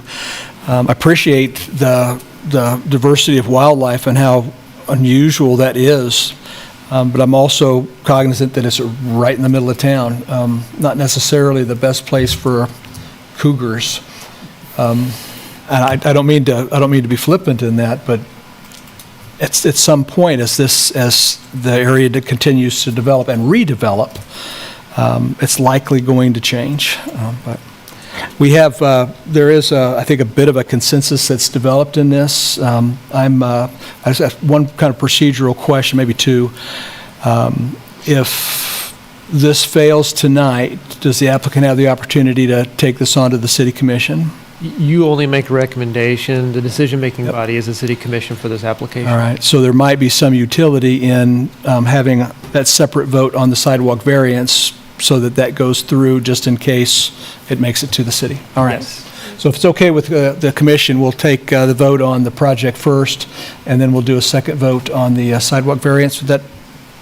Or should I do it the other way around? Either way would be fine. You want to flip it around? Okay, sidewalk variance first. Could I have a motion on the sidewalk variance, please? A second. Anybody? I'd move we approve the sidewalk variance being requested by the applicant. Thank you. Is there a second? Second. Motion by Eldridge, second by Dufer. Any discussion? Those in favor, aye? Aye. Aye. Opposed, same sign? That carries unanimously. Did I get you, Commissioner Hayden? I think I did. You did. I do have a comment when we make the next motion. Very good, very good. All right, is there a motion on the primary item tonight? Sure. So I vote that we approve the preliminary development plan PDP-23-00266 for Fall Creek Villas, and forward a recommendation for approval to the City Commission based upon the findings of fact presented in the body of the staff report and subject to the conditions listed in the staff report. Is there a second? I'll second that. Motion made and second. Discussion. Commissioner Hayden? Yeah, I would just like to say, I guess one additional point that we haven't really talked about a lot is that I do think when I'm thinking of the balance of infill and other Plan 2040 value sets, I do think it's important to think about the layout of the land, the trees, and its location. Just based on some of the comments that I heard, I think it's important to remember no matter where it's at, like we need to think about what kind of city do we want, what do we want it to look like, and when we have these mature stands of trees and we have other natural resources, I think it is important to keep that in mind and balance that appropriately with the infill. And for me personally, in this particular infill project, it's pretty high density and not accomplishing some of the other value sets that are in Plan 2040, so we didn't really get to that, nor did we need to, I don't think, with the discussion, but I just wanted to get on the record that I do think that, for me, part of the important part of it, if it got that far, would be how this piece of property is used to also create the city that we want.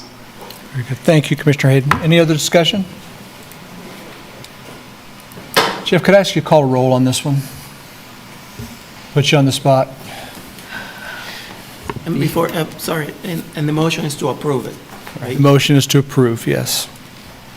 Be happy to. Won't be alphabetical. That's fine. Just go around the circle. Commissioner Hayden? The motion is to Approve. approve it, so no, I'm a no vote. Commissioner Barroto? No. Commissioner Eldridge? No. Commissioner Duvar? Yes. Commissioner Rexrod? Yes. Commissioner Carter? No. Commissioner Munch? No. Commissioner Kelso? Yes. Commissioner Ashworth? No. Motion fails 3-6. 6. So we've got a failed motion. Do we need to go back through and send all right, so do we have a motion to deny? I'll make the motion. Motion made, second? Anyone? Second. Commissioner Ashworth? All right, I can guess how this is going to come out. Can we do this one by voice, show of hands on this one? Chair's All right. discretion. Those in favor of the motion to deny, raise your hand, please. And those opposed? And that's the same 6-3 approval. So we have, we're recommending denial, we've recommended approval on the variance, and if it's okay with y'all, before we jump into our last two items, why don't we take 5 more minutes? Is that okay? Take a 5-minute break. Thank you all. Neighbors, wow. Appreciate all the time and energy you put into that.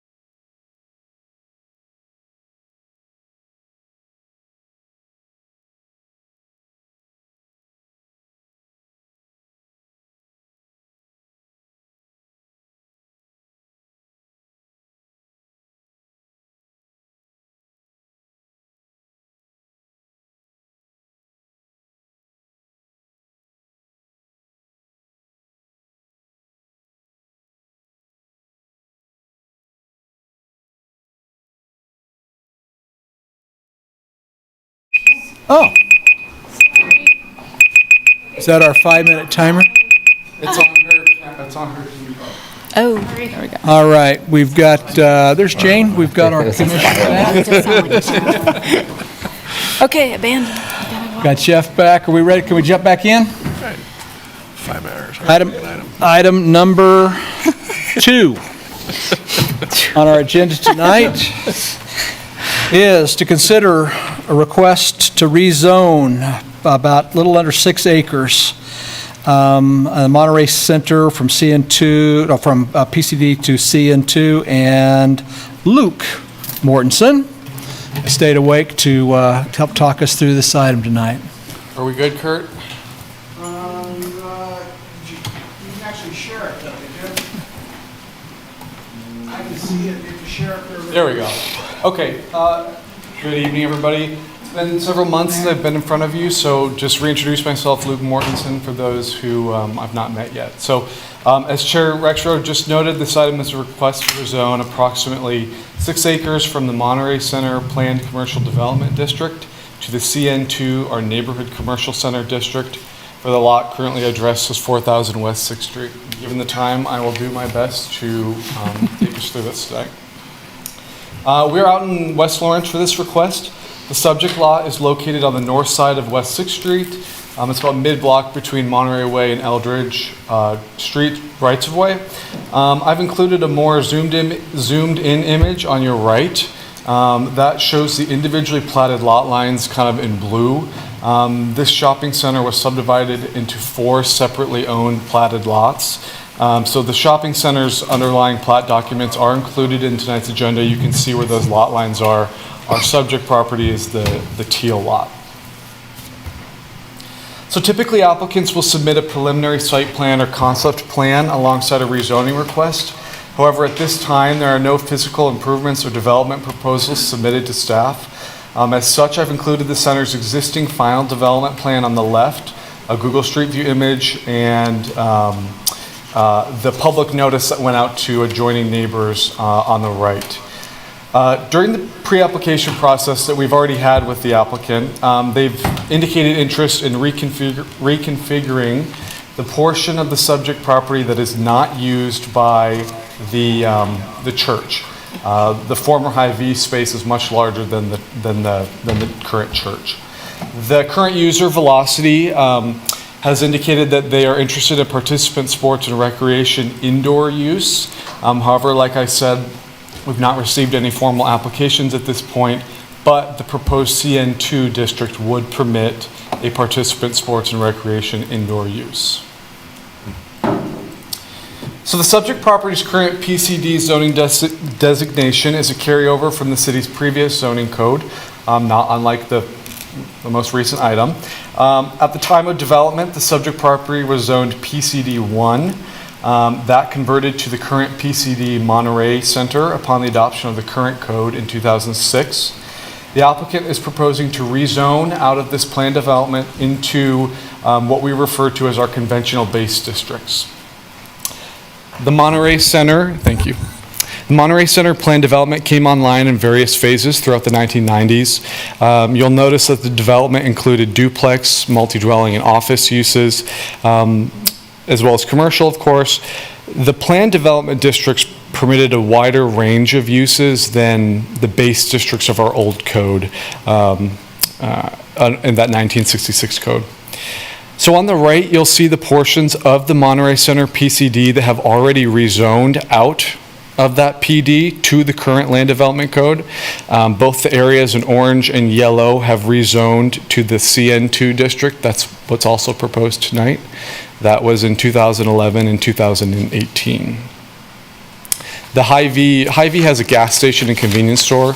That's not a part of tonight's agenda. So in the interest of time, I'll refer back to the staff report for the full analysis of all the applicable comprehensive plan goals that staff believe have been met. I will note that the proposed rezoning satisfies several of the commercial growth and development goals, primarily that this rezoning would accommodate and support the continued use and potential internal redevelopment of an established commercial area. there's deeper analysis in red in the staff report. So the subject property directly abuts the existing CN2 district to the east. This would essentially be an extension of that already existing zoning further west across the shopping center. The remaining, or the PCD zoning would remain to the west and to the north.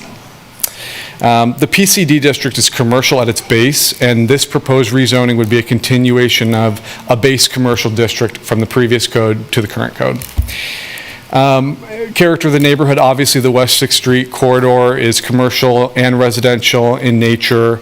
At several of the major intersections, there are commercial nodes not unlike this.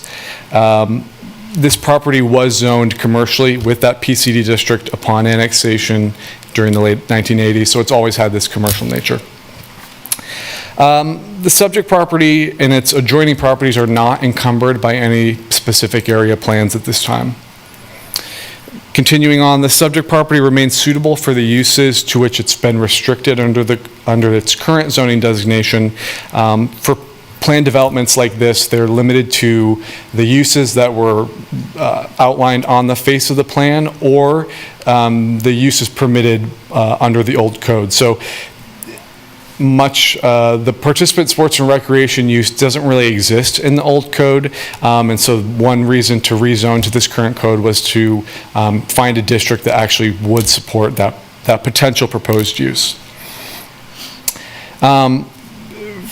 Continuing on, the subject property is not vacant at this time. The religious institution doesn't use the entirety of the space, but it does use a portion of the space, and they are looking to further utilize the remaining unused areas. Staff does not believe this proposed rezoning will detrimentally affect nearby properties. As mentioned before, this is an extension of the existing CN2 district to the east. Further redevelopment of the site will be handled via the administrative site planning process. Unlike the old code, we have a commercial design guideline standards that are applicable. Part of the site planning process includes traffic generation, stormwater generation reviews. All that is handled administratively. I'll add, as part of the staff report, staff always analyzes what other districts may be appropriate. The CN2 district, we concluded, obviously was the most appropriate for this location. Extending that CN2 district would bring most of the shopping center into a common zoning district. We believe that would lessen the administrative burden on staff, on property owners, on applicants, and would make the development process a little bit more clear for neighbors as well. They will be able to more easily see which uses are permitted and what the processes are. So with that, I will conclude and recommend the Planning Commission forward a recommendation of approval to the City Commission to rezone approximately 5.83 acres from the Monterey Center Planned Commercial Development District to the CN2 Neighborhood Commercial Center District for the property address as 4000 West 6th Street. And with that, I will answer questions, and our applicant is with us as well tonight. Thanks, Luke. Applicant, would you guys like to add anything?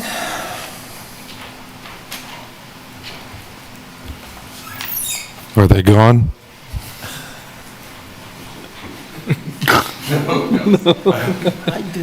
No, it's just the intent was to put like he said, a batting cage center in there. Yeah. And we are prepared to do a condo survey as necessary as the property splits up, and so pretty easy one. All right. No turbines, no dense buildings, buy some foxes. Just all right. Swinging that knob, not the barrel. All right. Is there anybody here from the public? Is there anybody online to speak to this tonight? No one online. Back to the commission. Comments? Commissioner Hayden, do you have anything? I'm in favor of this application. I think it makes perfect sense for the property and for where it is. I think it's a just great continuation of redevelopment of a pretty neat area in West Lawrence, so I'm in support. Anyone care to make a motion? Sure. Commissioner Carter? Oh, sorry. Go ahead. Okay.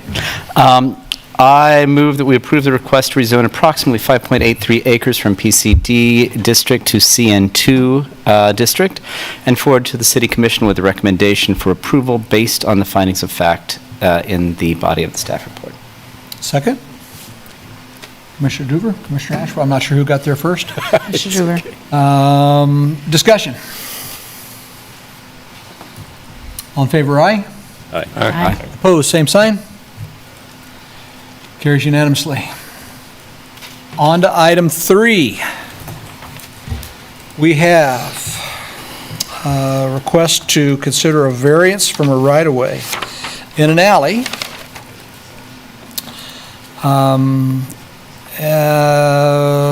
for Fairfax Edition number 5. I don't have an address. Yeah, 1208 East 13th. And Ellie is going to take us through this. Good evening, Ellie Mullins, Planning and Development Services. Sorry. The item before you this evening is a request for a variance from the right-of-way width standards for alleys required by the subdivision design standards. The variance request is related to the minor subdivision Fairfax Edition number 5, which proposes to combine parts of two platted lots, existing vacated right-of-way and right-of-way that is proposed to be vacated at 1208 East 13th Street. Minor subdivisions are reviewed administratively, however, Planning Commission approval is required for variances from the subdivision design standards.